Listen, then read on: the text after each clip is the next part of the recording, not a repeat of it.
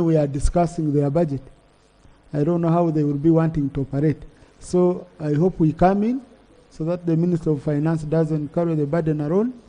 Government Chief Whip, Right Honorable Prime Minister, Head of Government Business, ensure each ministry tomorrow is represented at 10 so that we can kick off business well. Finally, Honorable Katsawe.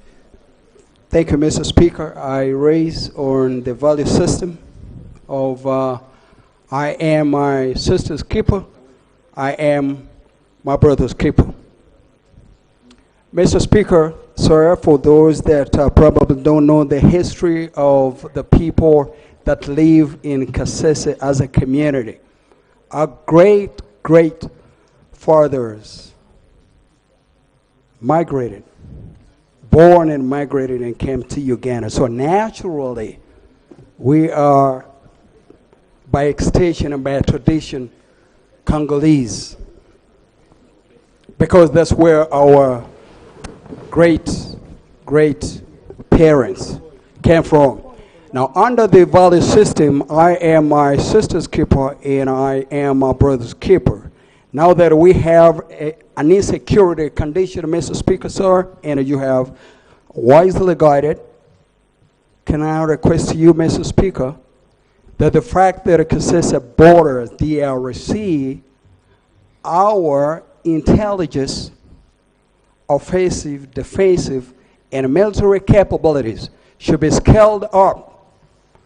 This country, Mr. Speaker, has not recovered from the shock of our lives. 42 Ugandan citizens, students, in a boarding school in a pondry, burned to death.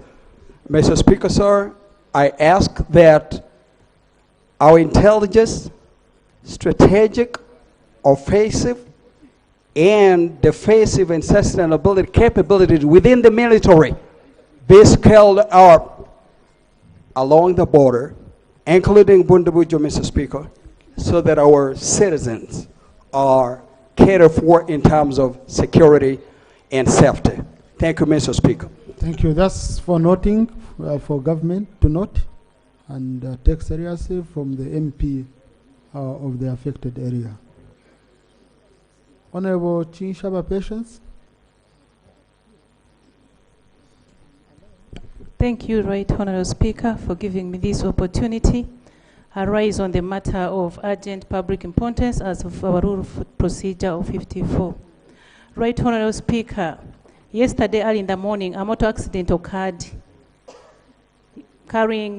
transporting tourists of American nationalists who were turning from Bwindi Impenetrable National Park.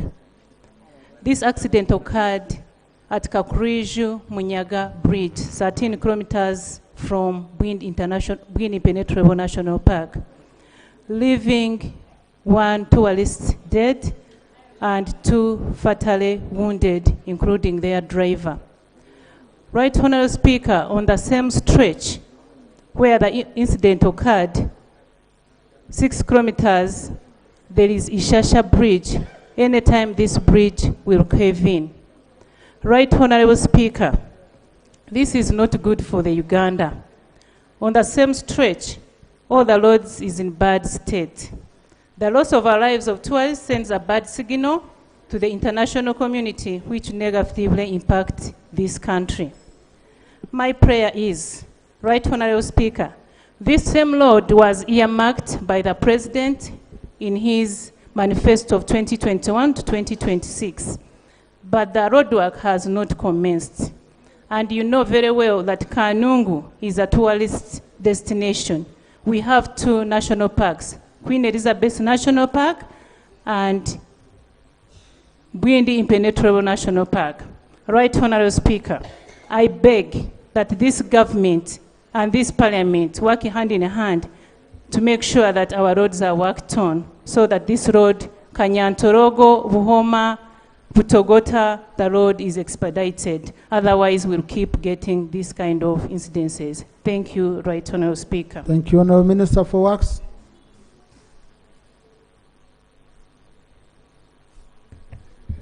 Thank you very much, Right Honorable Speaker. I do agree with the honorable colleague. We had an accident there. but this specific accident, we have got the report. The vehicle of the tourist had a mechanical problem, and it rammed into the waters just a distance out from the bridge. And the road we are working with now, the former UNRA, once we have formalized our transfer of the funds, we are going to work on it. Then the Ishasha Bridge, that's the addendum of the area loan procurement, which we are working on. And once the Ministry of Finance, we are engaging them, clears it, we shall do its reconstruction. Thank you very much. Thank you. Honorable Sebamara. Thank you, Right Honorable Speaker. Right Honorable Speaker, you very well know we had instances of insecurity in Masaka district. Shortly after the elections, we had the pangas and very many other things. These insecurities were not kept down, although they got out of the media. As we speak today, around 5 mobile money shops have been attacked. We have had 2 deaths, and there is a lot of theft and insecurity in Masaka district. I have tried to engage the Ministry of Internal Affairs, I've tried to engage the DPC and the police about these issues, but they continue to say that they don't have transport and their motorcycles are out of order.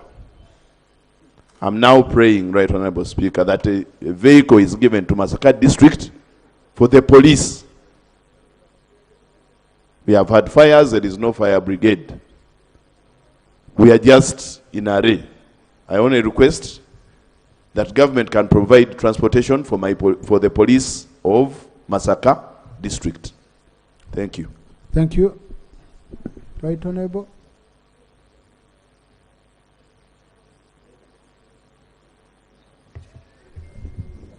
Thank you, Right Honorable Speaker.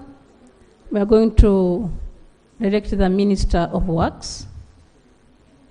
Minister of Internal Affairs to provide a vehicle, a better vehicle which is in better condition, plus more security. We need more security there so that the situation can be handled.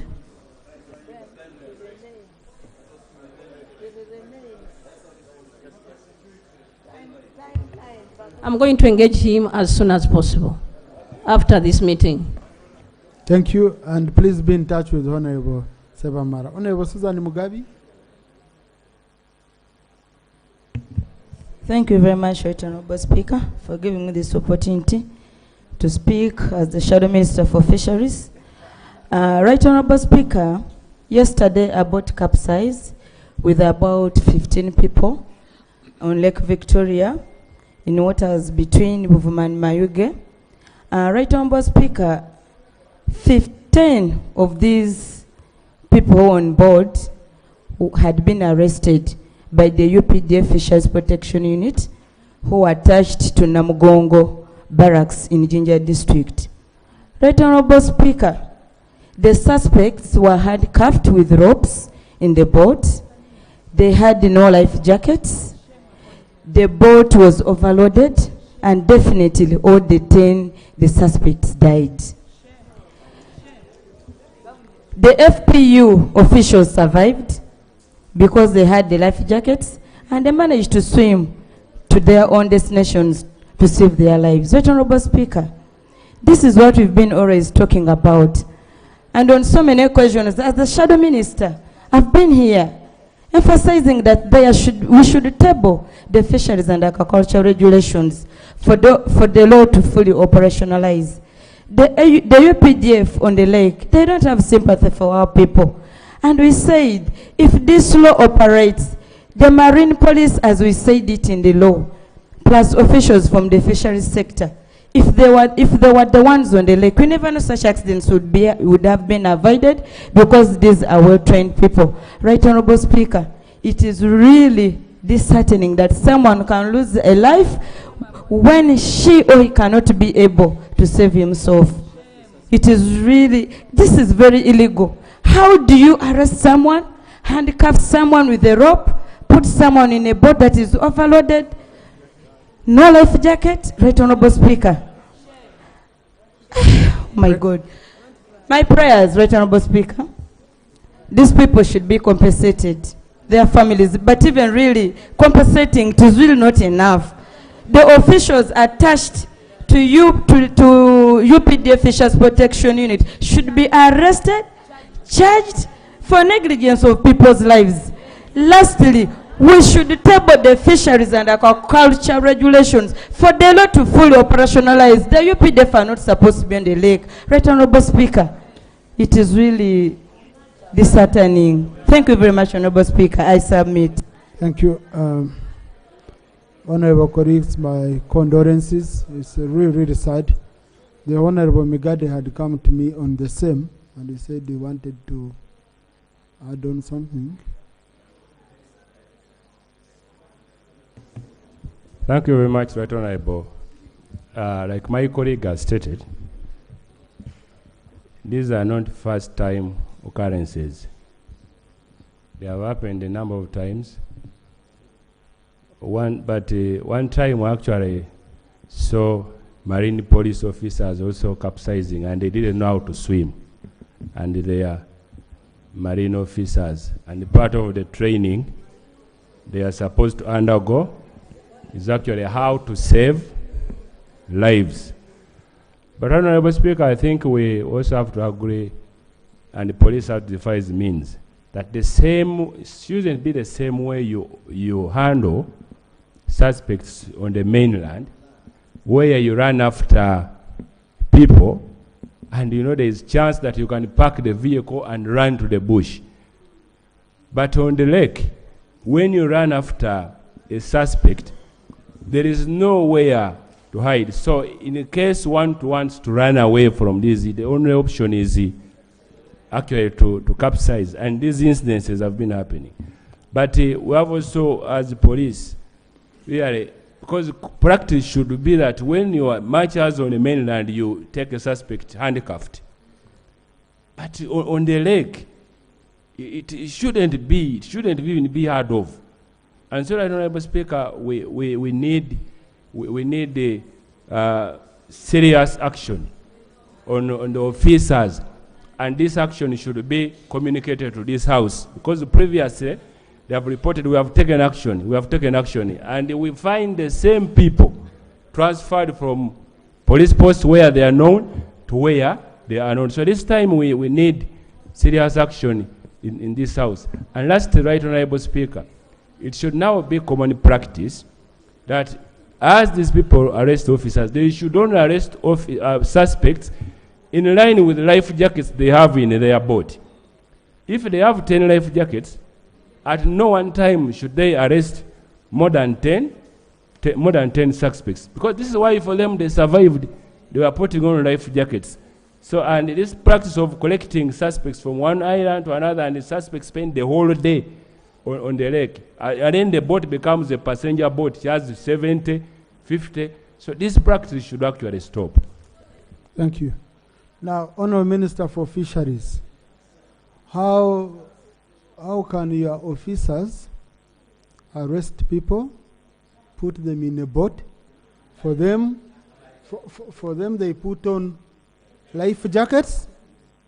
You pile up people with no life jackets, where knowing any time danger can come in and people die.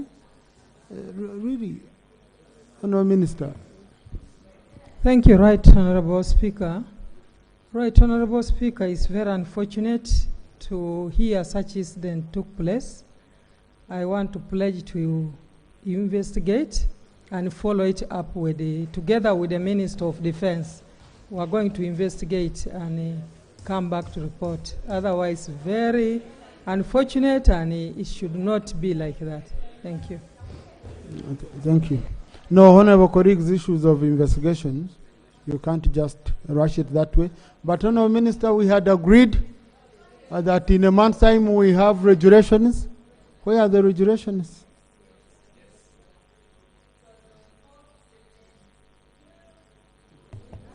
Right Honourable Speaker, I have been on the neck of technical team, and I'm happy that after that day in the house, you still called us and you met us, and you met me together with some of the technical team.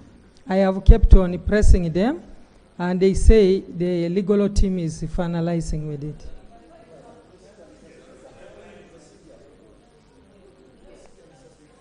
Right Honourable Prime Minister, why should we beg for regulations? Yet it's clearly a requirement under the law. Can we assign this to you? The issue of regulations for the aquaculture, fisheries and aquaculture. Right Honourable Speaker, one, I want to say that condolences to the bereaved families, those who have lost their loved ones, and like he has said, it is not the proper way to handle our people like that. Right Honourable Speaker, Minister of Agriculture in charge of fisheries should bring for us the regulations in a week's time. Thank you. Thank you. Honourable Agasha Juliet. Thank you, Right Honourable Speaker. I'm raising on the matter of national importance about the hailstorm that struck some villages in Katenga sub-county, Mitoma district. On Sunday of 19th January this year, some parishes of Katenga, that includes Igambiro, and some villages in Karire and Sazinga in Rukarugwe sub-county were seriously destroyed by the hailstorm. Previously, some other villages, Right Honourable Speaker, in Kanyabwanga and Ruhe sub-counties were also affected, but that was the time when we were here, when we were not here, when we were in recess, and I didn't realize the matter. We have the detailed report from the district, and my prayer is that the affected residents get supplies of beans and posho, and some churches were distracted. Also, I request for some iron sheets. Thank you so much, Right Honourable Speaker. Thank you, Right. Minister for Disaster Preparedness.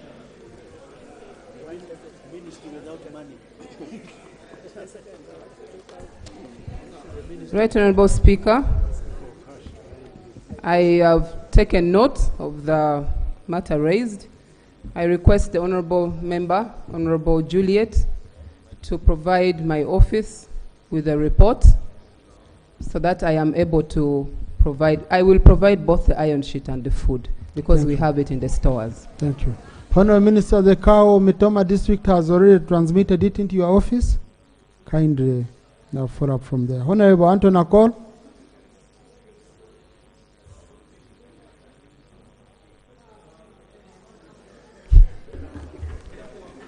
Right Honourable Speaker.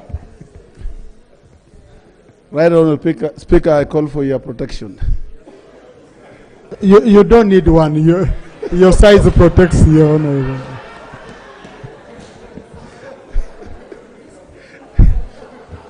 Right Honourable Speaker, I rise on the matter of urgent national importance. Right Honourable Speaker, you are aware that on the 20th of January 2025, the U.S. swore in a new president who has actually signed instruments and executive orders. And you're also aware that many members have raised concern that this is really affecting Uganda as a country, especially in the areas of malaria, in the area of HIV protection and treatment, in the area of tuberculosis.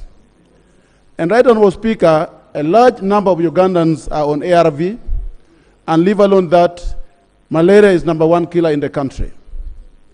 Right Honourable Speaker, we are all candidates of either malaria or you are going to be a candidate of ARV or any other. I mean, you can't predict. So, Right Honorable Speaker, my concern right now is that the Ministry of Health and actually the Ministry of Finance should look for a way of mitigating this gap that is created by these executive orders that are signed. But at the same time, my prayer is the Ministry of Foreign Affairs should have a way of negotiating for the country. Otherwise, as a country, we are going to be affected, and many Ugandans will die with this approach that has been taken by the new president of the U.S. I beg to move. Thank you. Thank you. Thank you. I think what is very, very important, because this is a sovereign right of the U.S., whether to give or not. I think what is very important is our readiness to plug the hole. Okay? It would be, I wouldn't want this issue to come and take much of our time here. No, let's have it at that. Let's have it at that. So I think, Honourable Minister, our readiness to come and fill the gap that would be created by the withdrawal of this aid. Minister for Finance is not here. I think let's handle this issue when we are handling the BFP, isn't it? Because we shall be. No, I know the two people I'm not saying. I don't want us to escalate this. No, this one, let it be at this. No, let it be at this, okay? Let it be at this, at this level. Issues, I don't want us to start here, issues either supporting the U.S. for withdrawing aid or attacking it or what, no. Honorable colleagues, in the public gallery this afternoon, we have a delegation from Marera Archdeaconry Church of Uganda under the Diocese of Kumi. They are represented by Honorable Ikojo John Bosco and Right Honorable Anita Mong. They've come to observe proceedings of this House. Please join me in welcoming them.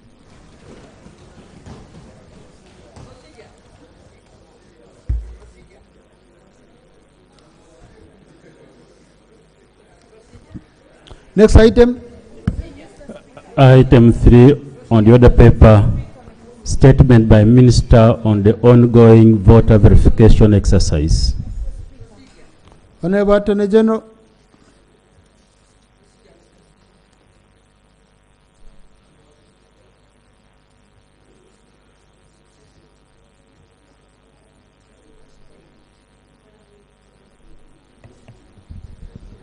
Thank you, Right Honourable Speaker. Right Honourable Speaker and colleagues, I was asked to, the leader of opposition raised the issues regarding the ongoing voter verification exercise, and I was asked to prepare and present a response. Right Honourable Speaker, on Monday 20th January 2025, the Electoral Commission commenced the exercise of the general update of the National Voter Register. The purpose of the update exercise is to enable eligible Ugandan citizens of 18 years and above who are not registered as voters to do so. 2, to enable registered voters who wish to transfer to new voting locations to apply for such transfer.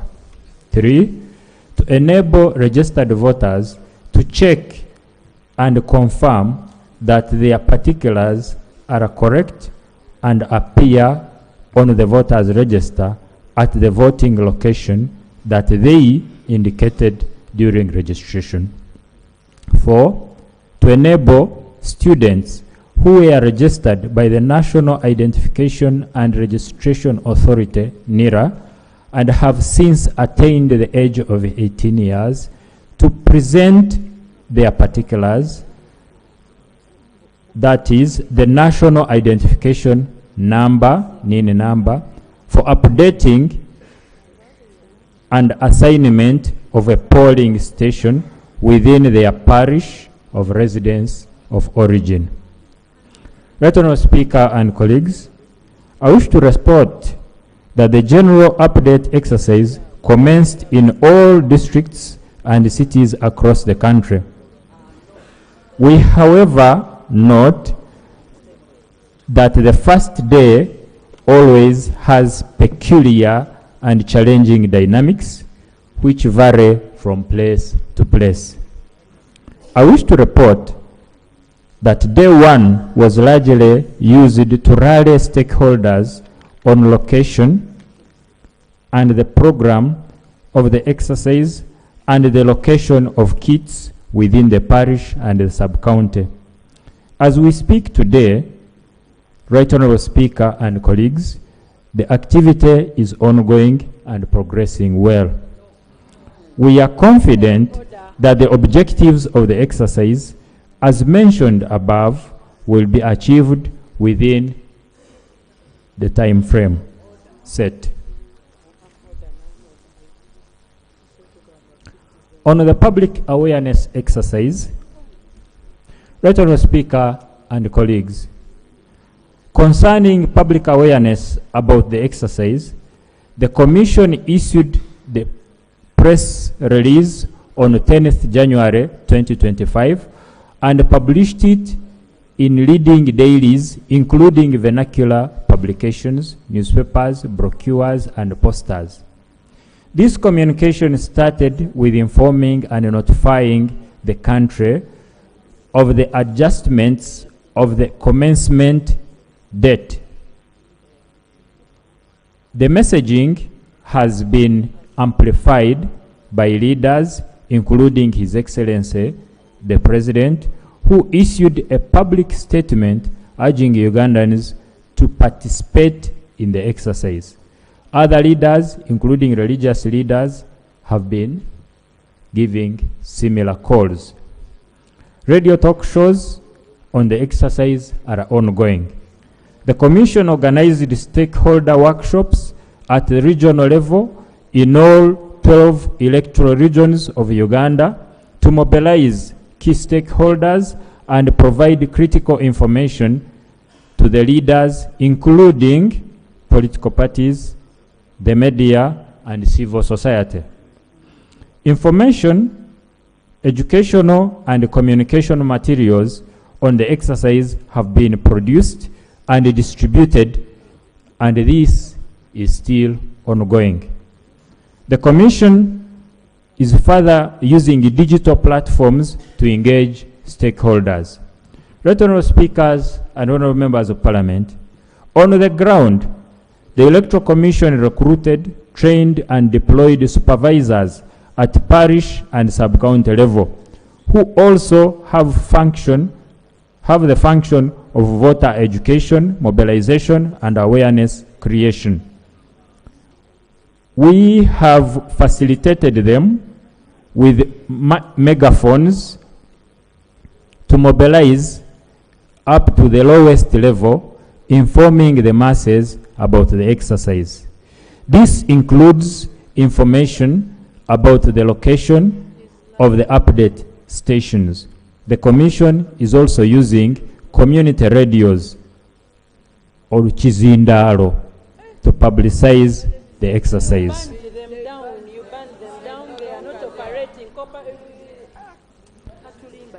Regarding awareness of the exercise by LOC1 and LOC2 chairpersons and leaders, the Commission and stakeholders workshops held countrywide. The Commission in the stakeholders workshops held countrywide on the 10th of January 2025, engaged the chief administrative officers and the town clerks and requested them to disseminate the message on their role to the grassroots leaders. In addition, the parish and sub-county supervisors who have been recruited are engaging those local leaders continuously to enlist their support for the exercise. The Commission wishes to thank the local leaders who have mobilized their communities to participate, including providing logistical support, for example, suitable venues. The reports we are getting from across the country indicate that local leaders are supportive, but we acknowledge the need to involve them more. The Commission has established a system for receiving and handling complaints arising out of this exercise. This includes the establishment of a query or complaints desk at the Electoral Commission headquarters that receives and responds to complaints emerging issues. Right Honourable Speaker and colleagues, concerning the adequacy of kits allocated for the exercise, the Commission is conducting the exercise using kits provided by the National Identification and Registration Authority, NIRA. The total number of kits deployed for this exercise are 2,703 kits. Our need was 5,000 kits. The distribution has been made based on the sub-counties, except for Kampala, Capital, Wakiso, and Mukono districts, which have been allocated additional kits per parish or wards. They are not enough. It's not true.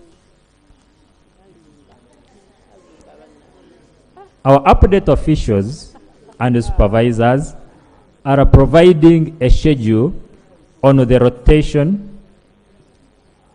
Our update officials and supervisors are providing a schedule on the rotation and movement of kits and informing the people of when and where the kits will be on a particular day to ensure coverage of the target population.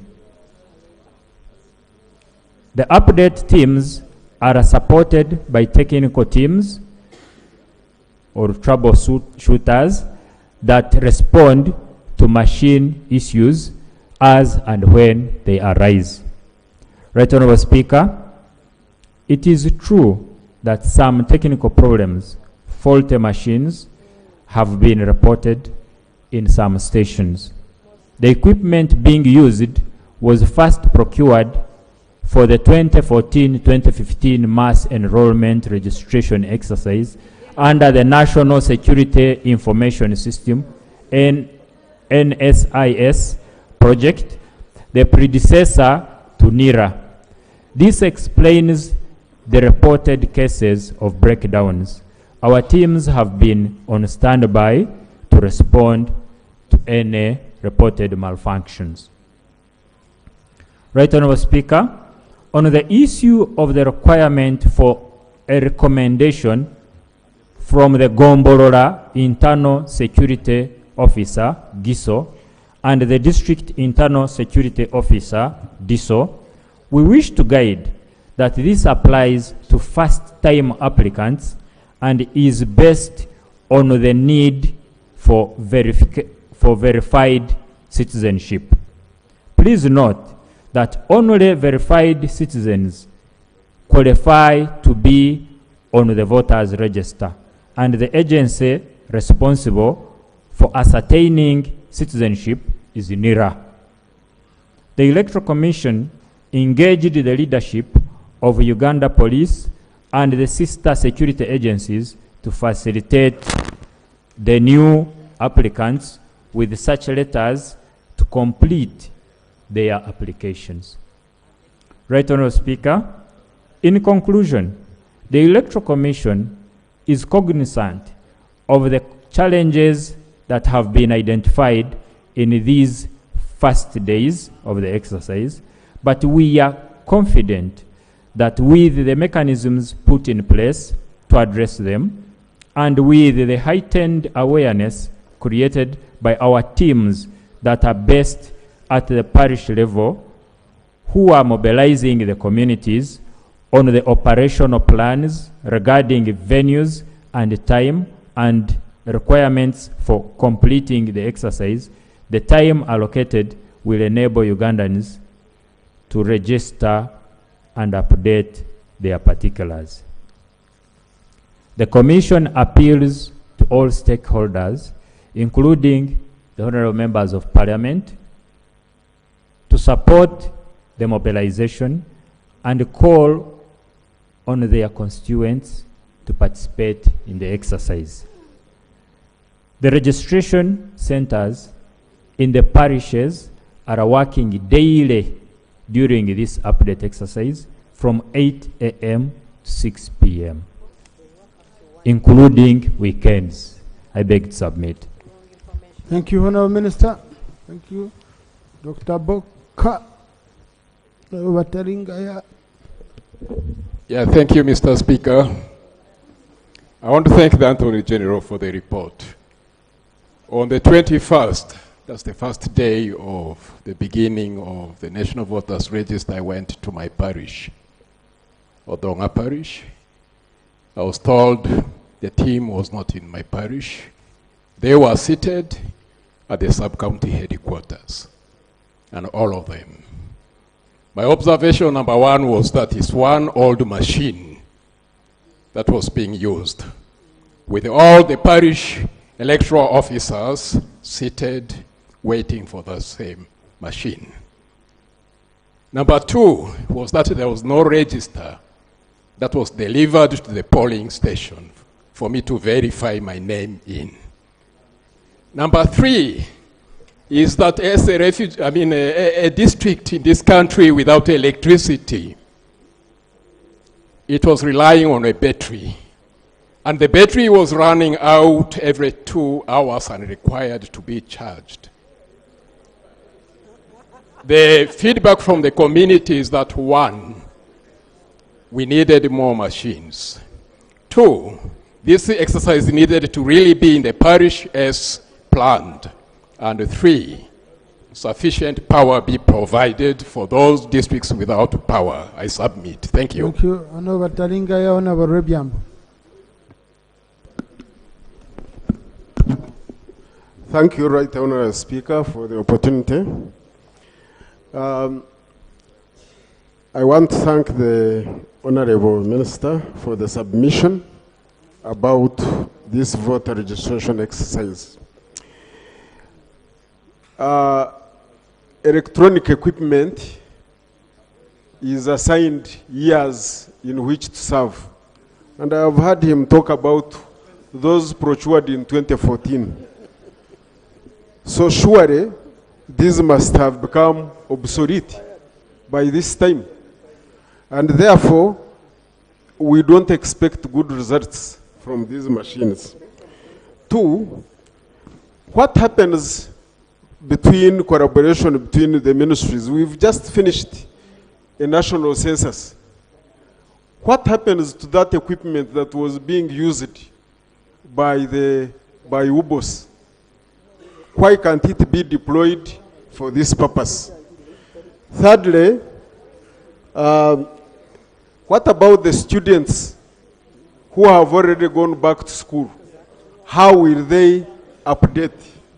Fourthly, what happens to those areas where we have sung over years and years, especially my constituency, where electricity has remained a thorn, a sore, and it has not been extended? How do we continue to update the registers? And lastly, given that the machines are very few, as he has said, they expected 5,000, they received only 2,000, not even half. Therefore, people have to commute long distances to go for this registration. And an average person takes over 10 minutes. I anticipate that the time assigned will not be enough to complete this exercise. So in anticipation, I beg that this time is extended. Thank you for the opportunity. Barara Busia Agago. Thank you, Right Honorable Speaker. I want to first of all thank you for welcoming my people in the gallery who are from my district and my established skilling centers. I thank you. Right Honorable Speaker, I want to thank the Honorable Minister for the statement. Yesterday, as I was coming back from the constituents, I passed by Mbarara District Headquarters, now located at Wizwera, after seeing so many people crowded, and I wanted to know what was happening.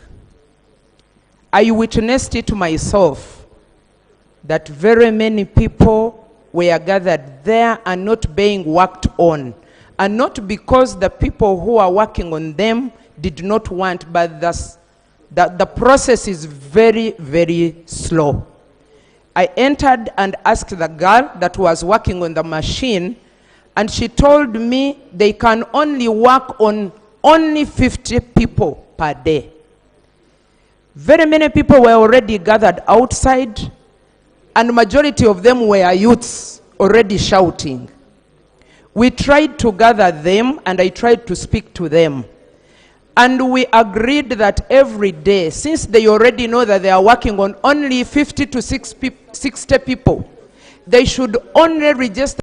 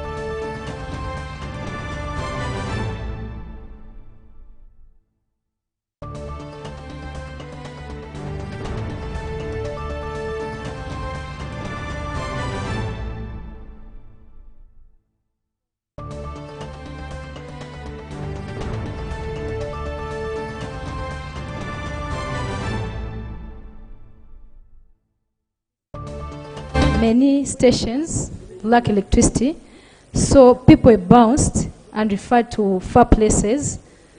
And my voters were complaining. Most of them said, Honorable shall not go there unless you get first means of transport, which I wouldn't afford to transport those people to those stations.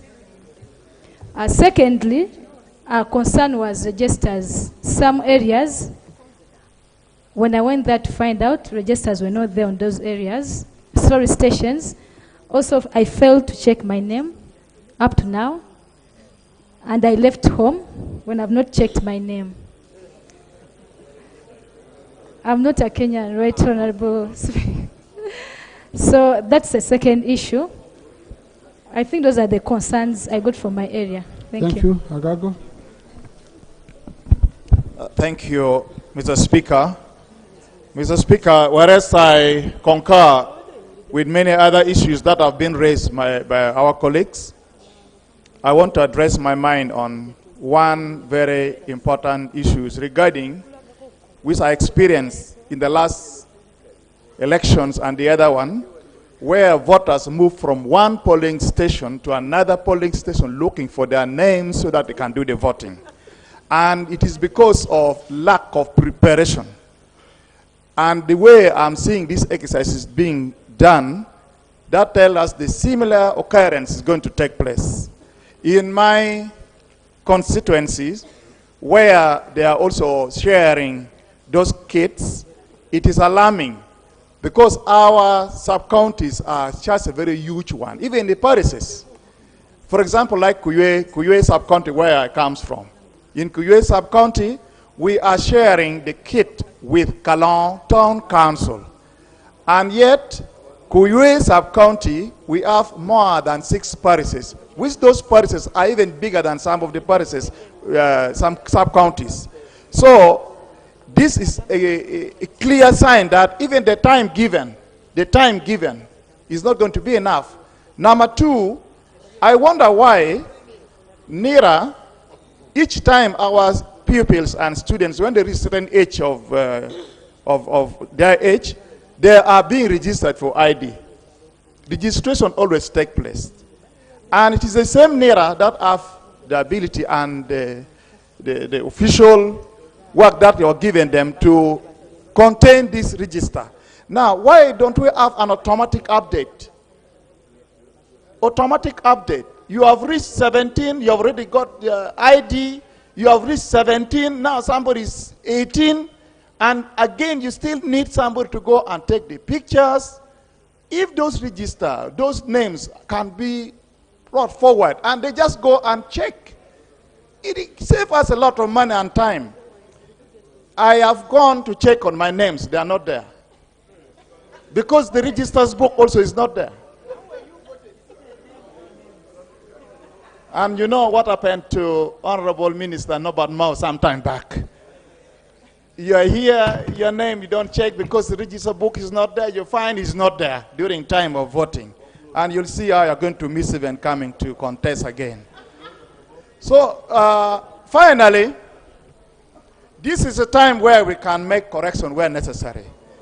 My parishes are always very big. Why don't we, the Electoral Commission, consider putting in polling stations?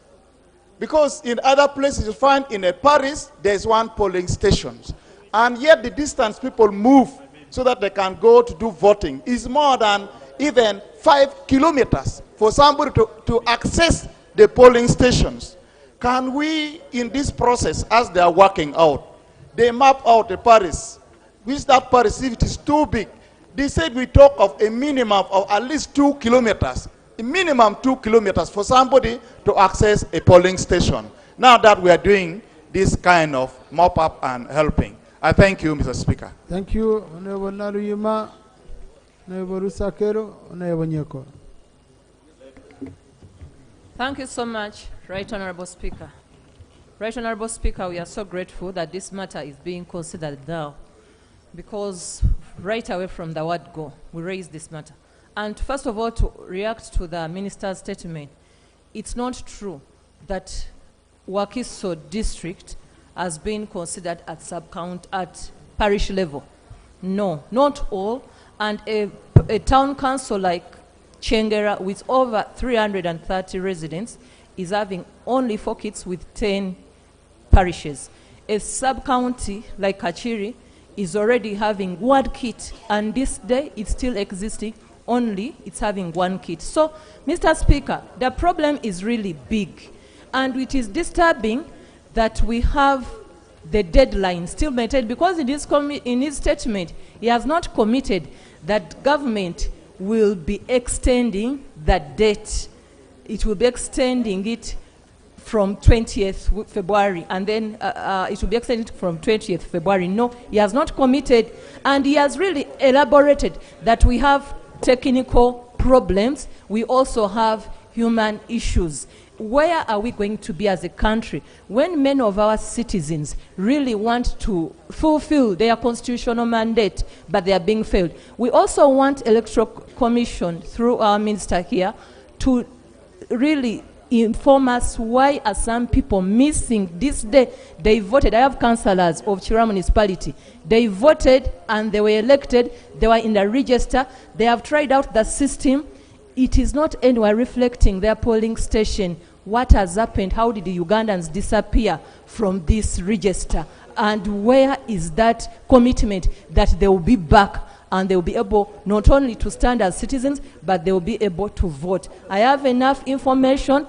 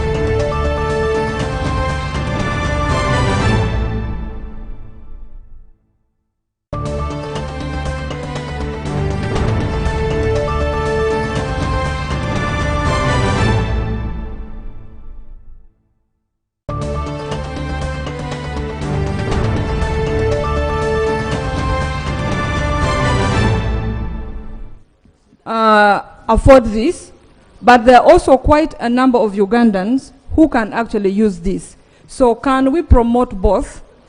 Unfortunately, also on this portal, it doesn't give provision for ticking.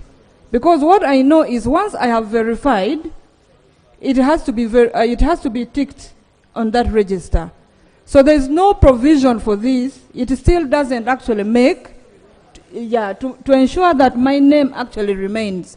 Secondly, my biggest disappointment has always been we have so many entities and departments doing almost the same work.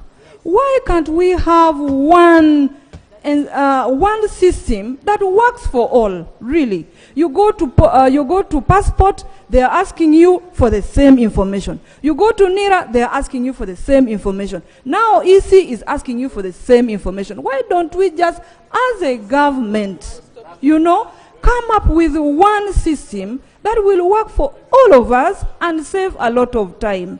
As I finalize, Mr. Speaker, I am disappointed that we are never ready for our processes.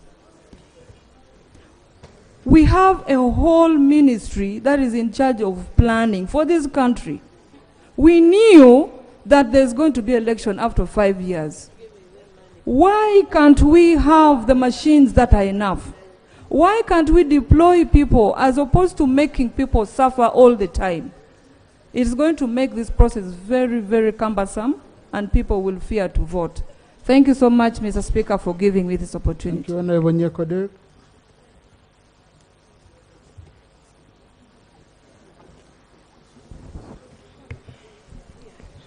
Thank you so much, Mr. Speaker. Mr. Speaker, my concern is on the PISOs.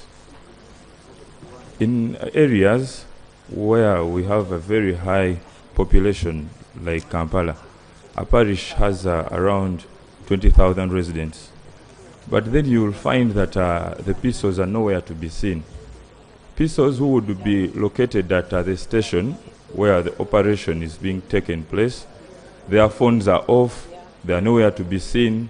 They actually are not known because these are not offices. They're supposed to be giving security intelligence, not offices that are known to everybody. So this is work that should be done by LOCs, not the PISOs, because they do not have a particular location to be found.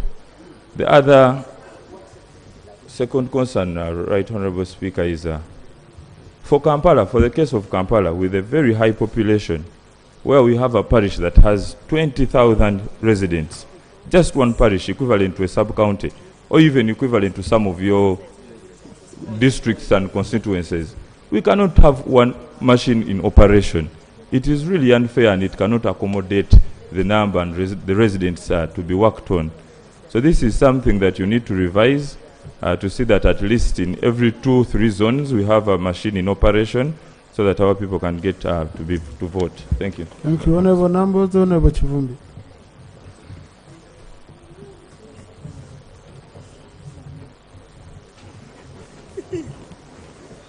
Now, honorable colleagues, all of you are catching my eyes. Thank you. But just wait, honorable. But the problem, I can only pick one at a time. Okay? So, but I can even start from there. I say, Chirumera, Nekarit, Kapsave, Kamuntu, Mpindi, Kuneira, Raube. So I continue like that. But it doesn't help. So, just what we do, take your time. I'm giving this enough time. Honorable Numbers. Thank you, Right Honorable Speaker. Right Honorable Speaker, I'm not joining my colleagues in thanking the Minister because, one, the Minister was moved to come here, and I don't know why they don't deliberately give information to this House, and two, the report he has given, the statement he has given is full of misinformation and wanting. Mr. Speaker, sir, at most, in my opinion, a kit should be at the polling station. Because when you think about a parish, this is people will require money to travel to those places. And two, they have 2,700 kits for 10,595 parishes in Uganda.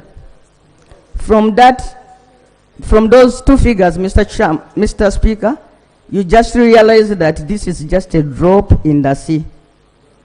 Mr. Speaker, it's not true that each parish in Mukono has been given a kit and then we have even been given more. The fact of the matter is that each sub-county in Mukono has been given one kit. And for sub-counties with, say, 10 or more parishes, each parish is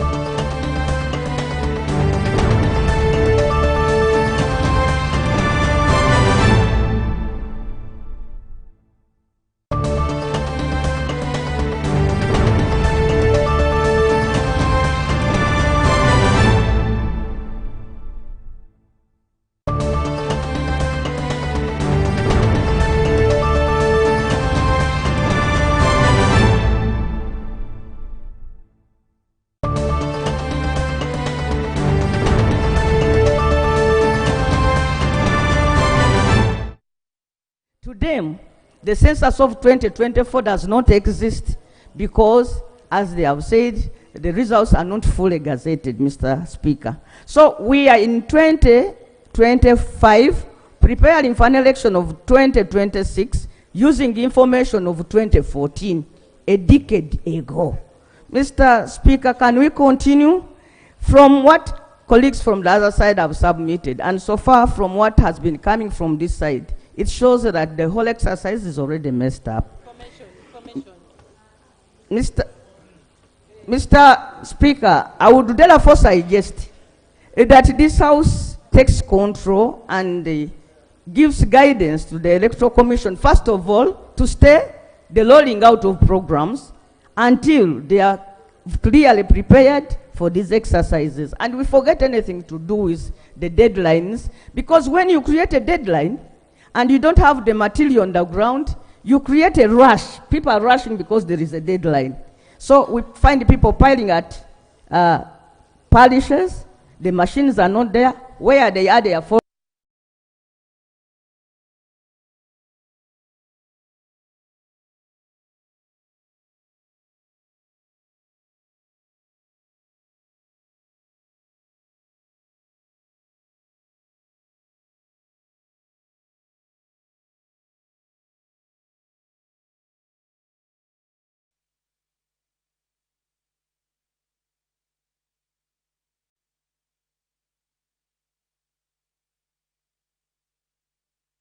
the people who are in charge of the census to gazette the results of the last census properly, so that we can organize for an election basing on the true population of this country. I beg to move.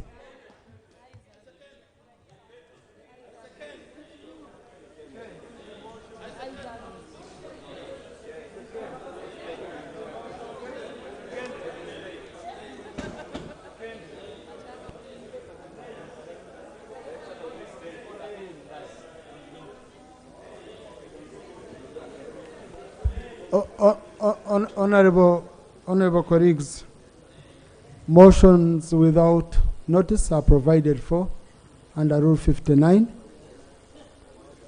And a motion of this nature under Rule 59 1K should be in the opinion of the Speaker that this is an emergency, and but to me, in my opinion, it's not, and therefore I'm not allowing the motion. I just want us to have a debate, okay? Let's have a debate with the aim, and most of you, the way you're submitting, you're aiming at improving the process. A very good example. The other day, the Minister for Internal Affairs was here. He said they are ready with the new kits of NIRA, okay? He said they are ready to roll out with the new NIRA kits. Now, what we should be asking is that Minister of Justice works with the NIRA to ensure that they have more gadgets now on the ground. And these gadgets are new, the ones of NIRA. They said they've secured. It was just last week when the Minister was telling us. So we see a way of government building synergies to make the exercise better. Otherwise, time is not on our side. Election time has the statutory deadlines. We are going to say we stop the exercise, they first go and prepare, and you find yourself reaching election time. They say we continue with the election without voter register update. Okay? So let's see a way of, I had allowed Honorable Chivundu. Right Honorable Speaker, thank you for this opportunity. Right Honorable Speaker, you've just spoken of equipment of NIRA. When we were procuring equipment worth $100 million for you, boss, the justification in the budget committee was that after the census, those same equipments will be passed on to the Electoral Commission to prepare for this election. The question is, where did these equipments go? Which we spent $100 million US. Second issue, I was the Shadow Minister for Internal Affairs then, when we were making the NIRA Act. One of the core justifications for NIRA to even become an authority was that it will become the one center for data collection from which all government agencies will feed on. And one of the key primary beneficiaries was supposed to be the Electoral Commission. That going forward, every time to upgrade the voters register, they will just go to NIRA, download just by a button all those that have clocked 18, and they know where they come from, and they produce a voters register for citizens to verify. Now they are shortchanging citizens, telling them, please go and register afresh. For how long will this country be taken for a ride? Lastly, Right Honorable Speaker, I had a consultative meeting, a rally, on Friday in my constituency, and the leader of opposition was there. Citizens complained about PISO, demanding from 5,000 to 30,000. The question is, what's the role of PISO under the law in this exercise? So we are asking, should somebody investigate the role of PISO, which is emerging across many contributors here, where they are demanding a payment to stamp for these young people who want to go and vote. And we are talking about some 4 to 5 million young people who are first-time voters, whom I think, and I want to imagine, somebody out there may be deliberate in defranchising them, because the fear is real. When you have an 80-year possible candidate, he fears younger people. And that's a given, and would work towards defranchising. Let the young people determine the leader they want to lead Uganda, not an 80-year-old man defranchising wananchi for non-registration. I beg to move. Thank you. Chairperson Legal. Motion? Just motion? Thank you, Right Honourable Speaker. Right Honourable Speaker, I rise to move a motion for this House's consideration, a motion without notice under Rule 59. Right Honourable Speaker, when you listen to the members, the issues being raised are similar in all districts, in all constituencies. The issue of the faulty equipment, the issues of distance, the issues of charging money, the issues. So, Right Honourable Speaker, and we don't have the Electoral Commission here to actually answer. Right Honourable Speaker, I am moving a motion that this matter be referred to the committee, and the committee be given 2 days to interface with the Electoral Commission and other officials, and then come here, bring a report for us to debate and make clear recommendation. Otherwise, short of that, Right Honourable Speaker, this is a statement where the minister, we shall speak, and these matters will simply go. So, Right Honourable Speaker, I move under that rule that let us be organized as a house, that we give this matter to the committee to interface with the relevant agencies, NERA, the Electoral Commission. Why can't we use the NERA registration? Most of the children who are 17 years now have NINs. So why can't we use the data from NERA to actually have these people registered? But now, so, Right Honourable Speaker, you're submitting. Yes, I'm saying that I move a motion, Right Honourable Speaker, that the House considers referring this matter to the committee, and the committee be given 2 days, so that we can debate a report with clear recommendations. Thank you, Right Honourable Speaker. Thank you. Now, this is a motion where I don't just put a question. It's my opinion.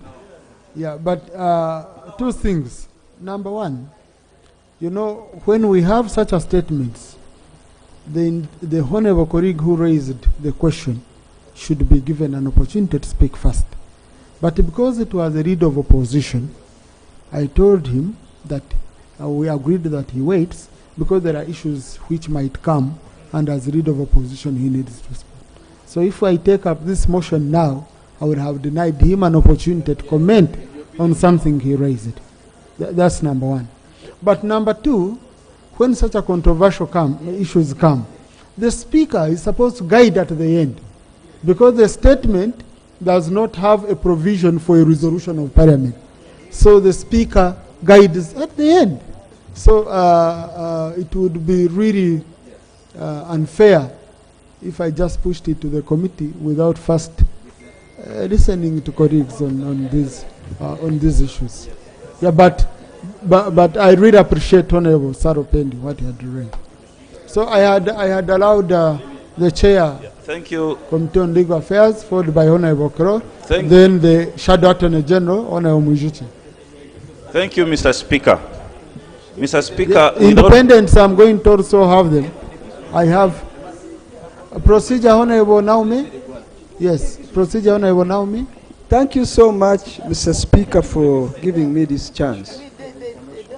Wouldn't it be procedurally right for us to first hear what Honorable Chivumbi has just raised, the question, and reminded us of what Parliament passed, especially in the budget, and now it has not been fulfilled?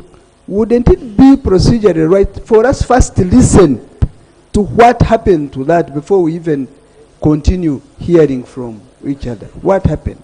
Because this is Parliament that passed it. No, that's your question. Honorable Chivumbi Yes, raised? I get you. I get you, Honorable. Let's first get the answer. Yes, I get you. But you see, I've picked very many critical questions.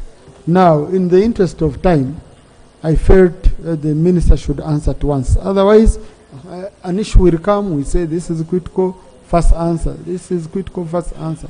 So let's... Thank you. Let's Thank first you. listen to Chair. Thank you, Rigo. Mr. Speaker. Mr. Speaker, without prejudice to the issues raised by members, the issues of the fuel kits, issues of power, which is not in many parishes, and the issues of the delays, without prejudice to all those issues, Mr. Speaker, I raise up to also inform colleagues and this House that the Electoral Commission is working under very difficult conditions, and also implore colleagues that tomorrow we shall be handling the budget framework paper.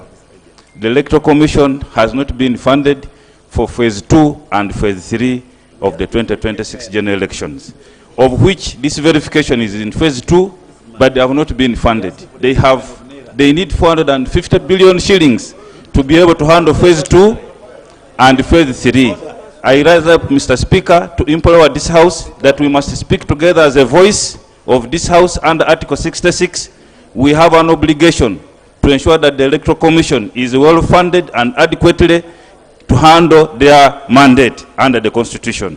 And therefore, as a House, Mr. Speaker, tomorrow, as we handle the budget framework paper, we must raise up collectively to ensure that we make recommendations that give the effect that the Electoral Commission is funded very well to be able to deliver a credible election in 2026. Other than that, the Electoral Commission, colleagues, is not funded, and we must fund it as an obligation of this House under Article 66. I thank you, Mr. Speaker. Thank you. I had picked Shadow Attorney General. Thank you, Mr. Speaker. Mr. Speaker, having read the Deputy Attorney General's statement, I should have moved at the earliest that we throw it out because it does not give us solutions. And all of us are lamenting, and his statement is also full of lamentations and contradictions. Mr. Speaker, we have over 30,000 polling stations. And the statement of the Deputy Attorney General says they required 5,000 kits to serve over 30,000 polling stations. The statement is talking of registration at parish level, and yet we know we have over 10,000 parishes vis-a-vis the 2,700 kits. So who is actually telling the truth? The statement is talking about technical teams to troubleshoot whatever comes wrong with the computers. It has not even mentioned how many people are attached to the 2,700 kits. And it's not giving us the solutions to the kind of challenges we now have. Yes, I know the budgetary issues, but as Honorable Mwanga Chivumbi said, where did the kits we procured for census go? Where are they? And they were per village. So where did they go? So I would move members that we reject this statement and require the Attorney General to come back with a clear statement giving us the solutions to the issues members have raised. I beg to move. Thank you. I want to sincerely thank you, Right Honourable Speaker, for giving me the opportunity and to catch your eye. Right Honourable Speaker, the concerns of members are very clear and very loud. When you look at the distribution of the kits, personally, if I look at my county, I have a town council and a sub-county. Usuk and Usuk town council and Usuk sub-county are only having one kit, running a town council and a sub-county. So we find that it becomes very challenging. I think we should give this, I want to appeal to my senior colleague, the Attorney General, and government, that we need time to do this. I know electioneering process is like a vehicle already in motion, but we need time to do something good, because we do elections once in every 5 years. So let's give this matter. This is one way we determine the issues of leadership. One way actually to disenfranchise people and deny them the right to participate in elections is through some of these exercises. But I want to quite differ from the averment that it could be an indicative planning that the 80-year-old is disenfranchising. Who knows who that person will vote? Nobody knows. My senior colleagues here, the lawyers, know that in law, they say not even the devil knows the intent of man. So we can't know who they were supposed to vote, so we cannot attribute blame to an individual, yet it's an exercise that we can embrace. So I want to appeal to all of us as colleagues that election knows no party. For us to have a clean register, let all of us are interested parties. Whether you're in opposition, whether you're in NRM, we want everybody registered and participates in the exercise. I beg to submit.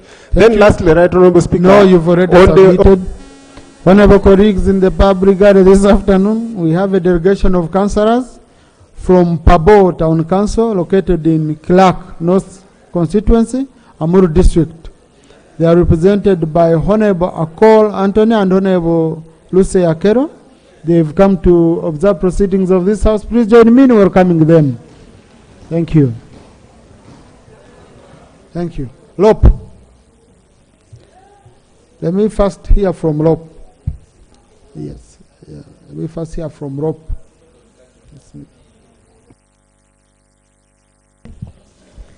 Honorable Speaker,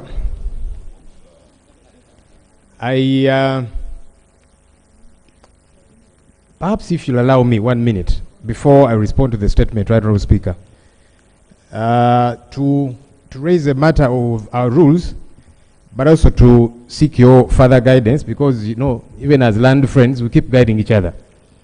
Honorable Speaker, you quoted Rule 59 in response to a motion moved by Honorable Betty Namboze and Honorable Sarah Opendi, and you said Rule 59, which provides for motions without notice, and you referred us to 59K, a motion which in the opinion of the Speaker is a matter of emergency.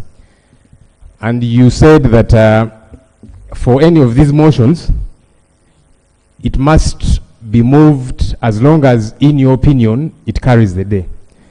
Honorable Speaker, I would like to respectfully disagree with you, sir, because Rule 59(1) says, the following motions may be moved without notice, and it provides for different kinds of motions.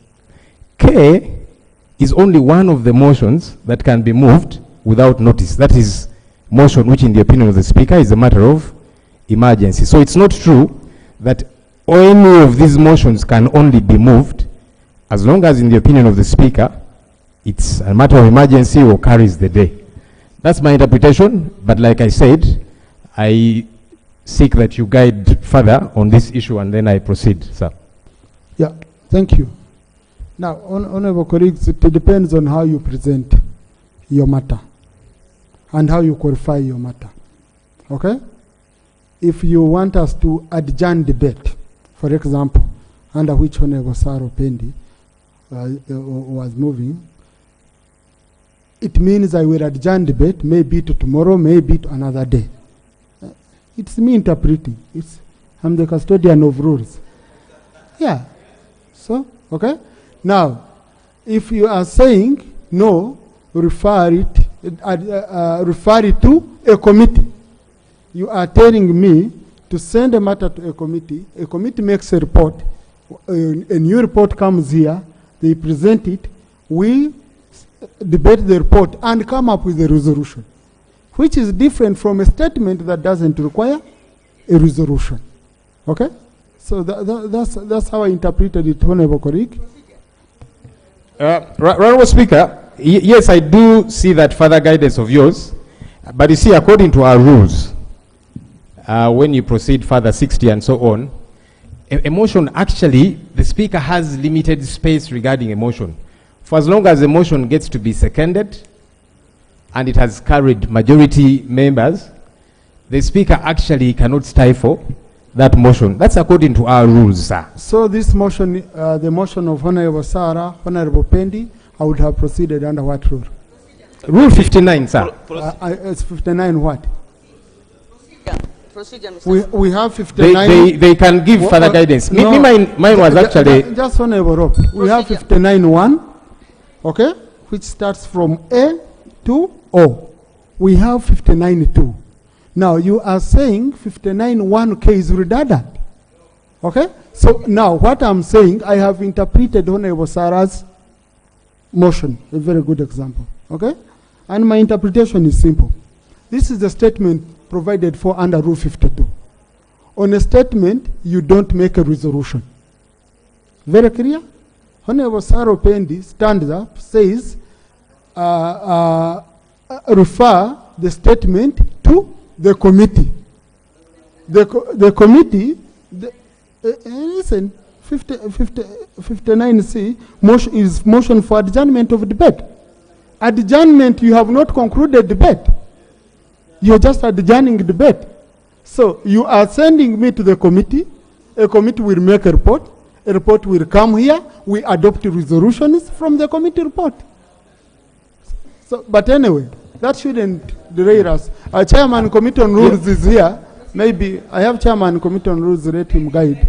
Thank you very much, Right Honourable just Speaker. chairman committee on rules, wait a bit. Let me listen to Honourable Numbers. You can guide together. Thank you, Right Honourable Speaker. Right Honourable Speaker, the point of procedure I want to raise is to assist those who will read this answered when it finally comes out. Mr. Speaker, you overruled a motion that had been moved and seconded on the grounds that you did not consider it to be an emergency. But the reasons you gave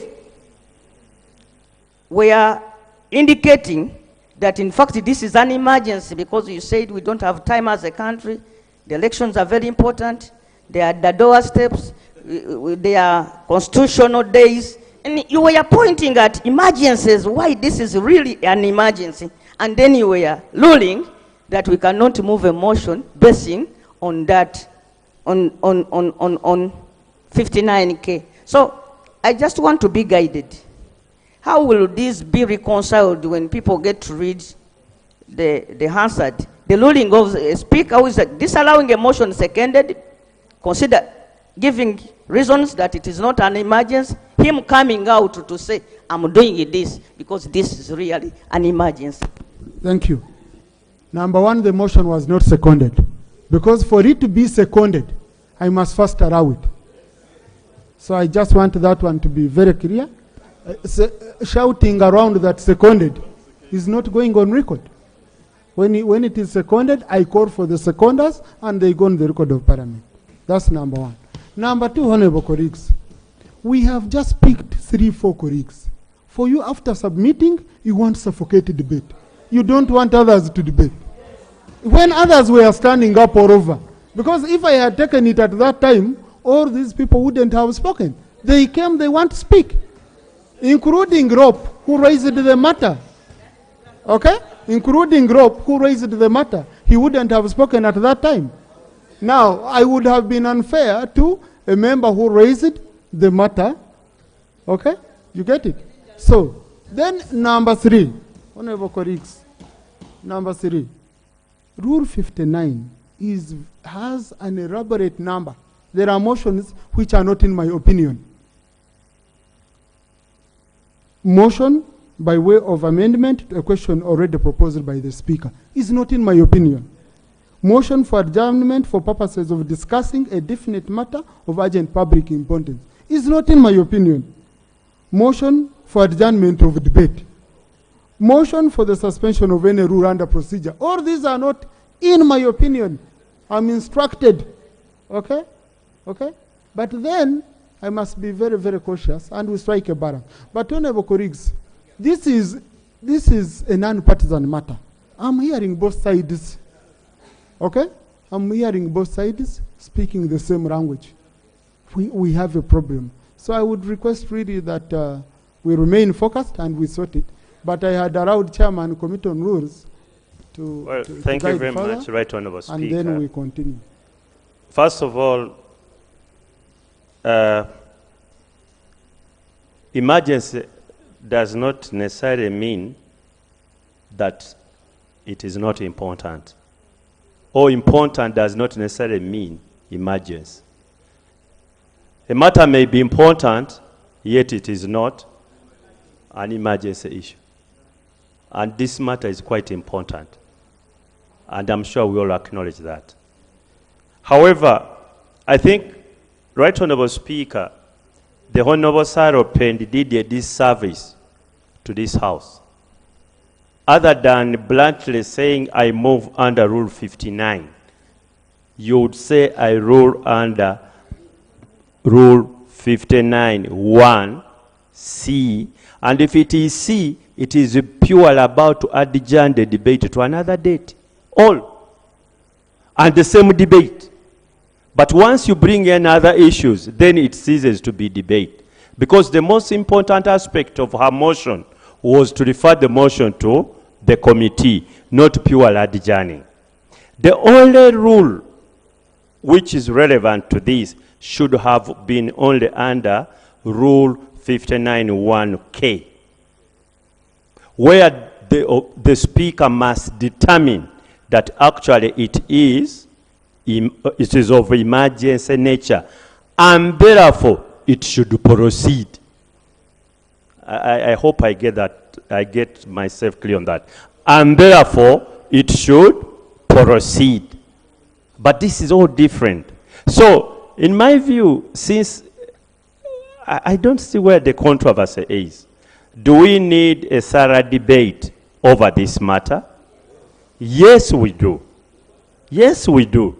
Because the credibility, the integrity of any election starts with the register and registration. Colleagues, you will be the one crying foul if there is no integrity with that register. All of us, whether you are pink, purple, yellow, red, it doesn't matter. We all need a credible register and a credible process. However, Right Honourable Speaker, what is the end of this debate we are having now? That's what I must guide Where on. is the end? That's what I must guide So, on. we now need guidance of the Speaker, because that is within his power. To say the way the debate is proceeding, we might need a process that will give solutions to the challenge we are having. And maybe, Right Honourable Speaker, I plead with you, guide now. Thank you. Honorable colleagues, I had wanted Rope, okay, as a mover, as the one who raised the question. Thank you, Right Honourable Speaker. Yes. By the way, for the record, I was not at all in support of Honourable Sarah Pendy's motion, at all. Because it is important that this debate gets to run through. I was only saying, let her not be knocked out technically, that at that point, we would have subjected her motion to secondment. Of course, she wasn't going to have anyone seconding, and then we'd throw it out. But Right Honourable, let me proceed quickly, Right Honourable. Firstly, I want to thank the Deputy Attorney General. Everyone has been lambasting him. I want to thank you, sir, for coming with a statement. I disagree with the contents of the statement and so on, but the fact that you have brought a statement, credit to you, because you see, many times, this front bench here, members across, by the way, opposition, government side, raise issues, ministers promise we are going to report back, and they never do. So I want to thank you that you have come back, but also that he followed up with me. He reached out to me and asked that I list for him the concerns that I raised here. The challenge, though, is that he did not address the issues that I put to him when he reached out. But still, I thank you that you reached out. Right Honourable Speaker, the biggest disagreement I have with the Deputy Attorney General, he concluded his statement by saying the activity is going well. It is not, my brother. You have had colleagues who are raising concerns. So that was your number one undoing. This process is not going well. That's why we are raising these concerns.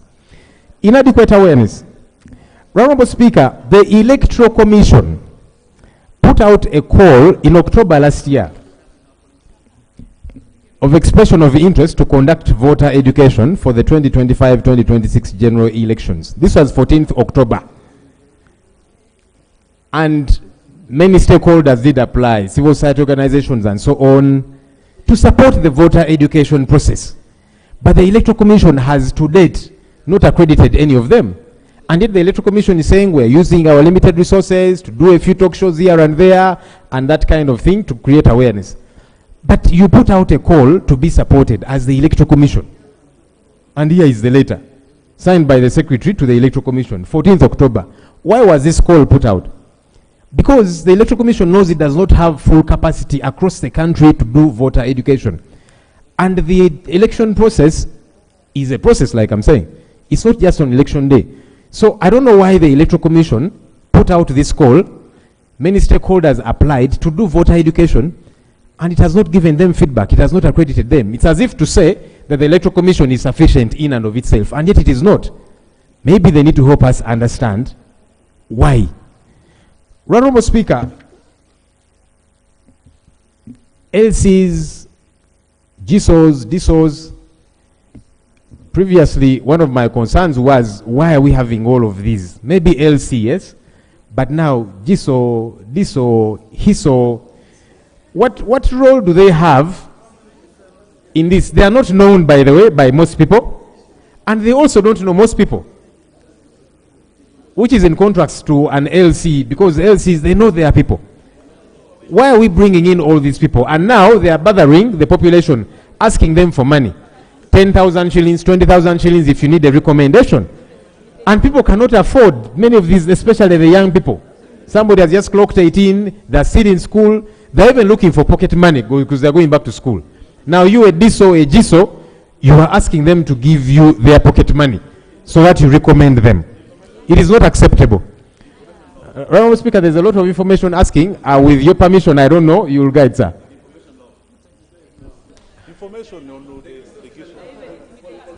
Honourable Speaker, I'm looking at you, sir. Honourable colleagues, you know, you have very many statements which you want us to sort today. Okay? Yes, so please, just wait for my guidance. Let Lope finish. I want to give guidance. Yeah. So the Deputy Attorney General's statement did not include that element, even to say you're going to follow up this matter or task the Electoral Commission, because it's happening all over, and you can hear it is on the NRM side, on the opposition side. People are saying their voters are being asked for money to get recommendation. This is totally unacceptable, and it has got to be nipped in the bud.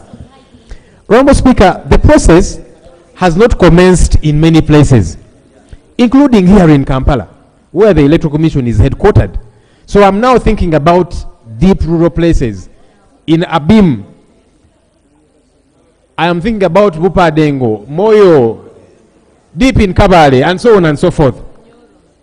It is the worst of situation, because if in Kampala here, and then the Electoral Commission told us that Kampala was given a bit of special attention, that more kits were distributed in Kampala, which is also not true. Honourable Speaker, I was just given information by one of my colleagues, the Honourable Susan Mugabe from Buvuma. In most of these island places, and by then not just island places, there is no electricity, so these kits cannot operate. There is no connectivity at all. They are meant to print these forms, many forms. They don't even have where to print them from. But the Electoral Commission is saying the process is moving on smoothly. No, that is not true. Honourable Speaker, I think it's important that government concedes there is need for more time for this exercise, because we all want it. It's good for all of us, for our democracy. Let's increase the number of days, because there's been glitches. Up to date, many places, the exercise has not commenced. we need more time for this process to be a free and fair one. Honorable Speaker, for an election to be a free and fair election, it is not just on D-Day. It begins with a process. When people feel they're being disenfranchised, the young people, you're locking them out because of all these different quandaries. That's not a free and fair election. Can we increase the time? And Honorable Speaker, I don't know what your guidance is going to be, but I would like to move a motion without notice under Rule 59 of our Rules of Procedure that Parliament urges government to extend the duration of the update of the voter registration process by maybe 2 months. It's important, and well, government can suggest whichever period, but I think what's important is there is need to extend this process because so far several days have moved, the process hasn't commenced in many places.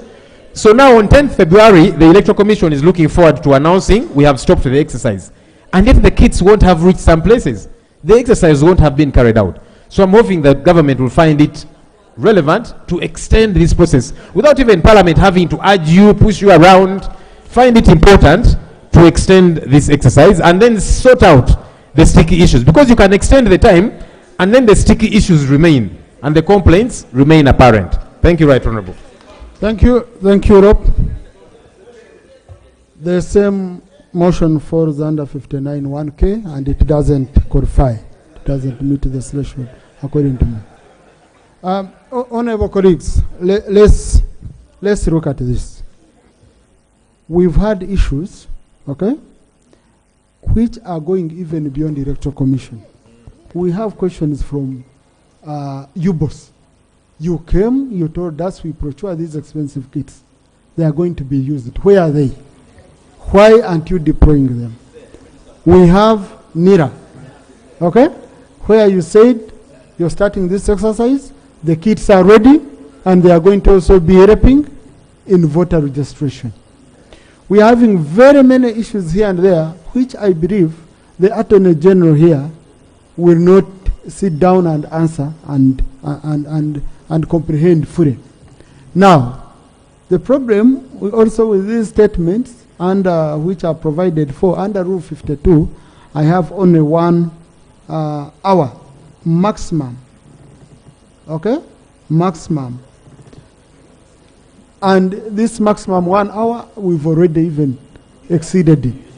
So, honorable colleagues, I'm going to guide that we refer this statement to the Committee on Legal, and the Committee on Legal meets, among others, NIRA, UBOS, and members who have can go in, but I'm sure the issues which have been raised here are universal. Okay? And no, I'm saying among others. I added on I just added on NIRA. NIRA is under Internal Affairs. I've added on UBOS, which is under Finance. Okay? Internal Affairs, and then Electoral Commission should be the one to explain the role of PISOs and GISOs. How did it allow them in if they were invited? Okay? And, Honorable Chair, we can do this tomorrow and Thursday, and then on Tuesday, because for a report we can debate even for 2-3 hours. And then, Honorable Rope, this will give us even a better resolution. You see, a resolution just urging, you're putting it into someone's hands to decide.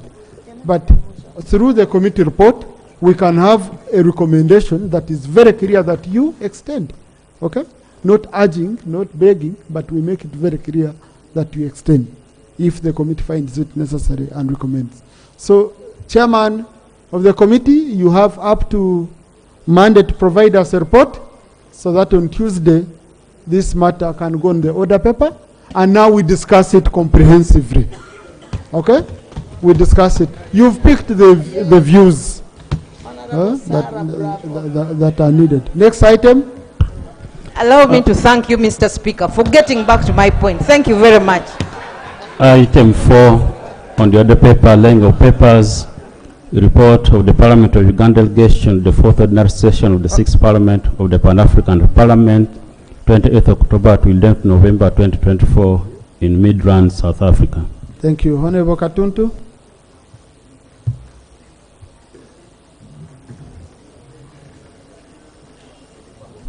We shall use 10 minutes maximum. Honorable Akol.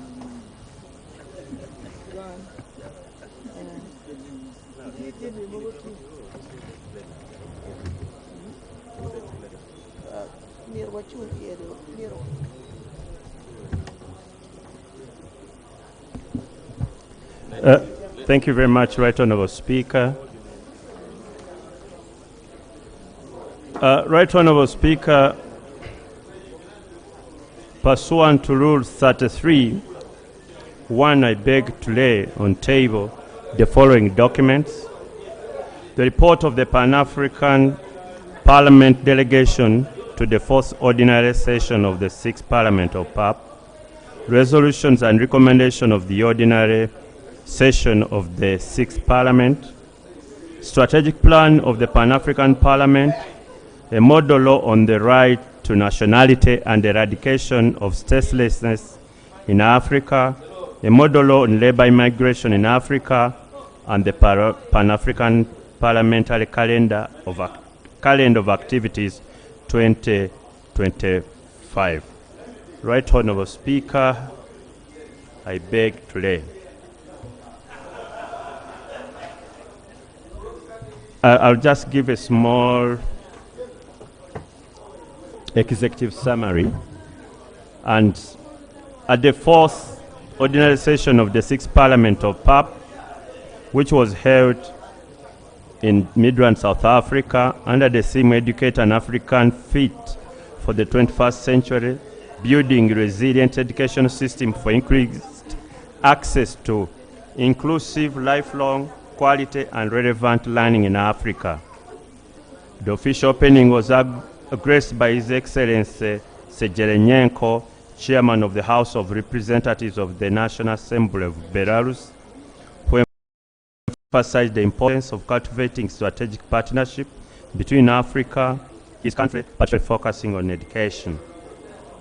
The Honorable Dr. Fatima Habib of Mauritania was elected as the Vice President of the Pan-African Parliament during that session. Right Honourable Speaker, there were around 7 key milestones which are all been laid on table, but the following were the resolutions. 1, on the adoption of the 2024-2028 strategic plan of the Pan-African Parliament. 2, resolution on the endorsement of the draft model law on the right to nationality and the eradication of statelessness in Africa. 3, resolution on endorsement of the draft model law on labor immigration in Africa. 4, resolution on the legal and policy framework paper for the draft model law on implementation of decision of African human rights bodies. 5, resolution on peace and security in Africa. 6, resolution of the Pan-African Parliament participation in the United Nations Summit for the Future. And 7, resolution on the alignment of the rules of procedure of the Pan-African Parliament to the protocol to the treaty establishing the African Economic Community relating to the Pan-African Parliament, protocol, foreign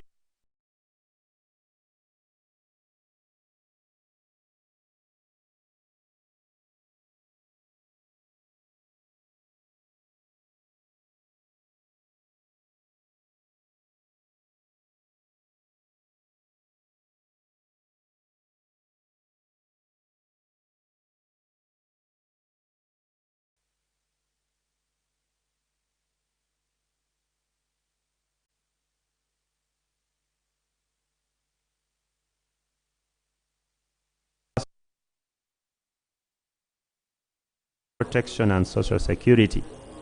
3, recommendation on the state and financing of the African Union. 4, recommendation on the report. 5, recommendation on the state of African integration. And 6, recommendation on the state of industrialization in Africa. The session concluded on the 17th November with a call for members to report the session's outcome to their national parliament and ensure the PAP resolutions and recommendation and declaration translated into meaningful action. Right Honourable Speaker, we shall await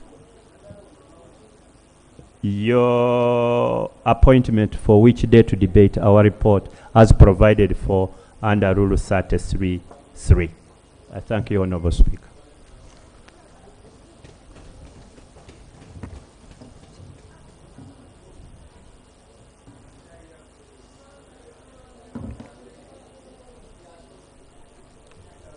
Thank you. Now, Honorable Katuntu, I'm seeing your report should be under Rule 38, because when you referred me 33(3), it would need me to appoint time, but on the one of Pan-African Parliament, 38(3), debate shall not ensue.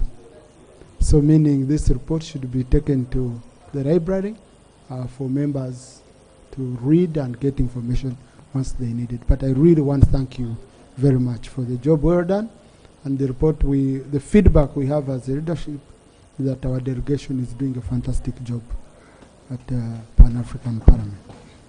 Thank you. Next item. Statement in response to the questions on the military court martial and the right police bond. Thank you. Attorney General.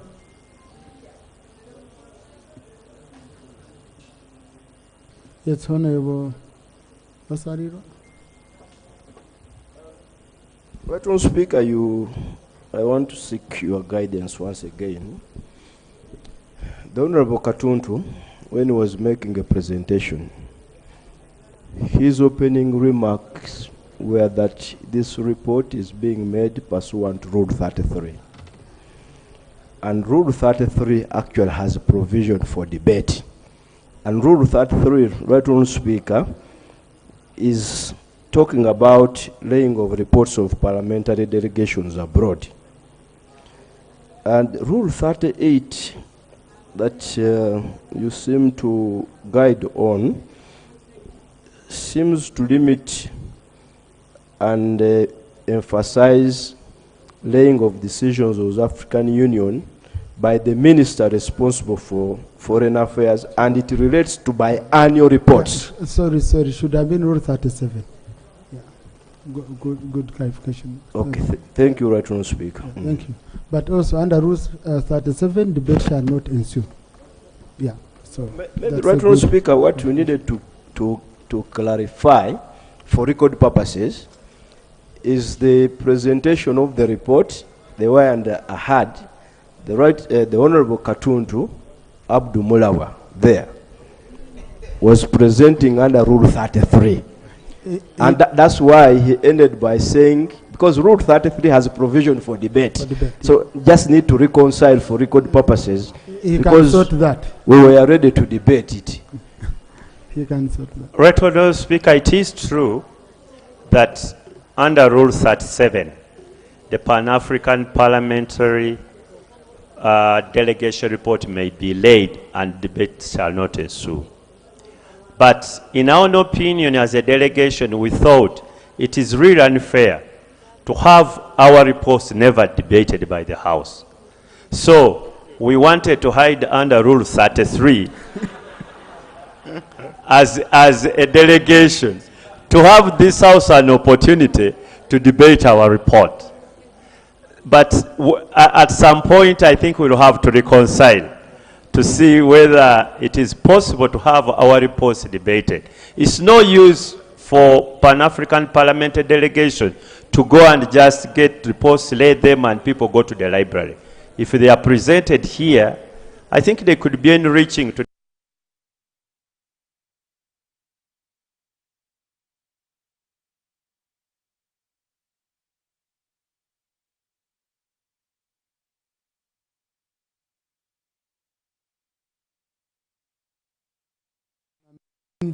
the rule under which you presented the report.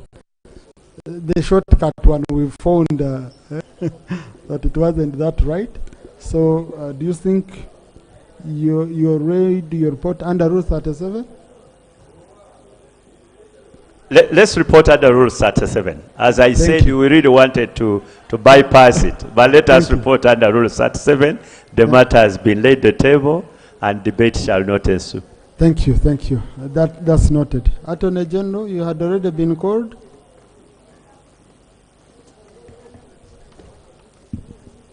Thank you very much, Right Honourable Speaker. Right Honourable Speaker, there are a number of questions that were raised by Honourable Nambeshe in respect to the military court martial and others which I need to respond to. There are 3 in total. So, Right Honourable Speaker and colleagues, I wish to acknowledge receipt of a letter from the Clerk of Parliament referenced the 14th of January 2025, by which I was given a copy of the Hansard because I had indicated to Parliament that Honourable Atkins Katsabe,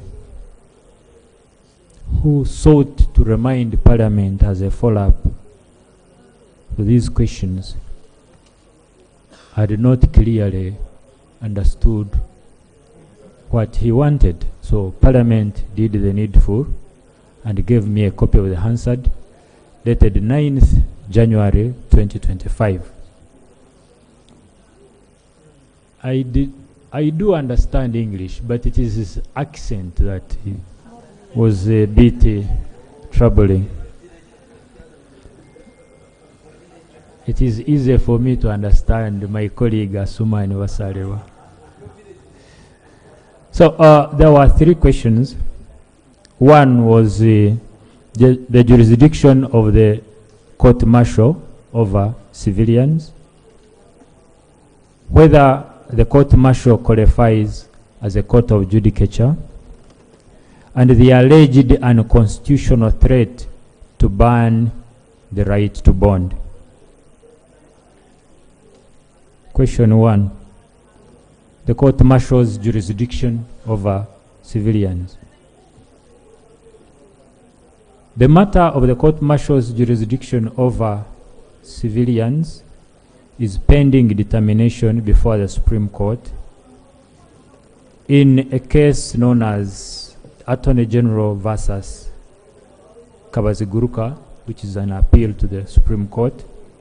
And these same questions have been raised before the court martial, the General Court Martial, during the current hearing of General Dr. Kizza Besigye. The same questions have been raised in the Constitutional Court. The same questions have been raised in the East African Court of Appeal.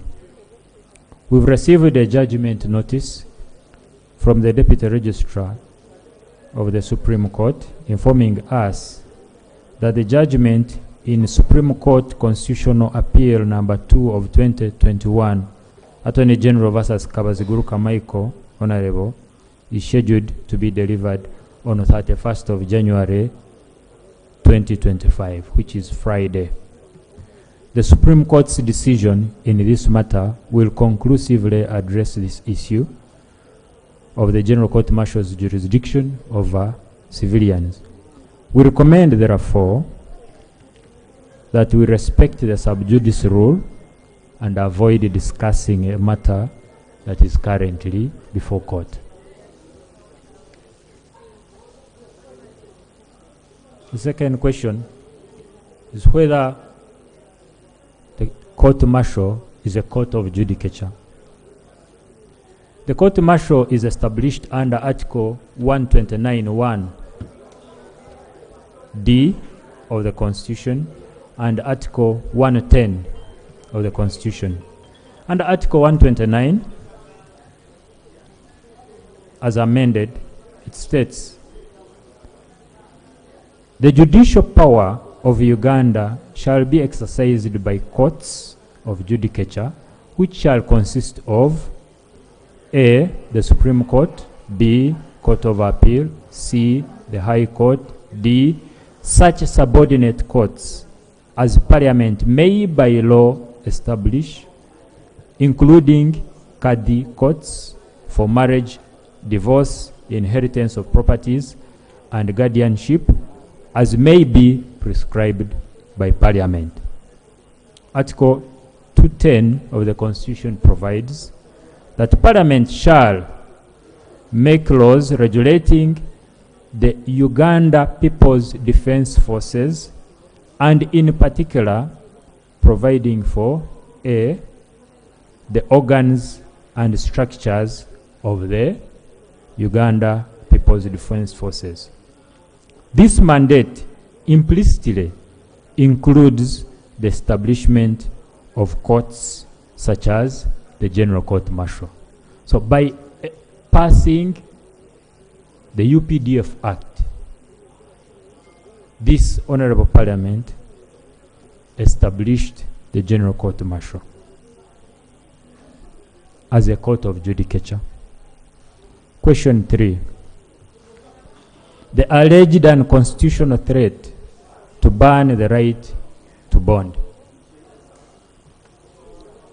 It should be noted that His Excellency the President, in his New Year's message, stated, among others, that I have raised the issue of bail with His Lordship the Chief Justice, and I have banned the issue of police bond.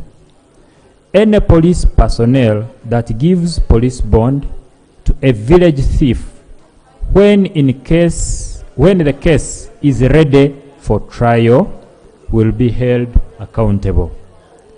The handling of village thieves legally but firmly is good for villages and also the thieves themselves.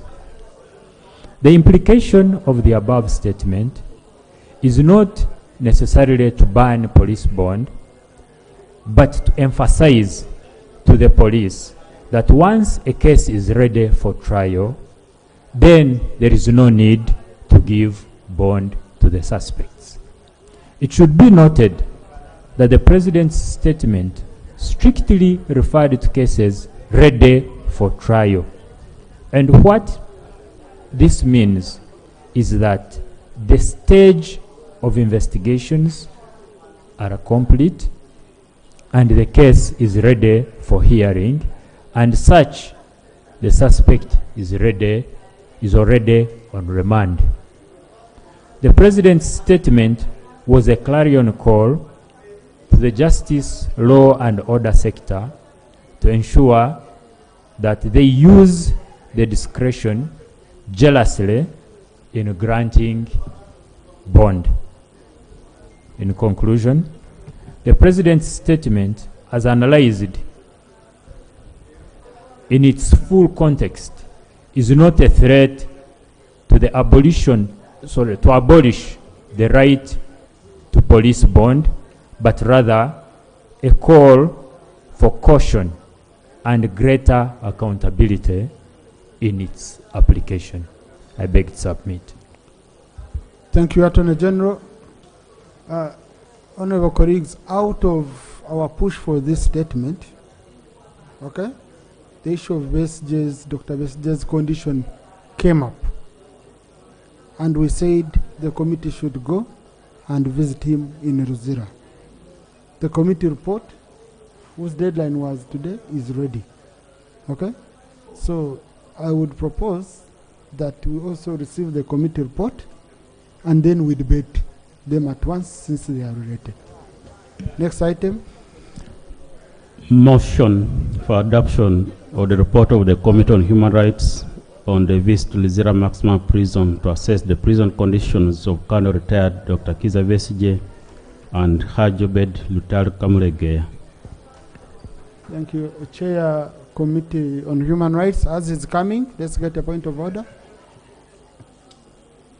Mr. Speaker, this House has two sides, the opposition and the government. And it is always with your powers that you determine whether you are giving us free sitting or not. And here we are having a member sitting on our side, is conducting a conversation. But the best practice is, if you want to talk with somebody, you call him out, you talk as we proceed. So is the Honorable Vice for Defense, in order to come on our side, squeeze the Chair President, and disorganizing you, Mr. Speaker, as you are seated there. You are conducting is talking, yet there are a number of seats on this side. Is it in order? Now, honorable colleagues, I've seen this happening on several occasions. I think I need to remind you of Rule 83(1)(b), where members are not supposed to move unnecessarily, and even I can declare by election in your constituency now because you've crossed the floor. So I should forgive you now. Go back to your seat. Honorable Linus. Always crack and draft for me later. I declare by election from here. Because the member has crossed the floor. Yeah. Thank you, Honorable. But colleagues, let's avoid, I've seen it several occasions. Members are moving unnecessarily. One day I will invoke that rule. I have been here, we were trained. Many members even come to you. When a member of parliament is meeting the speaker, all facing, all entering, we have to give respect to the chair. You know, you come bowing. You bow, but for me, I feel embarrassed the way members come to you, others walking. How do we give sanctity to this institution? And I will pray that one should be given first priority. Whenever I'm passing before you, I bow. Honorable Jonathan Odura, are you hearing? and the dress code is one of the most disciplined members. Mr. Speaker, the dress code is dying. Yeah. You ruled one time here, people are dressing the way they want. If we have to amend the rule on dress code, we say I can come with my gumboots the way you want from my farm, but decorum is the key here. Thank you. Honorable colleagues, take note. No, colleagues, let's save time. Time is not our best ally. Let that on a general. Yes. Honorable Sariro, procedure issue. Honorable Speaker, I thank you. There were two directives that we are given by the presiding officer on the issue of Dr. Besigye. The first time the issue was raised by the Honorable Ssemujju Nganda, and I was among the people who made supplementary comments. And the Attorney General was asked to present a report. Subsequently, when there was no report, the opposition chief whip equally raised issues, supplemented by the Honorable Atkins. Listening to the learned Attorney General, his response was limited to the comments that had been made by the opposition chief whip. The earlier issues that were raised are omitted in the statement by the Attorney General. And even the report by, your guidance to the Human Rights Committee did not cover the issues that were first raised by the Honorable Ssemujju and subsequently other members on the committee. So, Honorable Speaker, I just wanted your guidance in light of the fact that the statement by the learned Attorney General omits some of the issues that had been raised there and seeks to focus on only the issues that had been raised by the government chief. As a matter of fact, the presiding officer directed the Attorney General twice in as far as the report is concerned. Thank you. Attorney General, you wanted to respond to that? Honorable Speaker, I want to state categorically clear.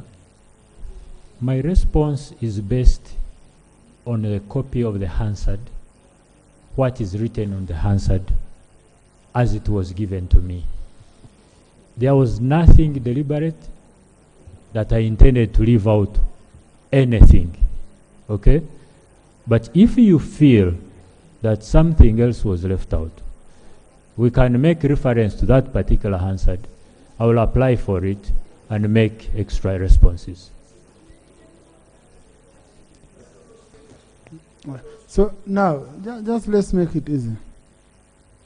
Honorable Attorney General, the Hansard was referring to issues raised by Honorable Atkins, because you asked for the Hansard because you said you didn't understand his submission, so you wanted the record. Now, for the other people, you didn't say that you didn't understand. So we knew you had picked the issues and you would respond to them. Honorable Jonathan. Thank you, Mr. Speaker. Mr. Speaker, many times the front bench makes commitment here. And in the spirit of the House, we do concede when they request that they will come after 2 weeks or a month. One such commitment that came from him, the Deputy Attorney General, was when I asked the question here on the performance of the judiciary, which came from the report released by the judiciary stating that the Supreme Court was able to perform at only 15%, meaning that about 85% of decisions expected from them were not delivered. The same with the Court of Appeal that had performed around 20 or 25.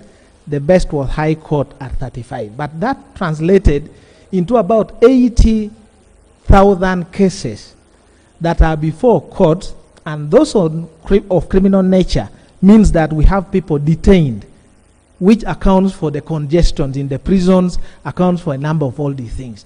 The Deputy Attorney General undertook that he would come here with a full report accounting for those cases. And if I may cite one example, Mr. Speaker, there is a gentleman called Robert Biarohanga, who has spent 28 years in Luzira prisons without trial. 28 years. I know many people charged with murder and capital offenses that have been sentenced to 15, 20 years. So that tells you already that even if the person is tried eventually, the sentence that will be passed by court may actually be 5 or 10 years. So how do you then compensate that person for their 20 years that you have wasted? And that is just one case among us, so many. So he had undertaken, I think the period has passed, to bring a comprehensive report detailing cases that are pending at the Supreme Court and what are the issues. And I raised that issue because this parliament, in my opinion, had done very good justice to the judiciary. When we passed the Administration of Judiciary Act into law to make them comfortable to do their work, when we approved the number of judges, judicial officers, we expected speedy and timely disposal of cases so that those ones who are guilty are judged as such and then they are sent. Then those ones who are not are removed. If you look at the statistics, out of the 80,000 plus people who are in prisons, more than 50 to 60,000 are actually on remand. 50 to 60,000 are on remand. What happens when they are judged or when they are found not to be guilty? That's the issue. So we don't have to come every time to remind the Deputy Attorney General, and I think it speaks to what the Honorable Asuman is talking about. My understanding of parliamentary procedure seemed to be different. I expected the front bench to be serious, to be supported by their team, that when they make commitments here, there are people to remind them. That's why, Mr. Speaker, you have so many procedures reminding you, or I have to come and line in your office just to remind you that, sir, there was that issue I raised a month ago, and it has not been answered. Can you put on the order paper? That's why the business of this house cannot move. So if they could be cautioned and probably guided, so that the commitments they make here, they are there to eat, so that we don't clog this house so much. Thank you. I totally agree with you, Honorable Jonathan. And I've been emphasizing, Honorable Korir, that we don't clog the order paper. We don't clog the order paper. But now sometimes you bring responses already overtaken by time and all that, you know, we end up having issues. Honorable Attorney General, these other issues.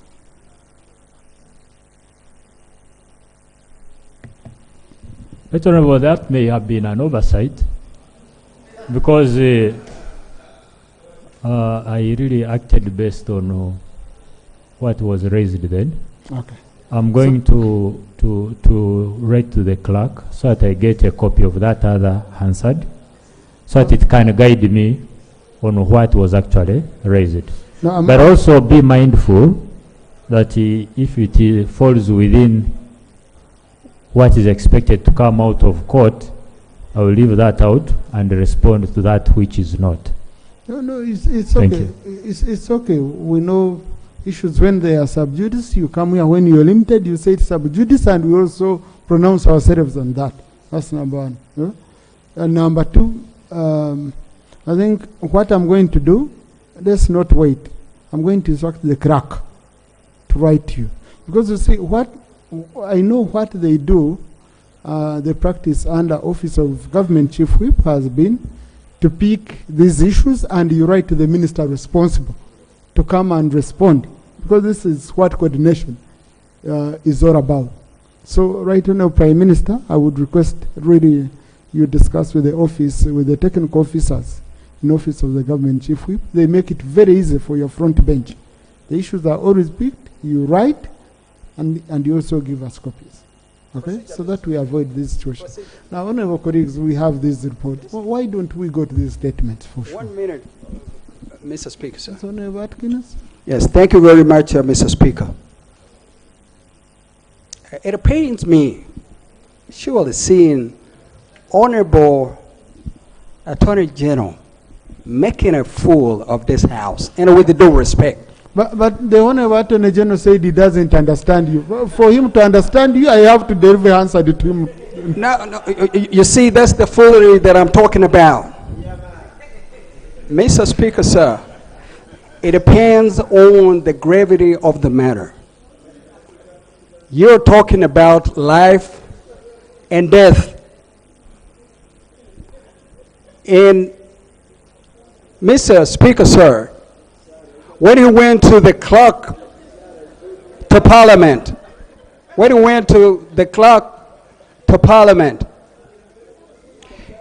he was served with a copy of the Hansard. And he called me out of the chambers. Mr. Speaker, sir, respectfully, I went to the Attorney General. We sat just on the seat, and he had a paper copy. And it shocks me to my bone seeing the Attorney General coming here and not addressing the matter. Mr. Speaker, sir, some of us have been caught. We know what Dr. Besigye is gone through. I was seated next to his sister, Dr. Olive Kabusinje. The lady cried all through the court session. That's the matter we're talking about, Mr. Dag. Be kind to the family. Dr. Besigye may not be a relative, but be kind to his son, his wife, his sisters and brothers, in the entire country, especially some of us that believe in him. Now, sir, this cannot be just a joking matter. You come here, just pass time, as if we are here to serve at your pleasure. We are not entertainers, Mr. Dak. We're not. And Mr. Speaker, as I sit ground, please let him commit, and it should not be beyond tomorrow. We've been waiting for that report. You have the answer. You have no excuses. This is not a house for excuses. Enough is enough. We want to see that report tomorrow, Mr. Dag, with the due respect. And in conclusion, I make this conclusion that surely from today moving forward, I made this conclusion, and I want to put it before you, Mr. Attorney General, that being a deputy Attorney General does not change who you were, it reveals who you were. And I want to ask you to please, for 1 minute, have a human heart. Thank you very much, Mr. Speaker. Now, Honorable colleague, I don't know why we've gone personal. Oh no. Huh? I don't know why we've gone personal. I think we were moving very well, but now the challenge I'm getting, honorable colleagues, is we stand up on point of procedure, then we start submitting substantively on items that we have here. Why don't we receive the report of the Human Rights Committee? I open up honorable numbers. You people, you debate. But we need that commitment, Mr. Speaker, that report that he will support to address himself or pay attention to tomorrow without fail. Mr. Speaker, sorry, that's my request. This is from family, this is from the global community, and this is from our fellow citizens. We can't allow to just sit in this house looking at the front seat, making this institution that you preside over, Mr. Speaker, in a joke. We're not going to allow that, Mr. Speaker. That is your constitutional office. You're a presiding officer. We are not going to allow people like my honorable brother making a joke or a fool of this house. Not on our watch, Mr. Dag. Not on our watch. Honorable colleagues, I think where we've reached, I'll be directing the clerk. Anyone who picks a microphone without my permission and you submit, that submission shall be expunged from the record of Parliament. Maybe we can have order. Otherwise, people are going to keep grabbing microphones, and then the ones who have behaved will be like, but why are we? Yeah. Otherwise, anyone who has a microphone in front of them, they can easily grab, express their opinions. But I request we calm down, okay? We sent the committee to Ruzira. The committee has brought its report.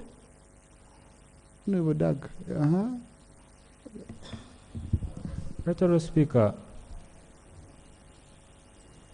I find that to be more or less a person attack, an attack on my person as an individual and character.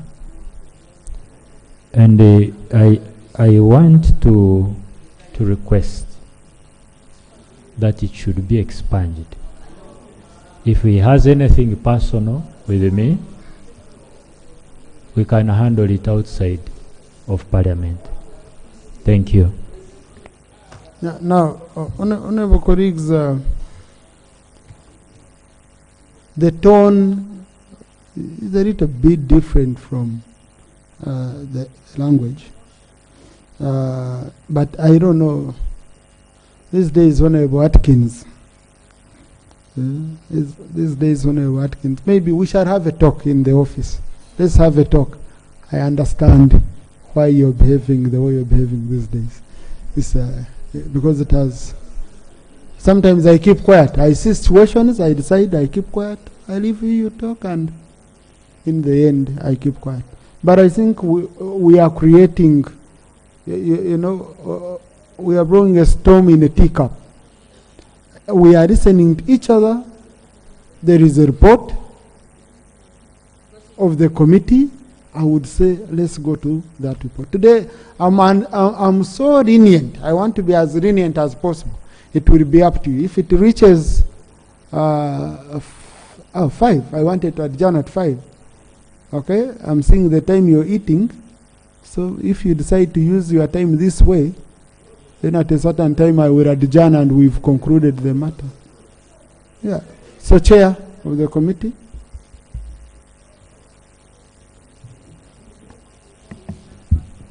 Thank you, Right Honourable Speaker. Right Honourable Speaker, permit me to lay on table the following documents. Number 1, a report of the Human Rights Committee. Number 2, a minority report attached to the report of the Human Rights Committee. Number 3, minutes of 2 meetings held in respect of this subject. And number 4, written submissions of Uganda Human Rights Commission and written submissions of Uganda Prison Services. I beg to lay.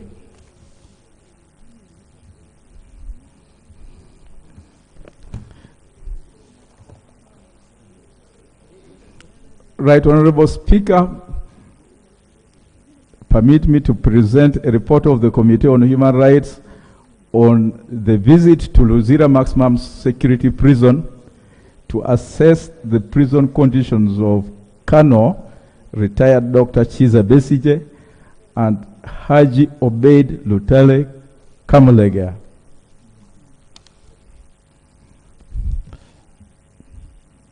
With your indulgence, Right Honorable Speaker, may I skip pages 1, which has introduction. It also has the members of parliament who visited Luzira. Pages 4, that has the legal framework.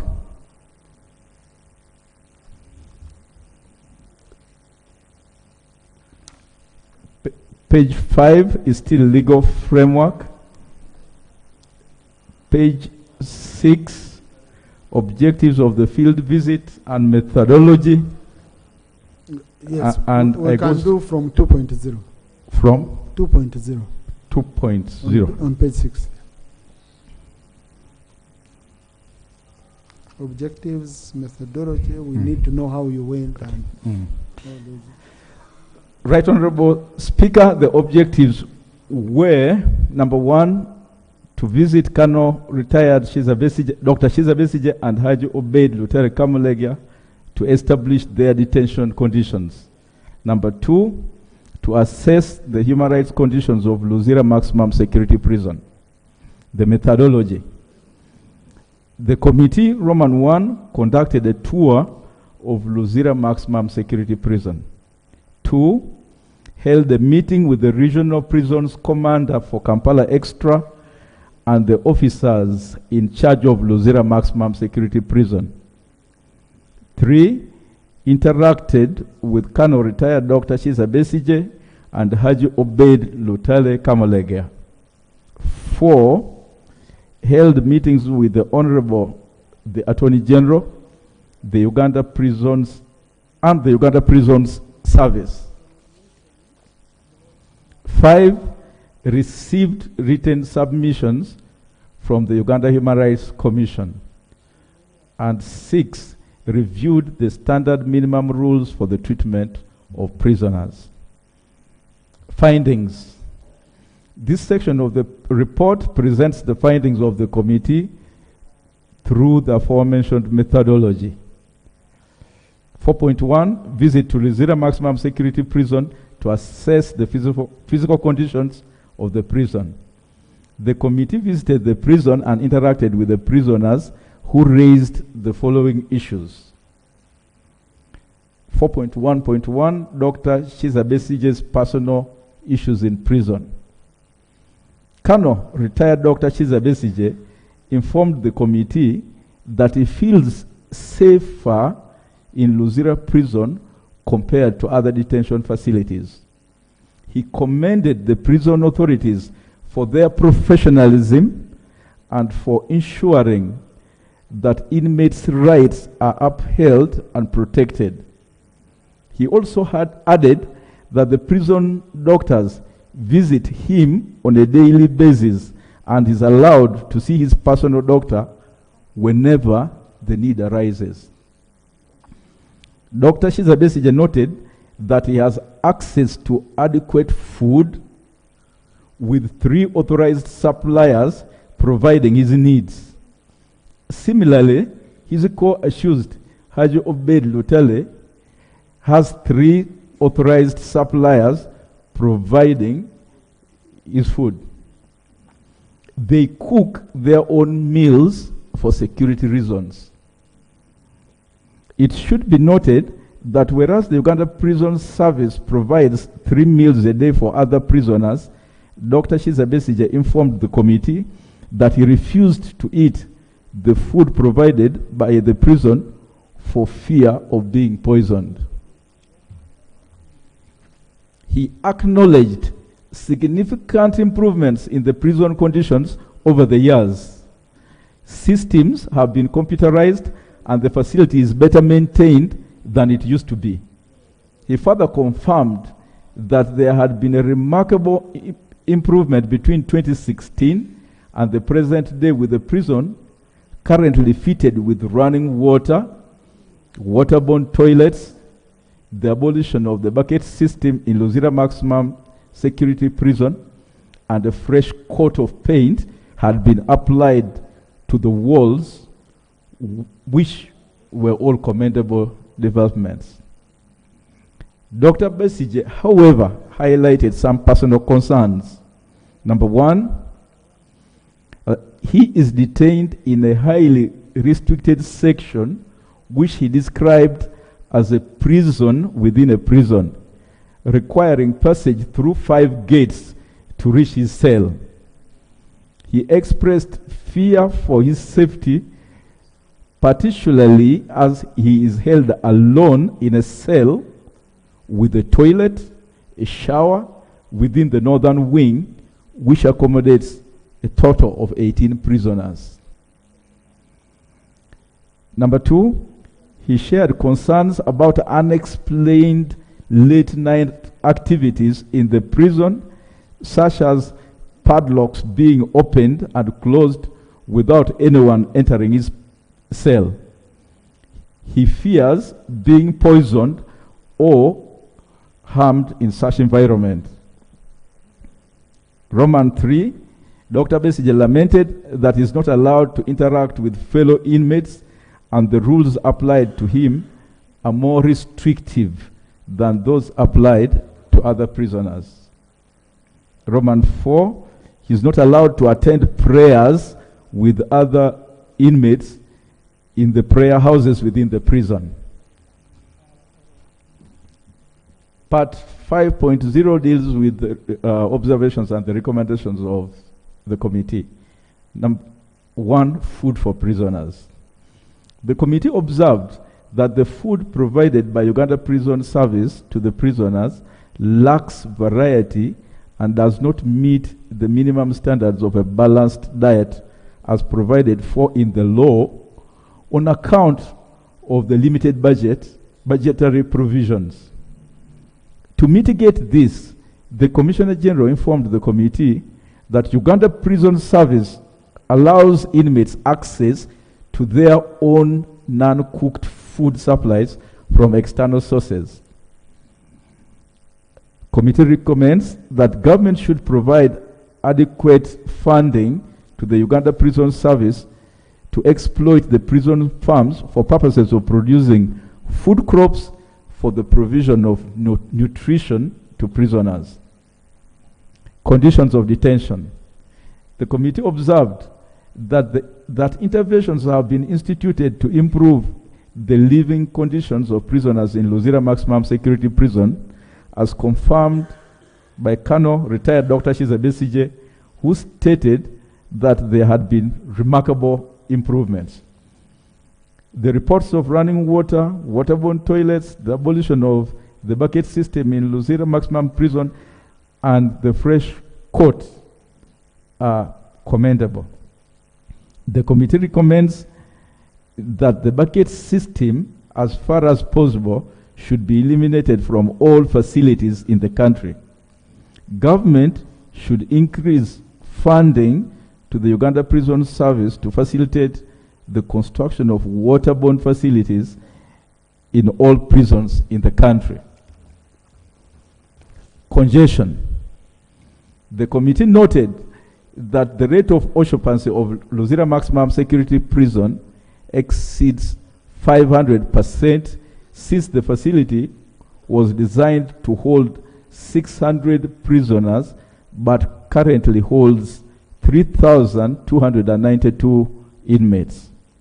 The committee recommends that government should prioritize setting up new prison facilities or expanding the existing ones to address the issue of congestion.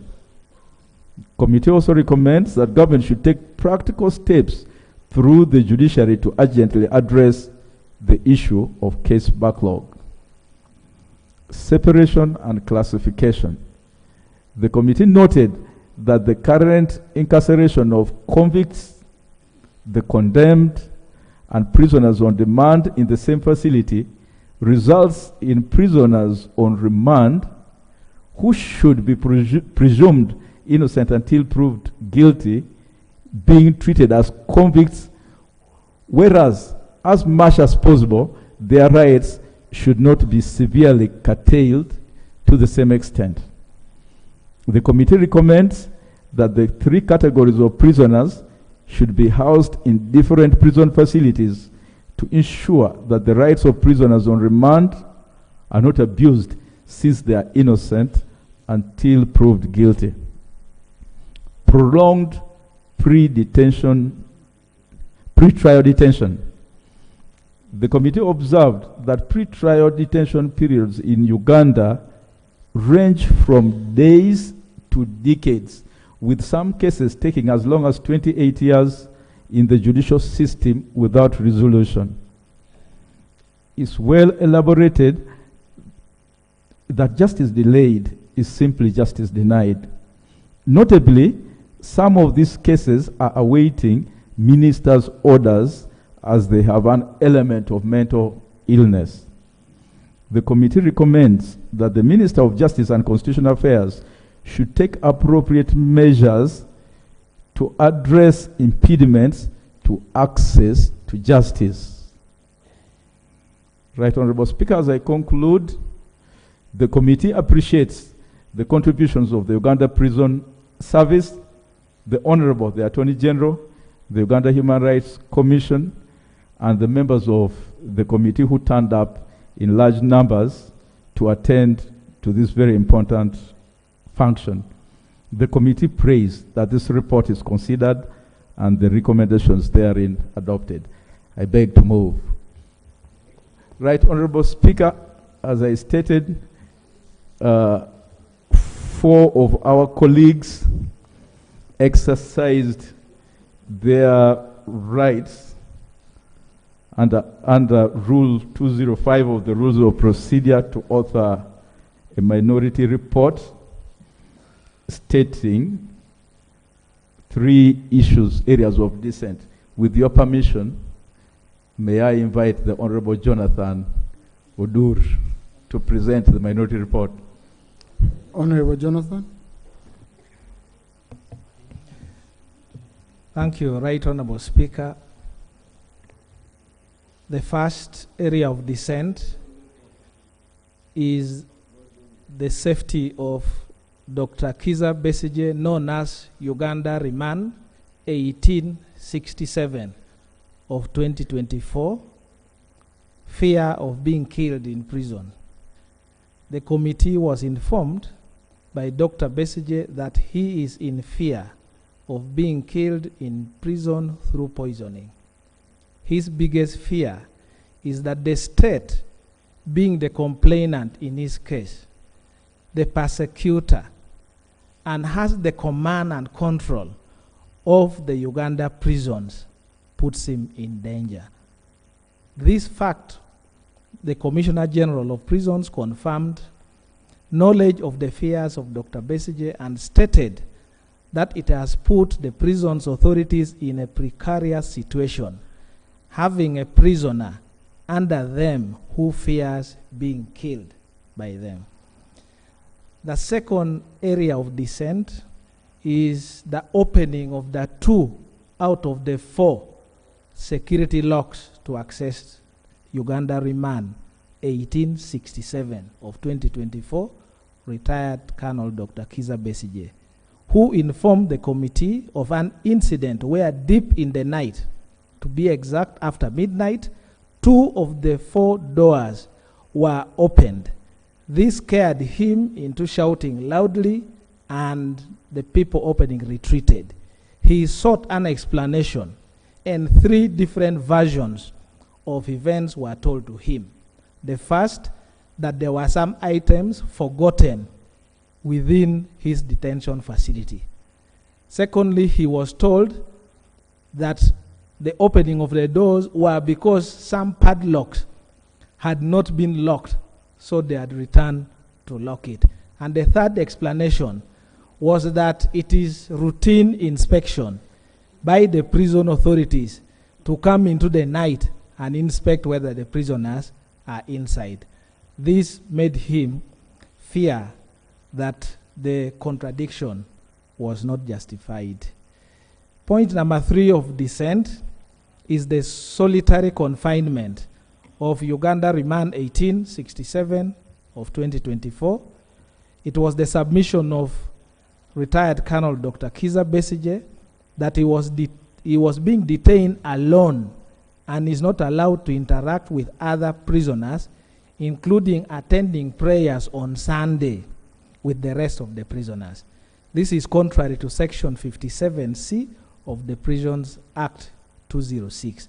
The Commissioner General of Prisons informed the committee that the isolation of retired Colonel Dr. Kiza Besigye is first for his own safety, but also because Dr. Kiza Besigye has the capacity to excite the prisoners, which might spiral out of control.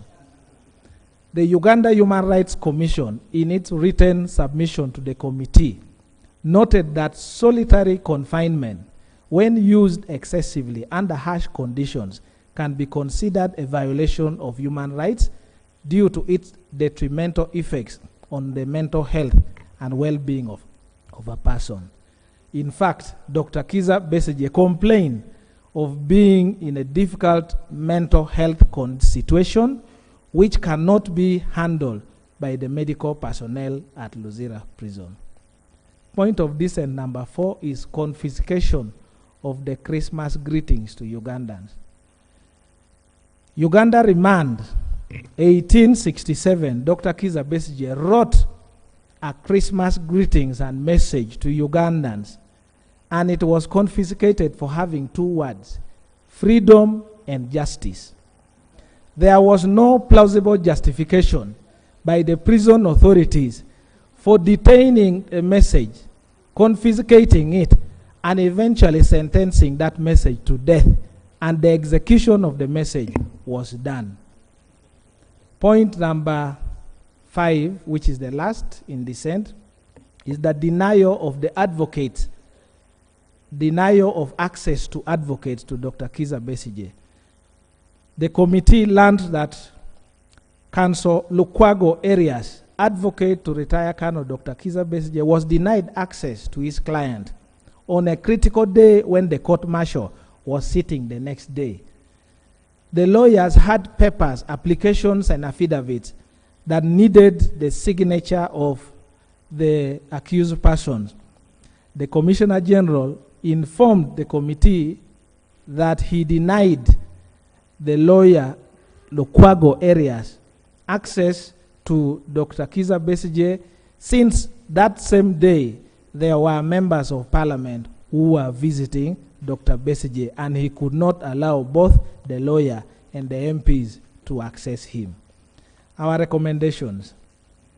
The minority recommends that Parliament takes keen interest into the fears of retired Colonel Dr. Kiza Besigye of being killed in prison by poison.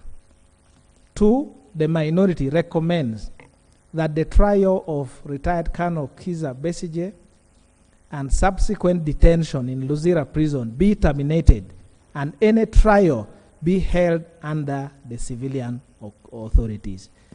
I beg to report, this report is signed by Honorable Nyeko Derek, Honorable Nabagabe Kalule Flavia, Honorable Zake Francis, and myself. I thank you, Mr. Speaker. Thank you, Honorable Jonathan. Thank you. Honorable colleagues, we've received the 2 reports. Our members of the committee are constrained to debate the same. So I'm just going to allow me, because these are our findings, we shouldn't take, okay, that long. So I'll start 1, 2, 3, 4, 5, 6, 7, 8, 9, 10, 11, 12, 13, and I'm picking you, 14, 15, 16, 17, 18, 19, 20, 21. I've picked you.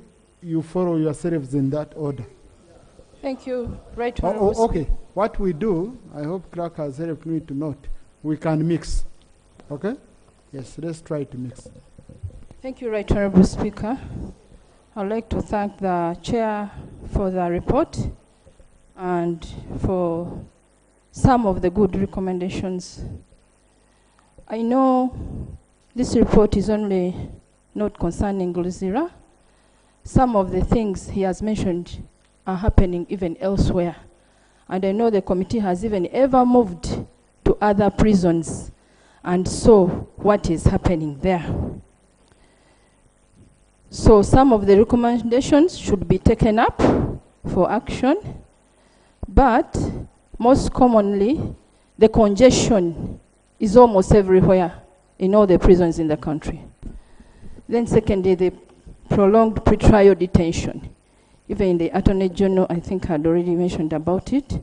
So it's a very, very big concern that prisoners stay long when they are not tried, and also that contributes to the congestion. So I thank you, Right Honourable Speaker. Thank you. Honourable colleagues, on these issues, I saw the reaction.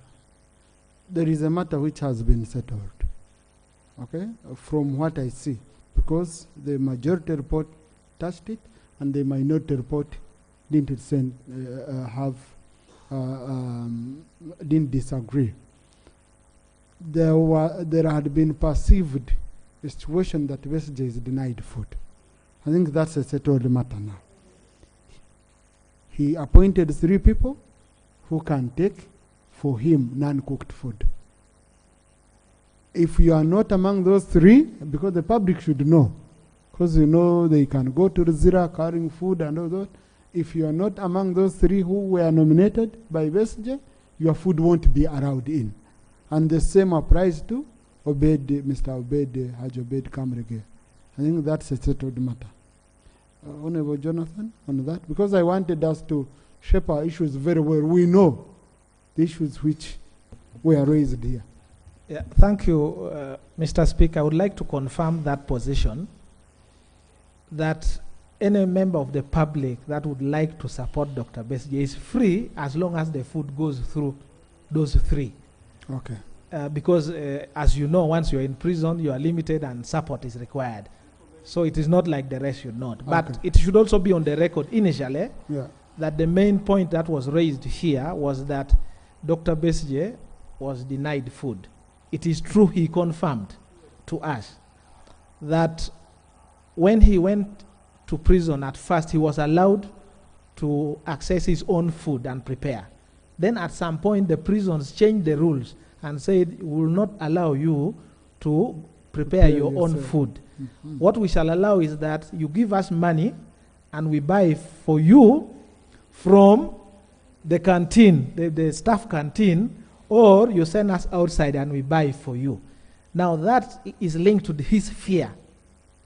So he refused to eat what ordinarily would be a hunger strike. And the prisons eventually reconciled and agreed that yes, you can now resume and get your supplies, but because you have accused us that you are not safe here, we want 3 people to be the one to bring for you food. So that matter has been settled, although it Okay. was a concern. Okay, thank you. Honourable Christine. Honourable Corey. Thank you. Thank you, Right Honourable Speaker. Right Honourable Speaker, I think it is important for this country to get the truth. I was among the people who went to Luzira. The reason is given by Dr. Besigye for not eating food. And the prison is also answered. They said they were receiving many visitors bringing food to Dr. Besigye. And they were worried. So what they said, it was just an oversight. It was a point of agreement on whether they should continue bringing food for Dr. Besigye or he buys food from the prison canteen. And because they wanted to safeguard his life, they said as prisoners, we are not going to allow all these people whom we do not trust to bring food for Dr. Besigye. So the only idea was for him to buy food from their safe stores. So Dr. Besigye was also adamant. He said, I cannot trust the jailer. Therefore, I can only designate my person who will be supplying me with the food. That was what he said. But for you to say that they were forcing him to buy food from the prison, it was not true. I think we need to tell Ugandans the truth, other than exciting the nation. This is what, and Right Honorable Speaker, the gentleman was very honest. Even what our colleagues from opposition were pushing him to say otherwise, Dr. Besigye was honorable enough to tell the committee the truth and the whole truth. Even the issue of his staying in a single room, it is not true. These are people just like those of you who have rented. You have an apartment, and one of you staying here, another one here. It is not true that he's even staying in one room and he's put alone there. Even access to worship, he gets even a bishop to attend to him religiously. Thank so you. I think it is important to tell the country the truth. Thank you. But Rook, honorable colleagues, me, I see, apart from the tone, you presented the same. Apart from the tone, okay? Yeah, the only issue which I had there, which Honorable Wakori said, was it is being insinuated that Besigye was being forced to buy food from the canteen. But from the records I have, I interacted with members on both sides, opposition and NRM, who went to Luzira. You're corroborating information, and I think we are moving very well. Okay, we are moving very well on these issues. Honorable Christine, then Honorable Nwagawa. Thank you so much, Right Honorable Speaker, for this opportunity. I'm picking from here and here, so but I remember. Right Honorable, I want to appreciate government on a note that Dr. Besigye made a statement on improvement in the conditions in prison. It means that the effort of Parliament has been considered. I now want to support also one particular recommendation on the removal of the bucket system. And I want to agree that in some of our areas, the bucket system is no longer there. How I pray that it cuts across the country. And also to thank the prison leadership for the better handling techniques. Because surely, when we look at this situation, where Dr. Besigye is allowed to see his personal doctor on daily basis, whenever necessary, I am actually giving a reference that where he is allowed to see his personal doctor, that is okay, because there is no aspect of imposing doctors on him. So my prayer, Right Honorable, is that the improvement in the conditions in Luzira prisons should cut across the entire country in relation to the provision of water services. Thank you. Thank you, Honorable Nwagawa. Thank you, Right Honorable Speaker. I will respond to the two reports and begin with the one from the Attorney General. I would invite the Attorney General to reread Article 129 of the Constitution and see whether the reference to subordinate courts includes the reference to military courts or military tribunals as they are called, vis-a-vis Article 210 of the Constitution. And if you applied both the strict interpretation rule and the jus dem generis rule, whether you would import the provisions of Article 210 to Article 129. And I will respectfully disagree with you that military courts are envisaged as subordinate courts under Article 129. Secondly, in respect of police bond, well, thank you for the clarification, but you need to be very clear and advise the policemen who have now taken the presidential directive on banning giving of bonds, because the bond is giving of bond is a discretion. It's a discretion on the police, and you know the time, the constitutional time frame of bringing suspects to courts, the weaknesses in investigations and the like. So you must be very clear that yes, if you are to deny a person bond, make sure that you produce that person in court within 48 hours. Lastly, on the report of both the minority and the majority report of the Human Rights Committee, I believe they both agree. But essentially they both agree, but there are two areas. One, the idea of solitary confinement of a prisoner, especially who is on remand, because solitary confinement is literally a punishment. It is actually serving a sentence. So the solitary confinement of a prisoner on remand, to me, is illegal. It amounts to torture and must be condemned. And the prison officers must be cautioned and told in an explicit terms they should not be confining a prisoner who is on remand to solitary confinement. Two, and lastly, wrong pre-trial remands. Mr. Speaker, we have allocated substantial monies to the judiciary. And actually the judiciary has over-decentralized.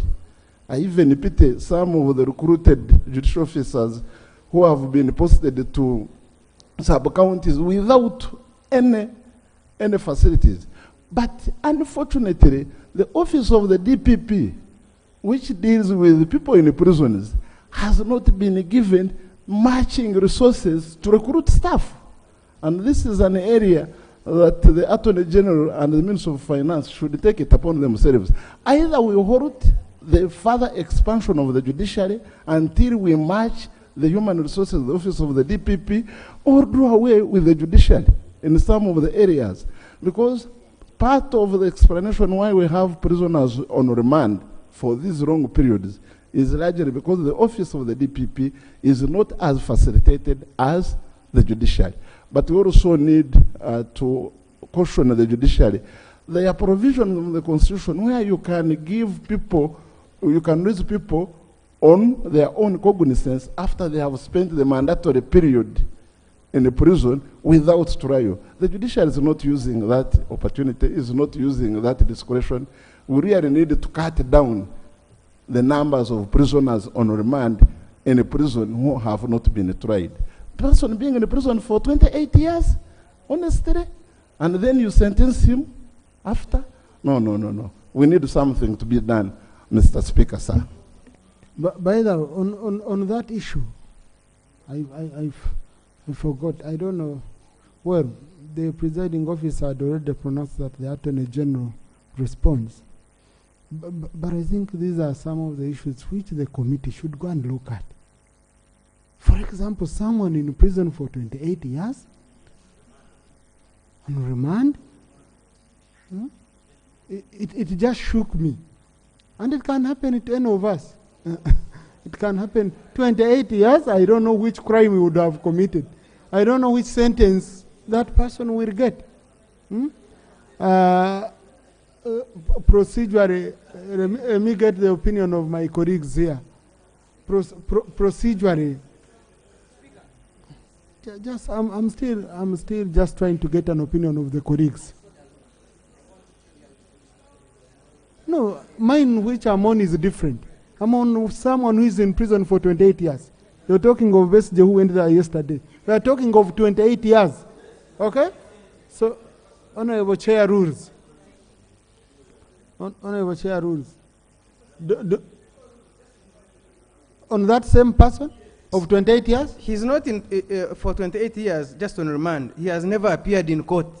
For 28 years? Because you can be on remand when you are appearing in court. But this very one, there are actually two. One has been there for 28, another one 16 years, and both of them have never appeared in court.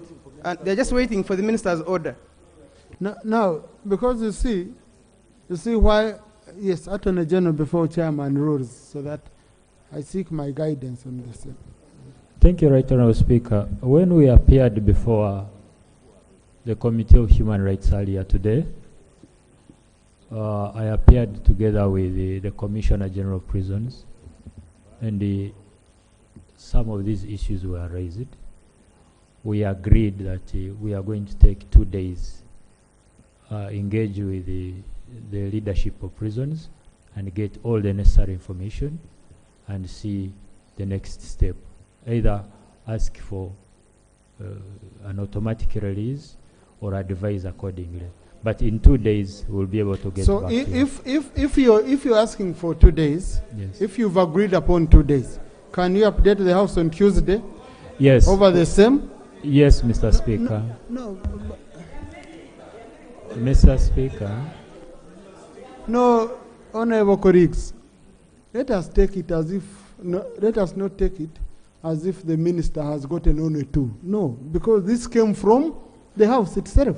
I'm sure they must have given more information, and there are more people. Okay? Mr. Speaker, So- among the issues they raised, there were some who have been there awaiting ministers' orders. Those who are deemed mentally, and they have been waiting. So, but now we need to engage with the commissioner, okay? Honorable colleagues, no, So- this matter, Honorable Katunta, I had I wanted believe- your guidance, but with the submission of the Attorney General, I've gotten a true picture. Yes. The Attorney Thank General you. has said, the Attorney General has said, they've agreed that within 2 days, they should sort this matter. Okay? And I'm saying 2 days, start tomorrow and Thursday. They even have an allowance of Friday and Monday.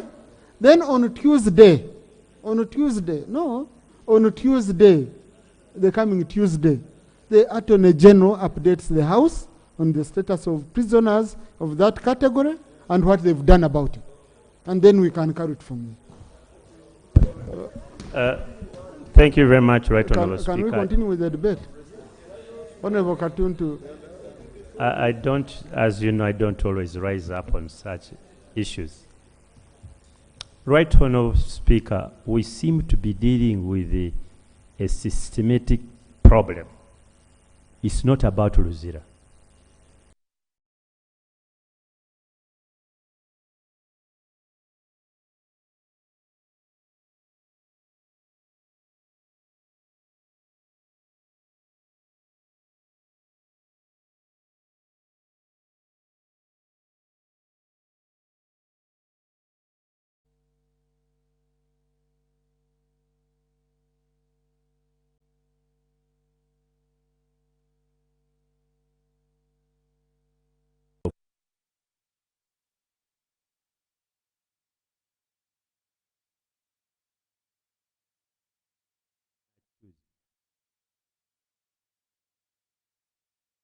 Years.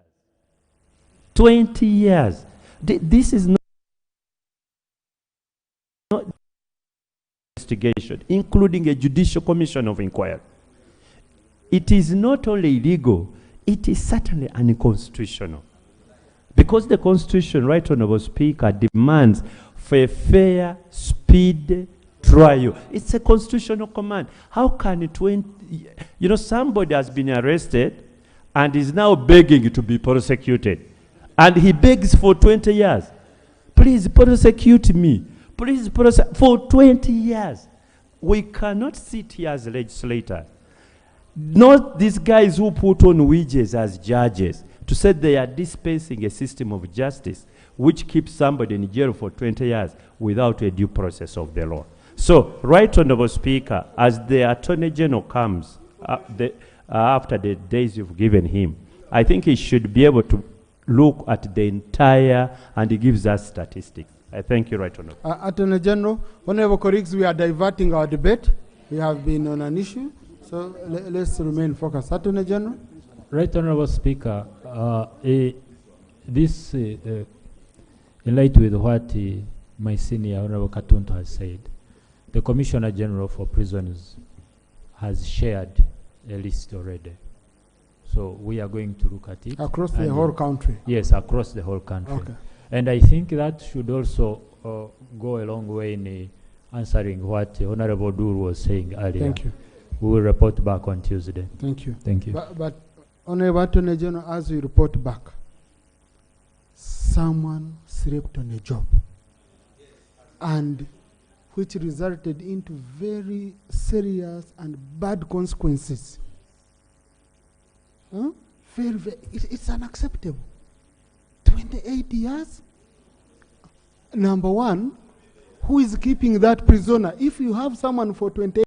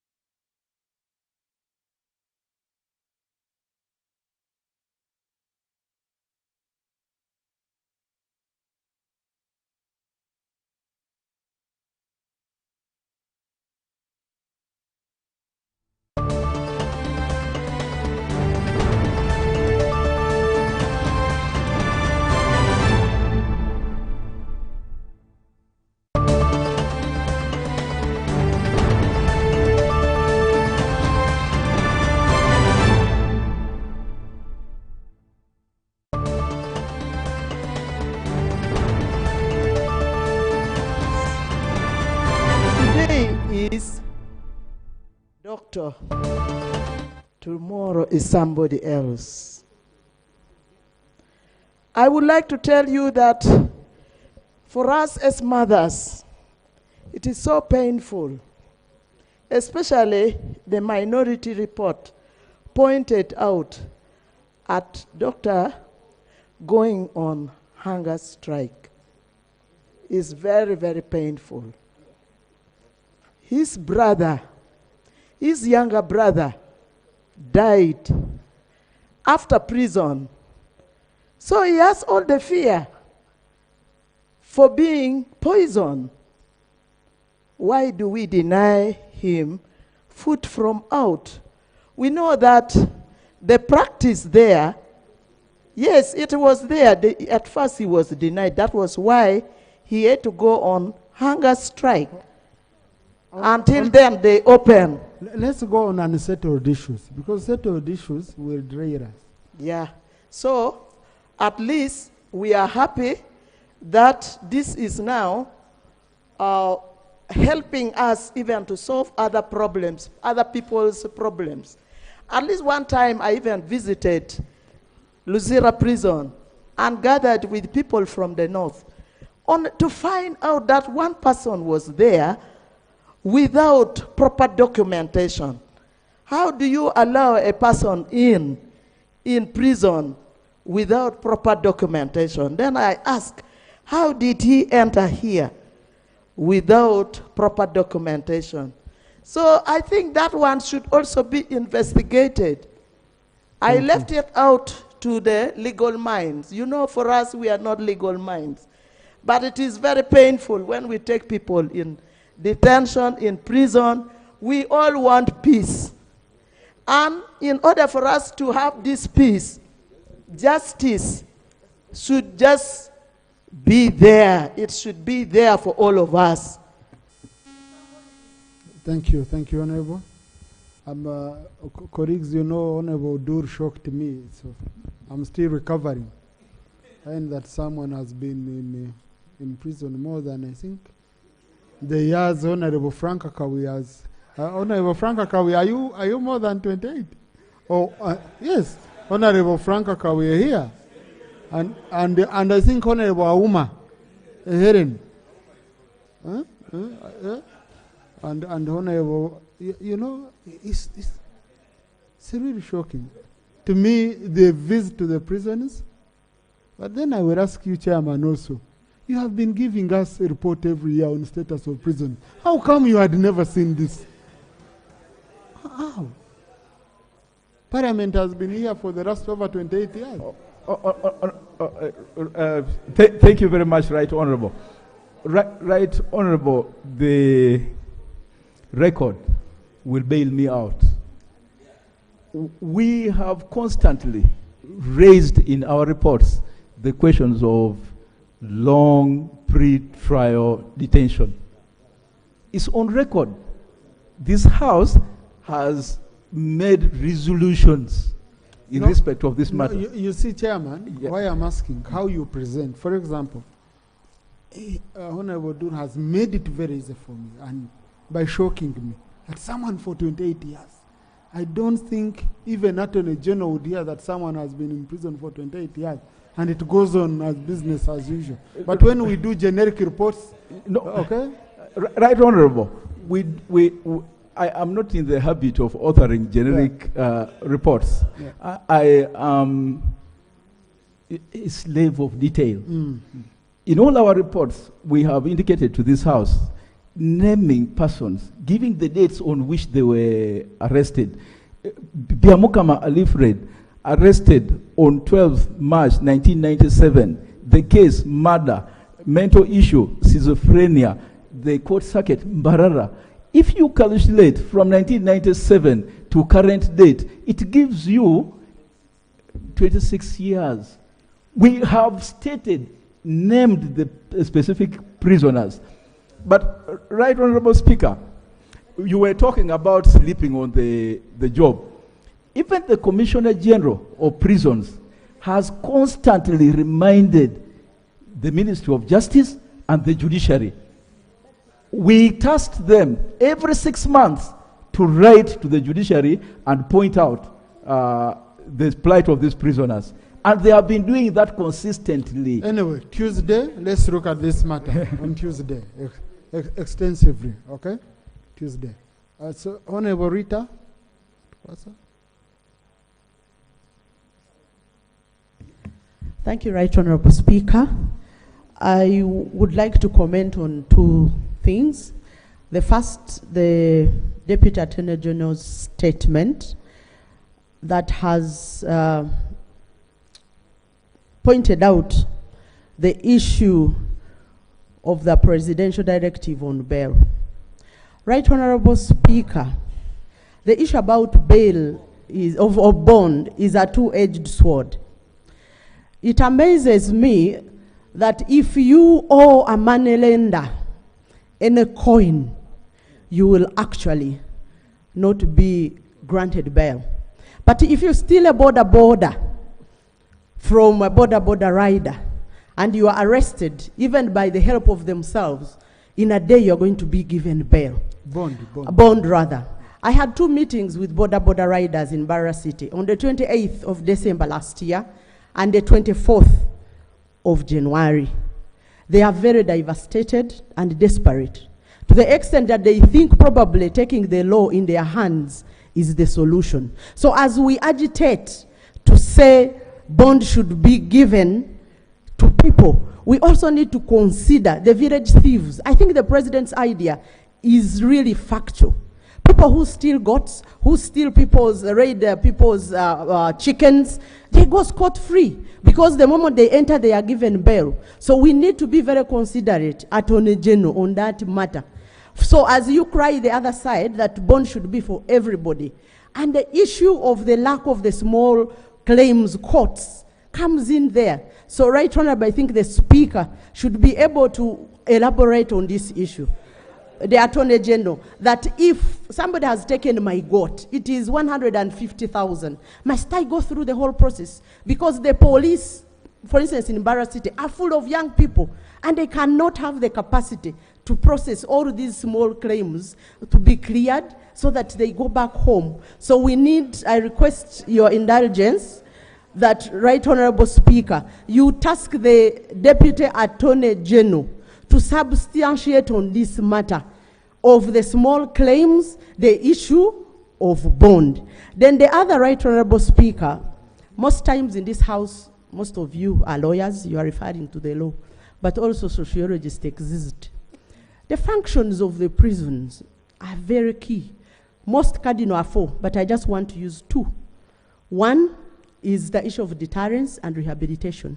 And recently we talk about restitution. So if you are confined, you are in jail for 28 years, others are actually 15, others could even be 3 months, which you shouldn't be. Are we solving any problem, or are we addressing the cardinal reasons why people go to jail? So I think I support Right Honorable that the committee should go back and bring lists of individuals who are in these prisons. The person being spoken about here comes from Barara. And I don't think he or she is the only one. So the committee should do us justice, go back and bring these lists so that we task the minister, the judiciary, to be able to remove these cases so that we know we are making work, we are not just here speaking. Thank you very much, Right Honorable. Thank you. I think, Rita, what you're saying is in line with what Honorable Nwagaba requested, that clarify to the police officers. This clarification would be good so that they know it's not just a matter of denying. Ensure people are tried. If they are not tried within the constitutional limit time, give them bond. Okay? But of course, village thieves are a big problem. Someone just came to my trees. He had the audacity to cut trees and even bring a roller and rod. and he's from Morocco. And then they go to Mitoma, they get bond. And then coffee, you do coffee, they harvest on your behalf. You do coffee, they harvest. You do seedlings, when they want to go and get a drink, they pass by your nursery bed, They sell around 10 seedlings and get money for Waraji. So it's a big problem, but I mean, voters. Voters. Yes, Honorable Nzima. Thank you, Mr. Speaker, for the opportunity. Mr. Speaker, I want to make comment on 3 issues. Issue number 1 is to thank the committee for this report.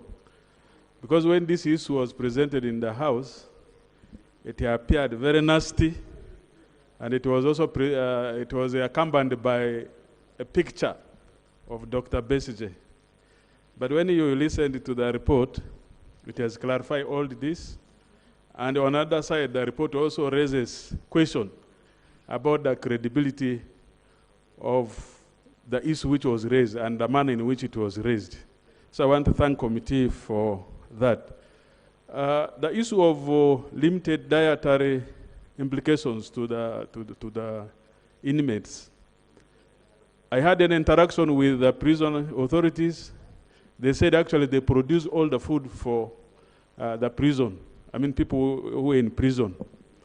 And also they have gone ahead to produce seeds for the country. They are supplying many farms, private farms with the seeds and seedlings.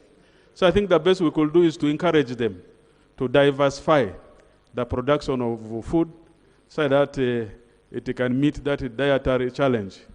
The issue raised by the committee about congestion. I had an interaction with a former inmate who told me he had the chance to go to 2 of these prisons, Chigo and Luzira. But he told me if he is to tell me the stories, much as people complain about situations in Luzira, it is worse in Chigo. Even the food is not enough. When it comes to sleeping spaces, if you are lucky to get a space where to put yourself, you will be actually the luckiest. So I think the recommendation by the committee that government needs to look into building more prisons so that we reduce the congestion. We need to build more facilities, prison facilities, to reduce the congestion. I really support it, and as Parliament, we should really look into thinking about that. I thank you, Mr. Speaker. Thank you, Honorable Namboze.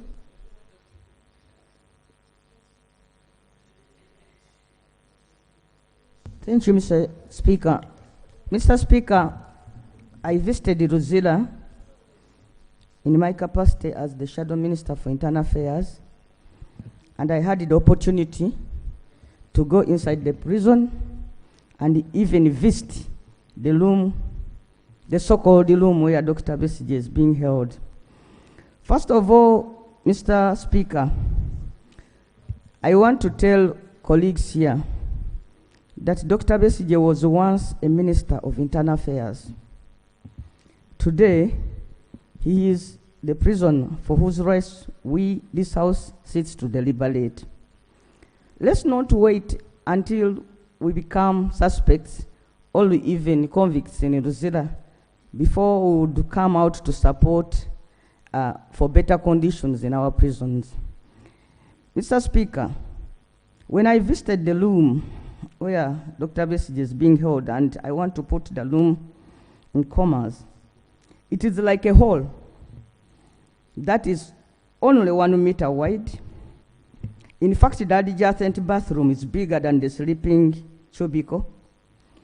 There is no window, but a single ventilator that is about 20 feet high. It's like when you are in that cubicle, it is as if you are in a hall. There's no window. And I think these are cubicles. Honorable Numbers, what is cubicle? No, sir, for the record. I'm sorry, I withdraw that. I wanted to tell you, what I wanted to express was that it is really a very tiny place. It's like a box. It's very tiny. It's a small cubicle for record purpose. And it is so small, Mr. Speaker, that I was tempted to forget that this is Parliament, and I used that word. I'm sorry. So, Mr. Speaker, I think these cubicles, which are slightly bigger than a coffin, were created for hardcore criminals who have been convicted, but not people on remand. People on remand are not guilty. They have not committed any offense. They are just being held there for the sake of the processes of law. And the probability that they will be declared innocent is even high. It is so bad to make somebody to serve a punishment while on remand. Remand, in any case, Mr. Speaker, if we had provisions, we would not mix up convicts and the people on remand. 2, this tiny coffin-like hole where Dr. Besigye is being held is locked from outside all the time.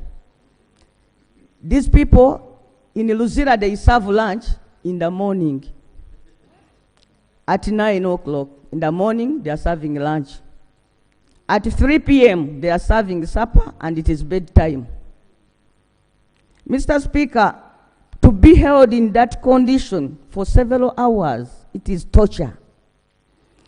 The bed in that cubicle does not even have a mattress, but only 2 folded blankets. I don't know if we are intending to create another Mandela for this country, because these are places people will try and say, how cruel were these people who lived during these times, Mr. Speaker. Mr. Speaker, this is not about Besigye alone, but it also affects other many people. For example, by the time I visited that place, which holds 18 people, only 3 of those 18 were convicts. Only 3. Others, that was one NOP supporter. He was arrested when he was coming in from South Africa because he's a member of our chapter in South Africa. In 2001, up to today, he's still there. In 2021, he was visiting Uganda from South Africa, but because he belongs to the NOP chapter in South Africa, he was arrested at the airport. His claim, he told me, he's not, even us at NOP, we are not aware that he's there. Because even his relatives in Uganda didn't know that he had traveled to Uganda, and those people in South Africa are considering him missing. So, Mr. Speaker, it is not about even putting better conditions for some prisoners at Luzira. It's about resolving our political issues. Some people are being held as political prisoners, and we now have a category of prisoners who are called political prisoners. People who were arrested go to jail through the court-martial, and then until they plead guilty through full figure and balam. You cannot be released from prison until you are forced into a forced plea of guilt. Mr. Speaker, it is so disheartening to have to resolve our political issues using the UPDF courts. Thank you. Thank you. Honorable Nzima, then Honorable Abdallah, then Chair, Vice Chair. Oh, sorry. No, Tomaza. Sorry. No, Honorable Tomaza had not spoken. Thank you very much. My OBs, I can't forget you. Yeah. Thank you very much, Right Honorable Speaker, for the opportunity. Yeah, a lot has been talked about Dr. Besigye while in Luzira prison. Issues related to safety, security locks, solitary confinement, prayers, and so on and so forth. Mr. Speaker, Dr. Besigye is a high-profile prisoner in Luzira prison. And I have not heard about issues related to communication and information. Does he have access to television? Does he have access to radio? Because not having access to this is tantamount to blindness. He is being made blind. He cannot see what's happening in the outside world. And yet he's a high-profile politician and a prisoner. And so my concern here is that in the nearest future, let such high-profile politicians or prisoners have access to communication, access to television, access to radio. Thank you very much, Mr. Speaker. Thank you. Chair will help us on that. Honorable Abudara. Thank you, Right Honorable Speaker. Right Honorable Speaker, first of all, I'll invite colleagues to only I can look see at high-profile people are robbing. Right Honorable Speaker, I'll invite colleagues to specifically look at two articles of the Constitution. One is Article 28(3), which provides for innocence until proven guilty. In this line, the Attorney General, I beg that you advise the President. A person, once he has been arrested, he is presumed innocent. We may not run away from this person being tried, and we are not running away that a person should not be tried. One, as it was said, that advise police 48 hours, it is a dictate of the Constitution. Once investigations are not yet over, the Constitution is very clear. You should be very clear about that. Article 28, Article 128, it is about the independence of the judiciary, where it clearly states that no person shall interfere with the judicial system or give them directions about what to be done. You have clearly said that the President, and has always been saying that I have directed the Chief Justice not to grant bail, now not to grant bond. This has been consistent with the President. Why interfering with the judicial system? Yet the Constitution is very clear about that. And lastly,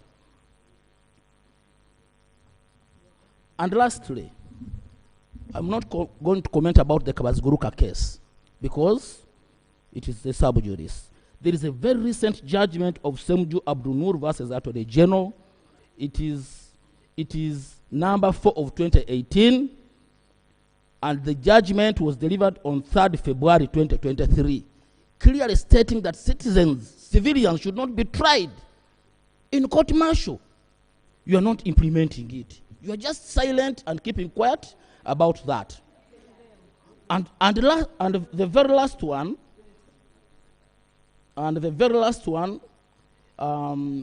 Right Honorable Speaker, I want to inform through you the Attorney General. Honestly, I for one, I may not be complaining about Dr. Kizza, but he's being charged with 3, with Olal and Obed. You have not talked about Olal. Even the report from the committee does not talk about Olal. Where is Olal? Olal, where is he? Is he in prison? Why is he being detained? We need clarification about is also being charged. Thank you. Thank you. Thank you. Honorable Linus. Then Honorable Frank Akabuye. Thank you, Right Honorable Speaker, the Committee of Human Rights. The chairperson in his statement here mentioned that there are 3 groups of people qualified to provide food, not deliver food to retired colonel. 3 individuals, not 2 3 groups. individuals, yes. But again, as government, you know, the opposition are so desperate for power, and they will look for everything to tarnish the name of government. And Right Honorable Speaker, do the prison authorities check the food that is delivered? Because even those individuals delivering food might compromise the food and eventually poison the victim or the person jailed is or incarcerated is poisoned, and they start tarnishing and blaming government for poisoning a person in prison. So we also have to look through that as the committee, and then also come up, because government also, we are vulnerable. They can do everything in order to tarnish our image. Thank you. Thank you. Yes. Honorable Frank Akabuye, then Honorable Ngiso. Honorable Thank Emmanuel. you. Thank you, Mr. Speaker. I would like to thank the committee for the observations and some of the recommendations, especially from the minority report. Mr. Speaker, my concern is about the 500% congestion rate in Luzira prison. I believe this is not only in Luzira but also in other prisons, just like comrades have said about Chigo and Chitalia and other prisons where many people have been remanded or convicts have been sentenced to. Right Honorable Speaker, most of these people have not been seen into courts. They have not seen justice, they have not been convicted, but they are on remand for years. And this is affecting their families, their rights, because these are young people. When we speak about the convicts, and when we speak about these that are remanded for over years, for example, in NUP, we have many political prisoners who are still in Chitaria, who are in Chigo, who are in Luzira, and their rights are not being served because they have been denied justice in the courts of law.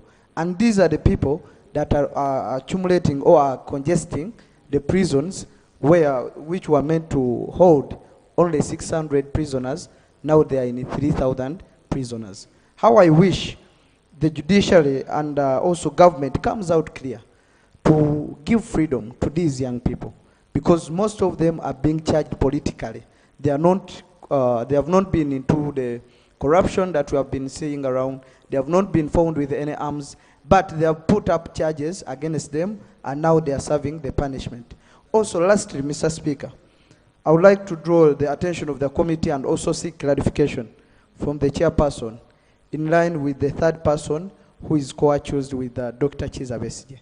Would like to know the state in which he is and where he is. Did you interface with him in the prisons, or is out enjoying the freedoms, waiting to be brought back in the court-martial to masquerade around as if he was part of the plans that put the doctor and Honorable Lutale into the cells? I beg to submit. Thank you. Thank you, Honorable Emmanuel. Thank you, Right Honorable Speaker, for this opportunity. The report, I can say thank you for that report, for both the majority and the minority. And Right Honorable Speaker, this has been occasioned by the question that people asked here, and mainly about the health of Dr. Kizza Besigye and also his feeding. So other things are coming in only as a by the way, as a discovery of what people found out there. Mr. Speaker, I want to say I admire Dr. Besigye a lot about his resilience, because some of us would have chosen just to die. Because what Dr. Kizza Besigye has gone through, some of us are not prepared to take.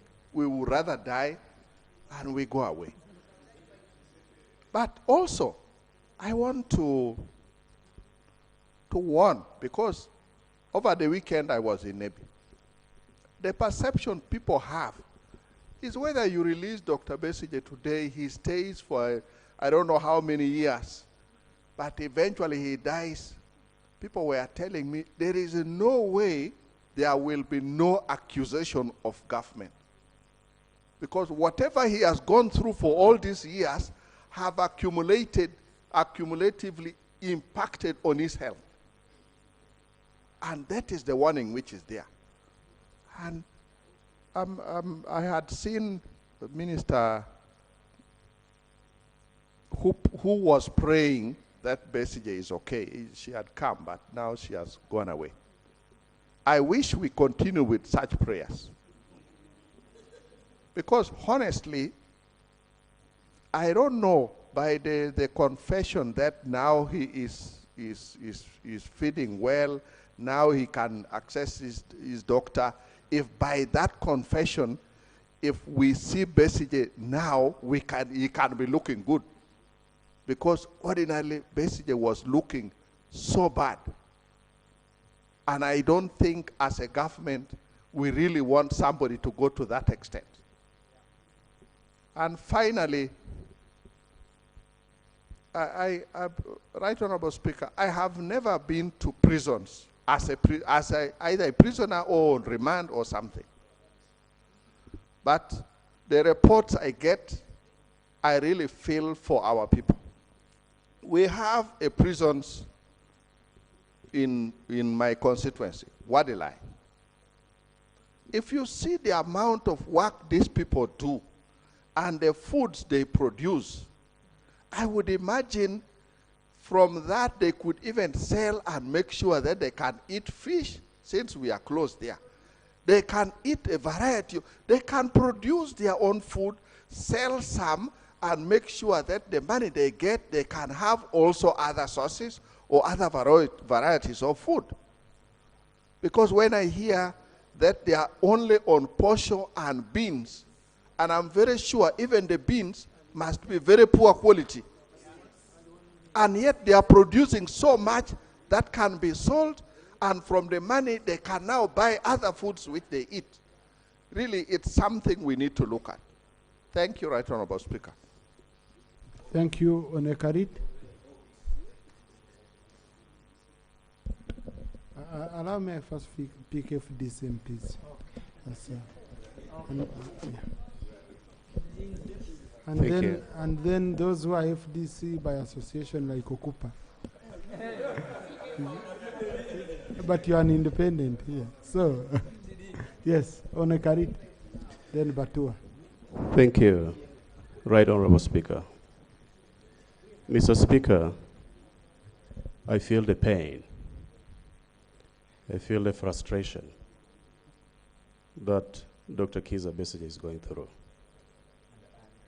Mr. Speaker, in 2021, I was arrested when I procured an ambulance for Kitgum Municipality during the COVID-19. I was subjected and a very poor treatment, isolated in a very bad small house. My senior number was a call, cubicle. I did not sleep that night. I can feel the pain of Dr. Besigye persevering the solitary confinement, having a passage of 4 gates to access him. 4 gates, 6 gates. The confinement of him not being allowed to go for prayers. Prayers of everything. Mr. Speaker, in history and in record, we have heard of very many political prisoners who has been given even time to give wishes to the public. The likes of Mandela and so many people. For Dr. Besigye, Christmas message to be denied, to be published, just because it is having the word of rights and freedom. It pains a lot. Right Honorable Speaker, I really request that this House and the government in particular should put their faith in the condition of Dr. Besigye, the pain is undergoing, and many other Ugandans. If Besigye can be given space, freedom to socialize with these people, the people in prison, it will do less harm. Let him be given the freedom to socialize with the fellow prisoners. It's very important. The torment is terrible, Right Honorable Speaker. Thank you. Honorable Batua. Thank you, Right Honorable Speaker, for granting me an opportunity to speak about the person of Dr. Kano Kizza Besigye. There is no doubt that if anybody is to name 3 important Ugandans that the name of Dr. Kano Kizza Besigye will miss. It is clear in everybody's mind that he has sacrificed for this country. It is clear in everybody's mind that he's a very, very popular person. The last time he was in an election, he garnered over 3.5 million votes as per the Electoral Commission. I was looking at the legal factors that inform the need to remand a person. And one of those is fear that that person will intimidate witnesses. Another is again to do with the fear of the risk of tampering with evidence. Then there is also fear that this person could run. Fear of the seriousness of the offense. When you look at Dr. Kano Kizza Besigye in this perspective and against these reasons, Right Honorable Speaker and colleagues, in 2005, the very first time Dr. Kano Kizza Besigye went to prison, he was in South Africa when charges, which in his words calls trumped up charges, were put against him. The charge sheet was sent to South Africa, read before him by a colleague, trying to intimidate him and scare him from coming back to Uganda. He did the opposite. He didn't hide in South Africa, even in knowledge of what would happen when he gets here. Dr. Kano Kizza Besigye boarded the plane. He came to Uganda, and true to what he was told, he was arrested, he was detained. He was the first presidential candidate to be nominated while in prison. Now, if you look at that, against this, being a high-profile person, he is sincerely the kind of Ugandan you would prefer that in case he has a case to be answered of this nature, he should be kept at his home, in the comfort of his home, because I'm sure as and when is needed, he will present himself as he did when he was in South Africa. What is before us is a gentleman respected and loved by Ugandans, locked up 5 doors deep into prison. What would happen in the event of fire? Each door has 2 locks. The keys to those locks are centrally placed. What would happen in the event of fire? When a doctor like Dr. Kano Kizza Besigye, who has been in the bush, fighting for freedom, liberty in this country, talks of poison, it goes beyond the fear of food. You can look at it in the nature of solitary confinement that he's in. You put him in one room and other prisoners are sharing rooms. As a doctor, he knows that he can inhale poison. Honorable Senas.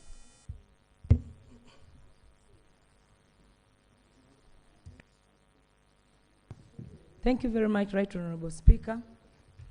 Dr. Kano Kizza Besigye is one of my motivators to why I'm here today.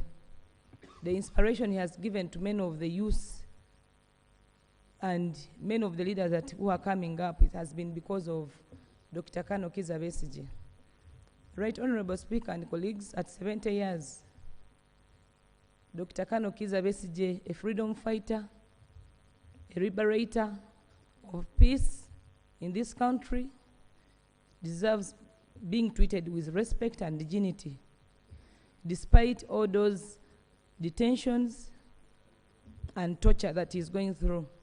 Right Honorable Speaker, today, as we head into the 2026 general elections, most of us are in fear as opposition from this side. Now that the president is giving those directives of no bonds, no bails, we are all victims of falling into the same situation that Dr. Kano Kizza Besigye is in today. If you are opposing government, anything can happen to you. But also even you who are that side of the NRM, you can also fall victims of exactly what Dr. Kano Kizza Besigye is going through. My prayer, Right Honorable Speaker and colleagues, detention, unlawful detention, and arrest. While we went to the court martial in Chibuli, in Makindye, I saw the pain that he held at his face. It was exactly demonstrating what most Ugandans are going through. The pain of a father, the pain of a husband, the pain of that woman who is dying silently when his husband has been arrested, detained, the pain of a husband, a father or a brother whose child has been arrested innocently and he has no anywhere to go for justice, but only to beg government. I saw the wife, Honorable Winnie Byanyima, pleading to government the first time that before he was taken to court, he must for. Honorable Cooper.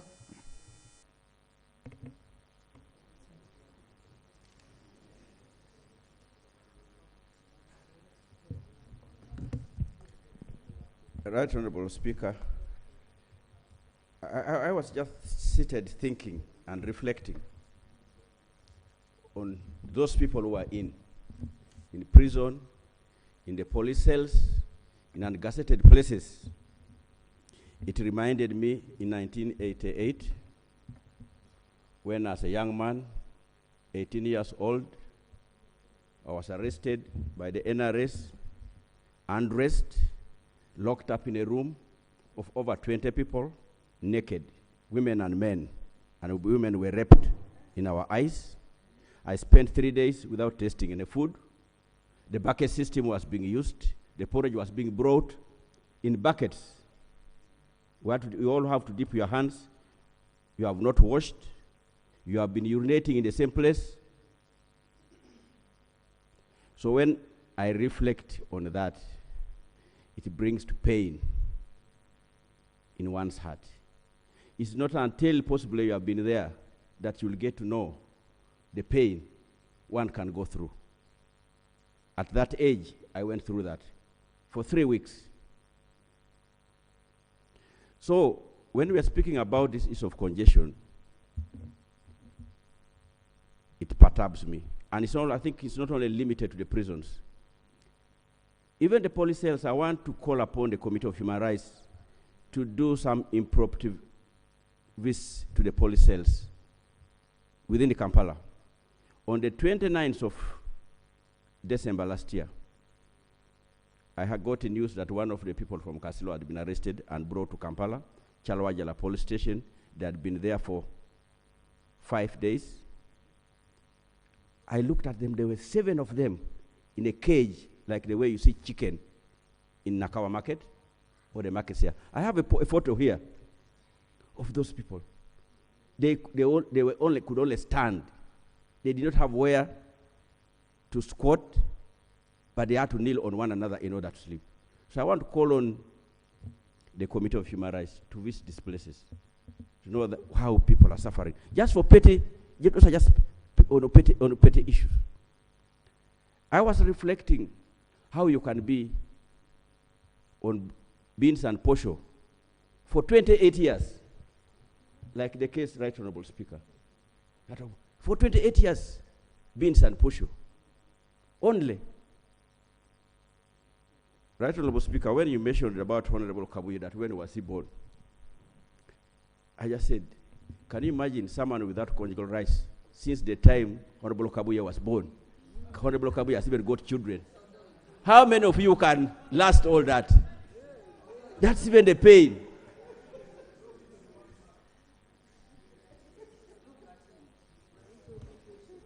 Right, Honorable Speaker. You can take it to different dimensions to make you feel. Maybe that's the language you need to get in and get feel. And you even don't know for what case this someone has spent all those years. I wish Attorney General was still here. I would have asked him whether. Thank you, Honorable Mujeche. Thank you, Right Honorable Speaker.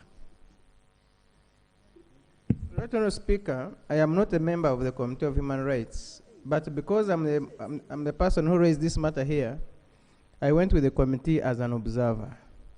And I've been following up the matter, and I want to thank them for the good job. And I was there when Dr. Wisse was ushered in, I looked at the members. Apart from Honorable Fox, I saw almost everybody crying. I think Fox is the strongest. I don't know the strongest, or he was not as touched as most of us. But two, I have read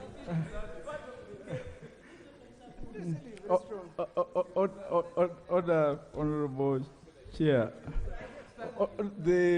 my wonderful friend, the Honorable Francis Mwijushe, has stated on record that he observed the members of the committee and concluded that almost all of them cried except me. Is the Honorable Mwijushe a competent and fit person to determine emotions of people? And is he in order to insinuate that I am a heartless member of parliament without any feelings? Now, what if he cried from inside, if there was a cry? Okay? Yeah. So, but honorable colleagues, let's not try to insinuate that. I know we can express our opinion is better. Thank you very much, Right Honourable Speaker. And I wanted to say, while there, Dr. Wishe said, health-wise, he was okay. No, Mwijushe, your colleague, who was gracious enough to invite you, even as an observer. Yes, he's a very strong man. He's a very strong man. He couldn't cry. He's very strong. After all, he's a chair. If a chair cries, who will remain?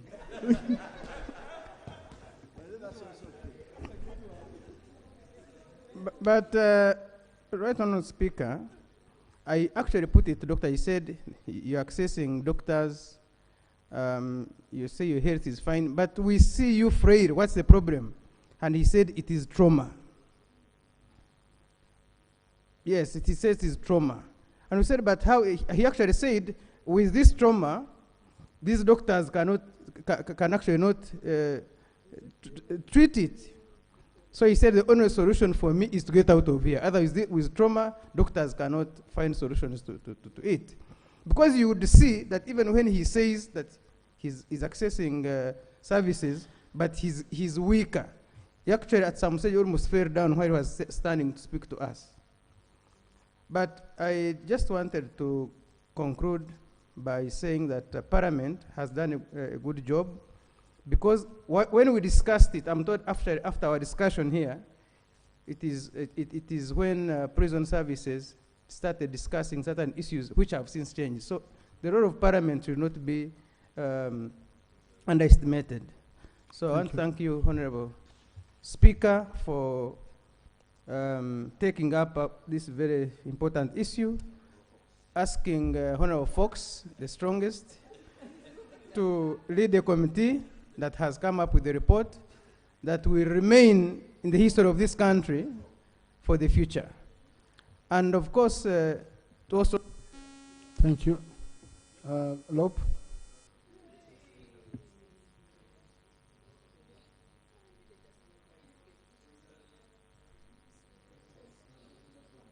Lope? Honourable Speaker, I'm glad that the Human Rights Committee went to visit Dr. Kizza Besigye and Haji Obed Lutale. You know, when I said here that it's important that as Parliament we do something so that we don't let down these people. So this is step number one. But you see, it's only step number one.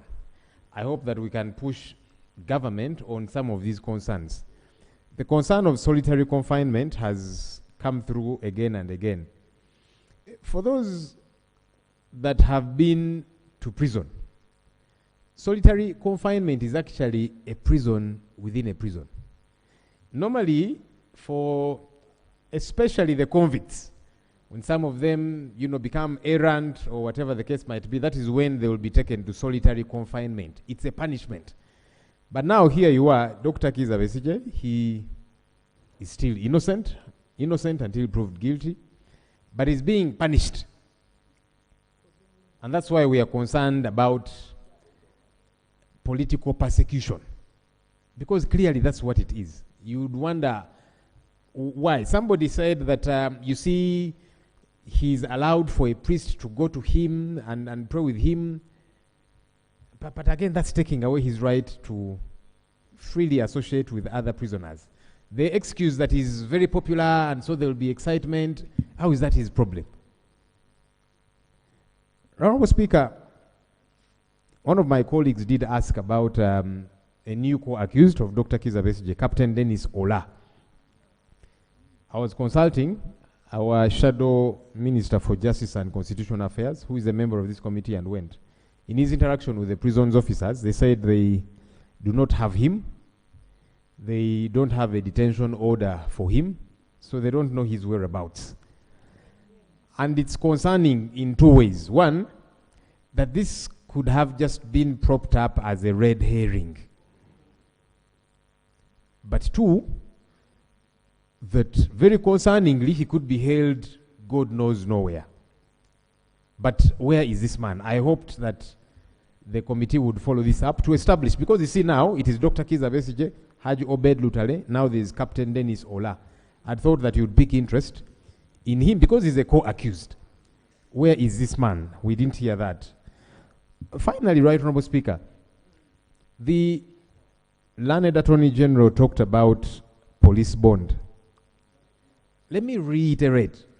Article 28(3)(a) of our country's constitution talks about the presumption of innocence.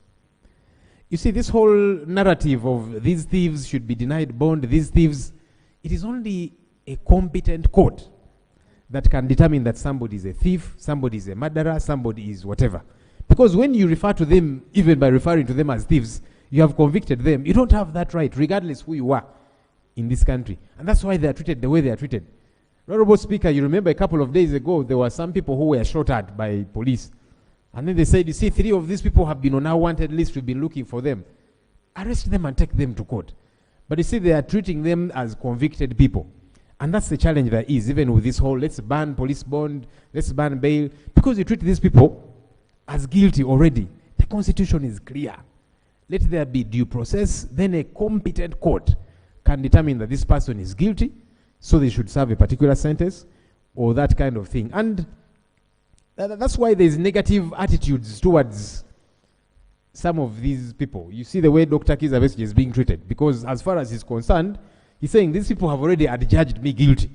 That's why they're treating me the way they are treating me, solitary confinement and taking out all these different rights, because you don't treat these people as suspects, which is problematic. Because you see, any of us, Right Honorable Speaker, whether on this side or on this side, can on any day find themselves in a situation like this. The other day, and I say Honorable Paul Akamba is here, we were talking about him when we were asking questions. We were asking government, where is Honorable Paul Akamba?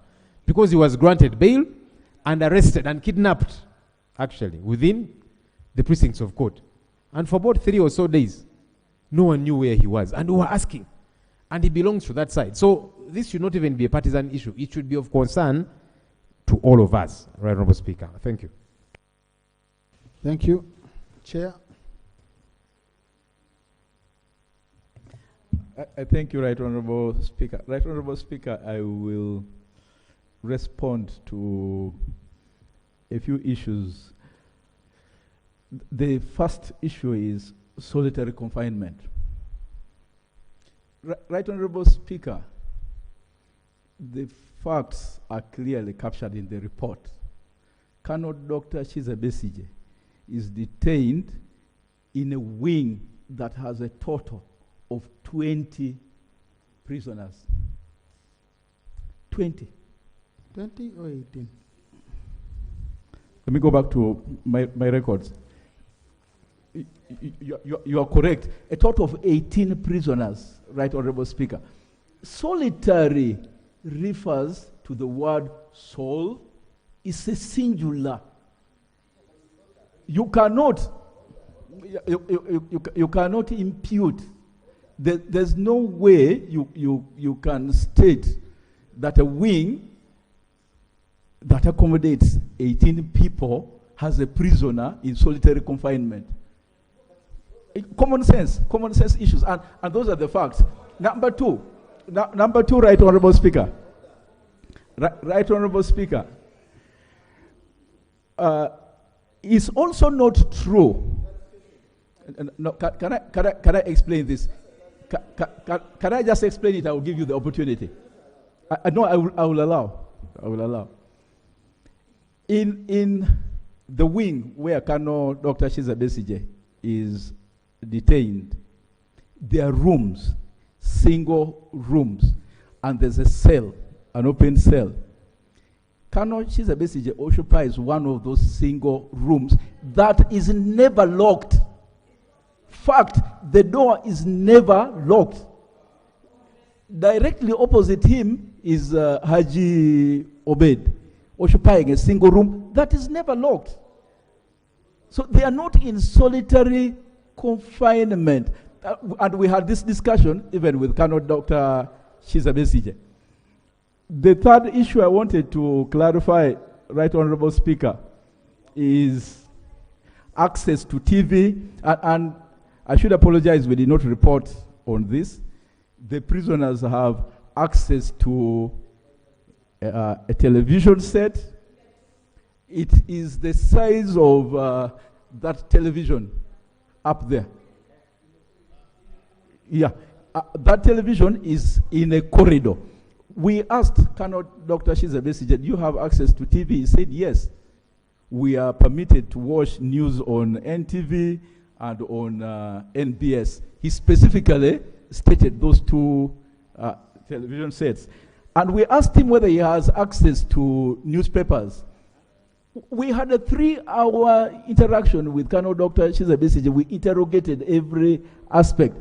And his answer was, yes, I have access to newspapers. The newspapers are censured by the removal of expressive female photographs. They remove female photographs before they give them the newspapers. This morning. So you mean like Honorable Nambo's picture, basically cannot access it in his papers now? If it's partially nude. No. She's always decently dressed. She doesn't. Yeah. But so this morning we tasked the Commissioner General of Prisons to explain the rationale of removing female photographs from newspapers. And his answer, which is even contained here, is we need to maintain order in the prison service. And I can understand. No, Honorable Chair, please, I don't have much time. Please. The next issue that we should clarify is Captain Ola. We asked the prison services for the whereabouts of Captain Ola when we visited Luzira. They gave us answers at that time. But this morning, they again submitted their position in writing. This report, the written submissions of the Commissioner General of Prisons is contained in the documents that I laid on the floor of the House. Their answer is at page 7, number G. The question was, if the court-martial directed that Captain Dennis Ola be brought to Luzira prison, why is he being held elsewhere? And the answer is the following. Section 58 of the Prisons Act states that no person shall be received or admitted in prison custody without a valid commitment or remand warrant, order or detention warrant of conviction or committal signed with a court seal or authenticated by a person authorized to sign such a warrant. Uganda Prison Service has never received any of the above documents to admit the said Captain Dennis Ola in the prison's custody. It continues at page 8. At page 8, they state the remand orders for Colonel retired Dr. Kizza Besigye and Haji Lutare are hereby attached. As already mentioned, Captain Dennis Ola is not in our custody. And we have on our record the detention warrants of the two prisoners. We don't have the detention warrant for Captain Ola. We investigated this matter further than that, and we got the testimony of Dr. Kano Shiza Besije to the effect that he met Captain Ola for the first time in the dock. And he interrogated Captain Ola. The information he got from him is that he has been appearing before the General Court Martial for a very long period of time, and he's remanded within Makindye Barracks. That information I have not had the opportunity to verify. And that's the reason it didn't appear in the report of the committee. Right Honorable Speaker, we undertake to continue making impromptu visits to police cells. During the course of last year, the Committee on Human Rights visited police cells in the whole of Eastern Uganda, starting with Jinja all the way to Karamoja, and we are working on a report that we shall present very soon. I didn't want to make any comments on the state of capital, on the state of Kano, Dr. Shiza Besije, but only to state that as a Christian,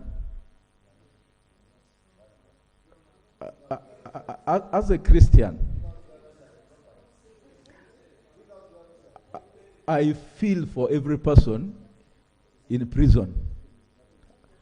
I feel for every person in prison. As a human being, I know the inevitability of ending up in prison. As a human rights lawyer, as a human rights defender, I have a duty to protect the rights of every citizen of the Republic of Uganda.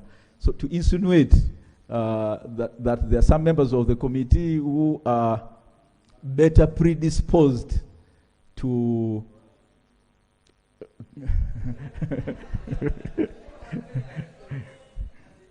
Right Honorable Speaker, we asked Kano Dr. Shiza Besije to make a self-assessment of his strength, his health. When he was produced before the committee, I had even asked him to make his submissions while seated. And his answer was, I am strong enough to stand. He stood up on his own volition and made a presentation that lasted 3 hours. So where the Honorable Francis Mwijushe gets this position that he couldn't even stand, I don't know. I beg to submit. Thank you. Yes, Honorable Dur, you wanted to... Yes, Mr. Speaker, sir, my 1 second is not about anything in rebut. I want to just thank you for giving the Committee of Human Rights business. This committee that I've been part of and I've complained, and it must go on record, is one of the most dormant committee. And if you had not given us this business, the whole of this financial year, it was possible that it would go without the Committee of Human Rights doing business. So I want to thank you so much and appreciate you and invite you to give us more business to do. No, but honorable colleagues, your mandate, for each committee's mandate is provided for in our rules. Okay? Honorable Fox. Right Honorable, you should thank me for giving you business. I thank you, Right Honorable Speaker, for giving us business. But Right Honorable Speaker, it's not true that we are a dormant committee. What is factually correct is that the Honorable Udur has missed more than the 15 sittings of the committee. And I will never raise that issue. Right Honorable Speaker, I rose. Mr. Speaker, I am on record. I know what constitutes a committee meeting in Parliament. A workshop by entities other than committees of parliament. In Golf Course, in Imperial, purported to be a committee meeting. It's not a committee meeting. I have the record. I can prove the chairman has been inviting us, members, to workshops organized by NGOs. That's not true. Now, no, honorable colleagues, now we are going beyond. No. Right, Honorable Speaker, can we make progress? Yeah. There's a more serious issue. Right, Honorable Speaker, I had some preliminary consultations with the authors of the minority report to try and narrow the gaps. They make two recommendations, and we are amenable to adopting the first recommendation. Parliament takes keen interest in the fears of retired Dr. Kano Kizza Besigye. For whatever it's worth, I would concede that we adopt this together with the recommendations of the committee. Right Honorable Speaker, in respect of the second recommendation by the minority, I pointed out to the Honorable Udur that we think this offends the law.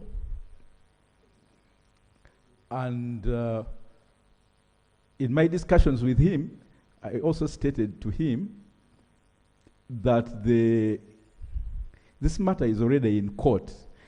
I think it's only in the premise of the court to grant the orders sought by this recommendation. It's only the courts that I get you. I get you. It's only the courts that can make orders for the termination of the trial of Dr. Kizza Besigye and the transfer of his trial to the civilian courts. So if my brother can be heard on this matter, we could make progress and resolve this issue. I beg to move. Thank you. Attorney General, you wanted to, what's your view on this second recommendation? It is a position we agreed upon with the committee chairperson that this matter is most likely going to be addressed in the ruling of the Supreme Court that we expect to come up on Friday. So, in any case, it is outside our ambit now to decide whether it should be civil or criminal court. Thank you. Honorable Jonathan,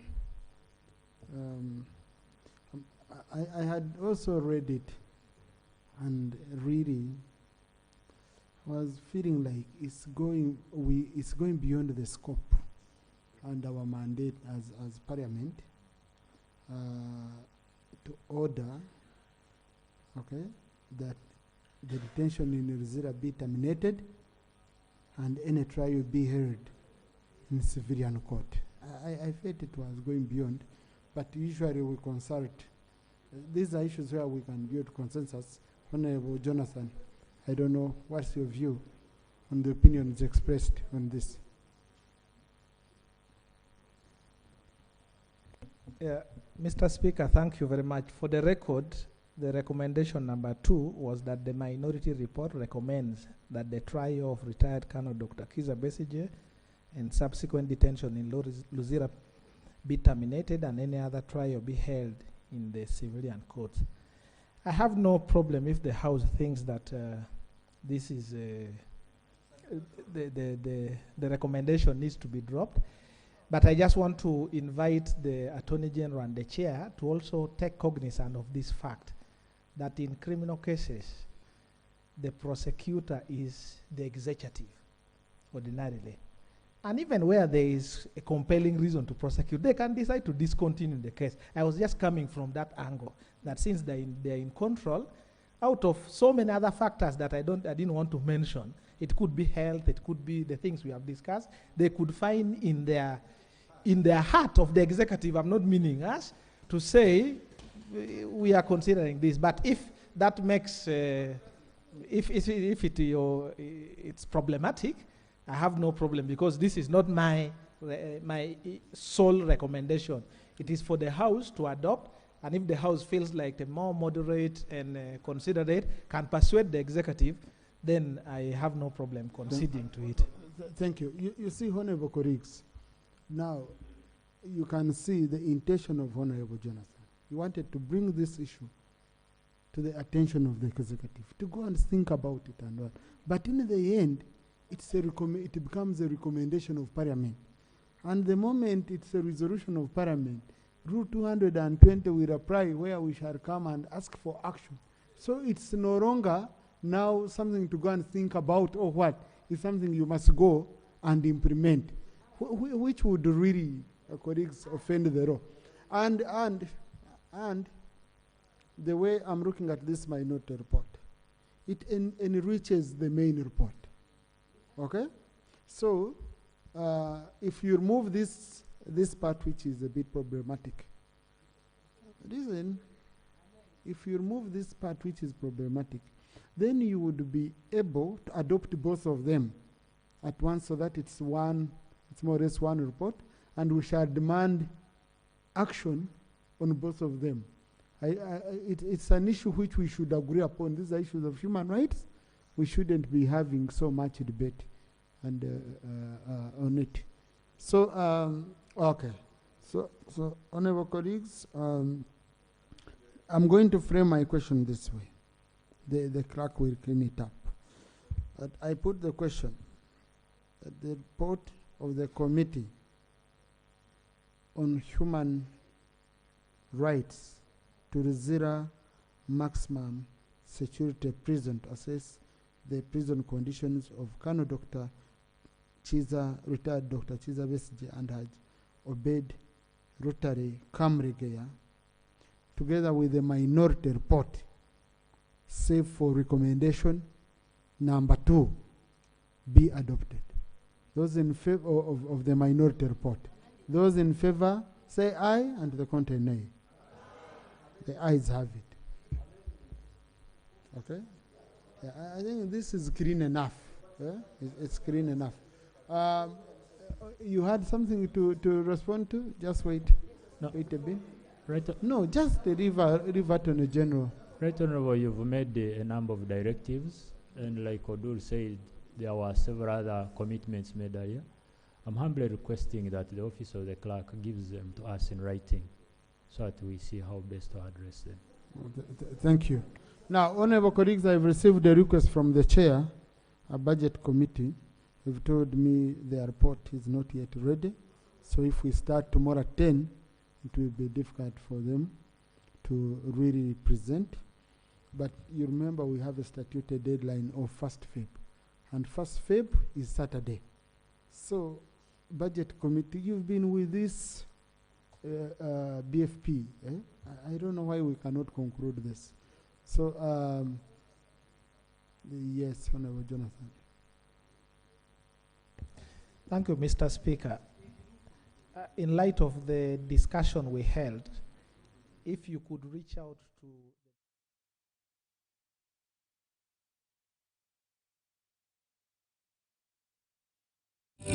Inspiring Uganda.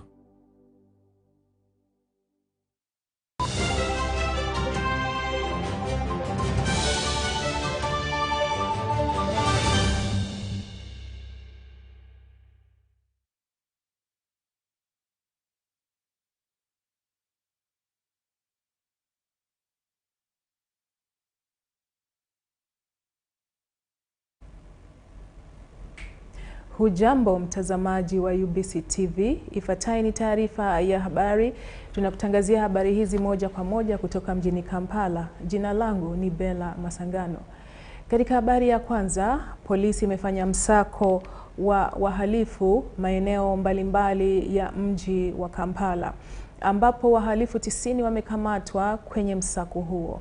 Msako huo unafuatia malalamiko yaliyoifikia polisi wakati huu ambapo muhula wa kwanza wa masomo kwa mwaka 2025 umekaribia kuanza rasmi.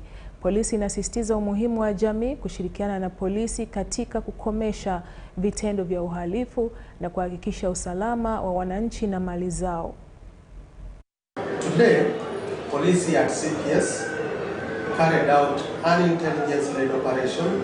This is where they use as base to go and attack people, to snatch people's phones, snatch people's bags. This operation we are also looking at because students are going back to school.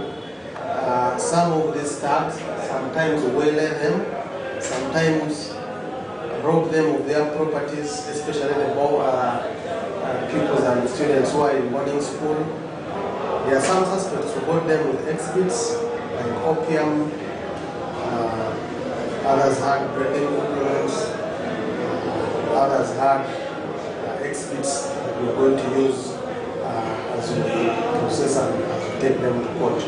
All who are not criminals will be let to go, and those who are criminals, we shall take them to court as we shall prepare their files, and by the end of this week, most of them will appear in court. The community had also approached us complaining about these criminals, that they always interfere with their businesses, so we had to cut out.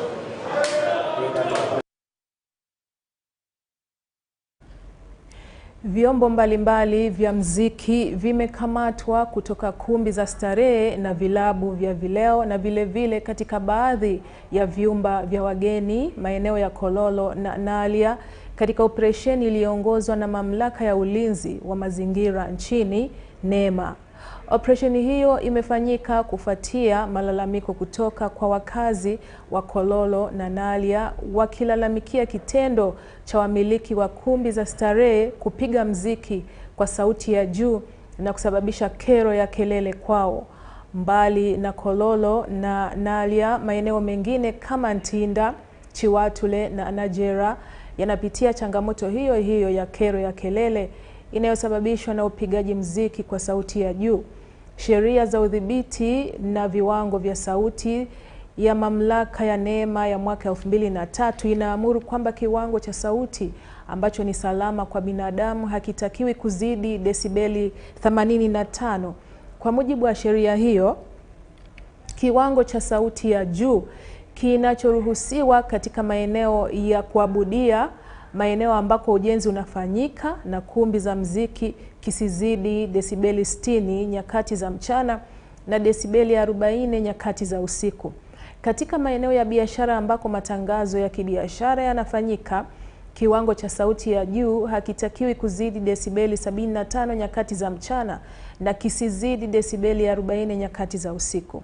Vile vile sheria namba 181 ya mamlaka ya ulinzi wa mazingira nchini inaeleza wazi kuhusu viwango vya sauti ya juu zinazotakiwa ili kuepusha kero ya kelele katika jamii. Licha ya sheria hizo, maeneo mengi yameendelea kukiuka sheria hizo. Mamlaka ya NEMA inatoa onyo kwa wakiukaji wa sheria hizo. Kelele inayozidi ni hatari.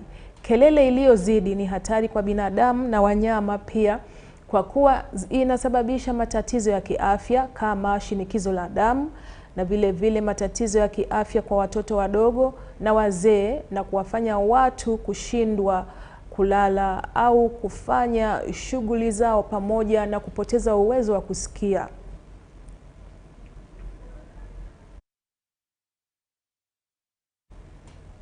Maadhimisho ya tarehe 6 ya mwaka huu yamepangwa kufanyika wilaya ya Chotera, moja kati ya wilaya zinazounda wilaya kubwa ya Masaka.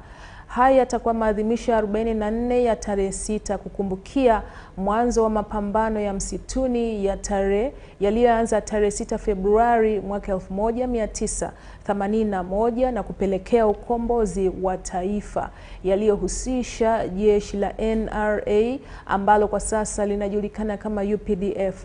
Kuelekea maadhimisho hayo, jeshi la UPDF litaongoza shughuli mbalimbali za kijamii kama ujenzi wa shule, barabara, vituo vya afya, bila kusahau zoezi la usafi maeneo mbalimbali nchini. Kawefube uwo kununule gwanga lino nga tweyambisa obuwagizi bwamwe tumaze kumpe emyezi 2 omu kitundu ky'e Masaka mu district zona ze mumanyi Mwenda ne Sitemu nga tukora emirimo gy'enjawulo okuddiza abantu baffe mu ngero y'amasomero.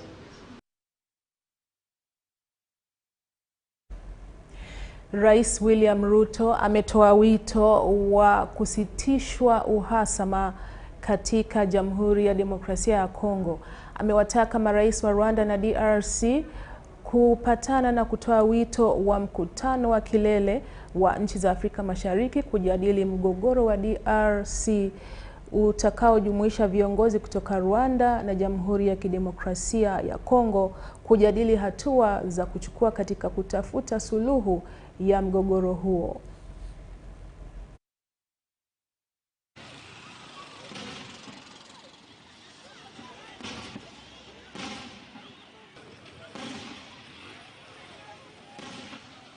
The escalating conflict and deteriorating situation in Eastern Democratic Republic of Congo are a grave concern to the people and governments of East Africa.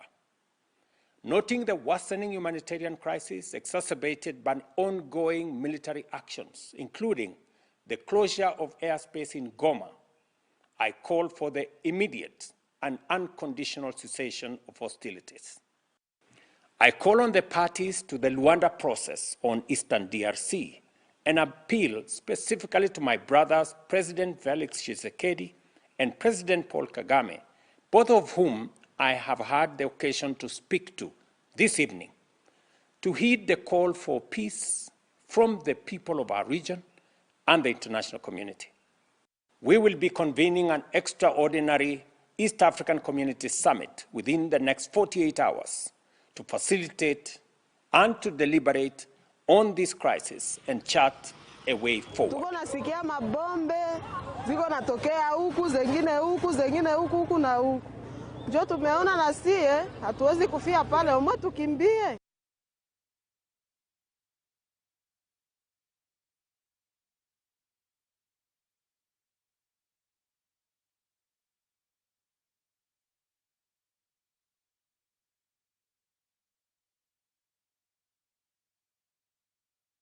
Wa UBC TV, tupate mapumziko kutoka studio.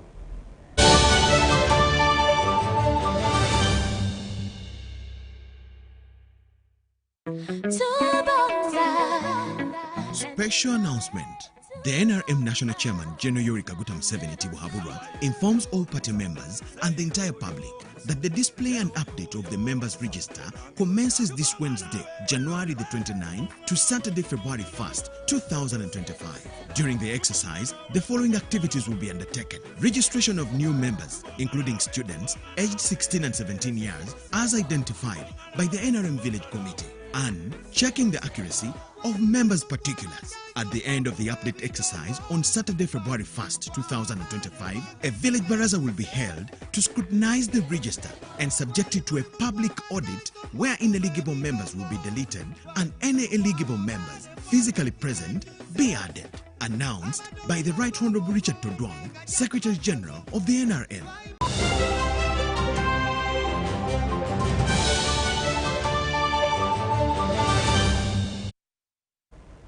Kufuatia mgogoro unaoendelea mashariki mwa DRC, mamia ya malori ya wafanyabiashara yaliyokuwa yakielekea kwenye mji wa Goma yamekwama katika mpaka wa Chanika wilayani Kisoro baada ya wapiganaji wa M23 kuuteka mji wa Goma Jumapili iliyopita.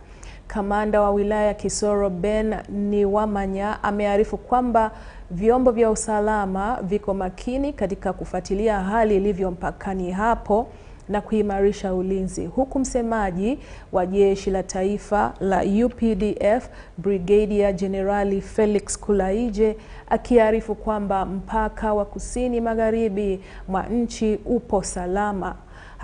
Hata hivyo amearifu kuwa mapigano hayo kati ya majeshi ya DRC na wapiganaji wa M23 yamechochewa na kuondolewa kwa majeshi ya Jumuiya ya Afrika Mashariki nchini DRC mwaka 2023.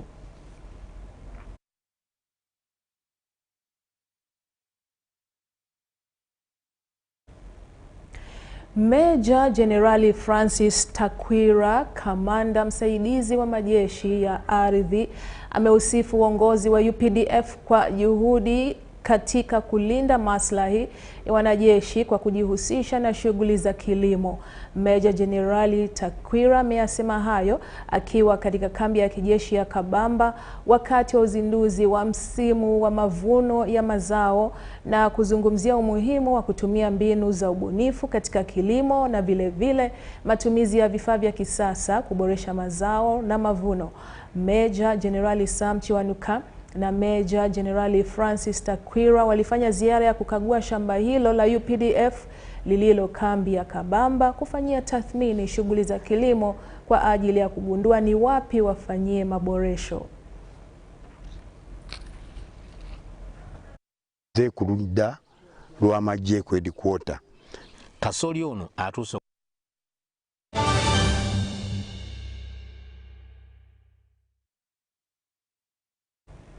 Na huo ndo mwisho wa taarifa hii ya habari kutoka hapa UBC TV. Asante sana kwa kutizama.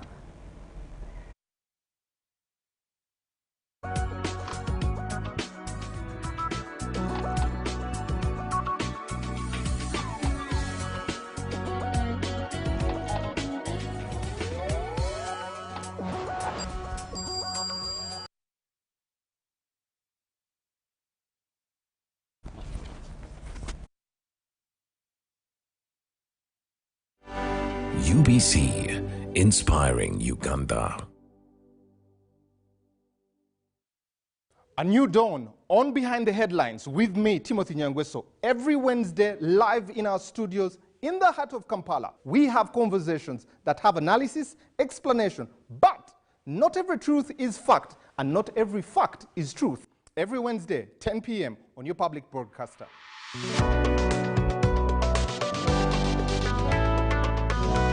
All on your public broadcaster, UBC, inspiring Uganda.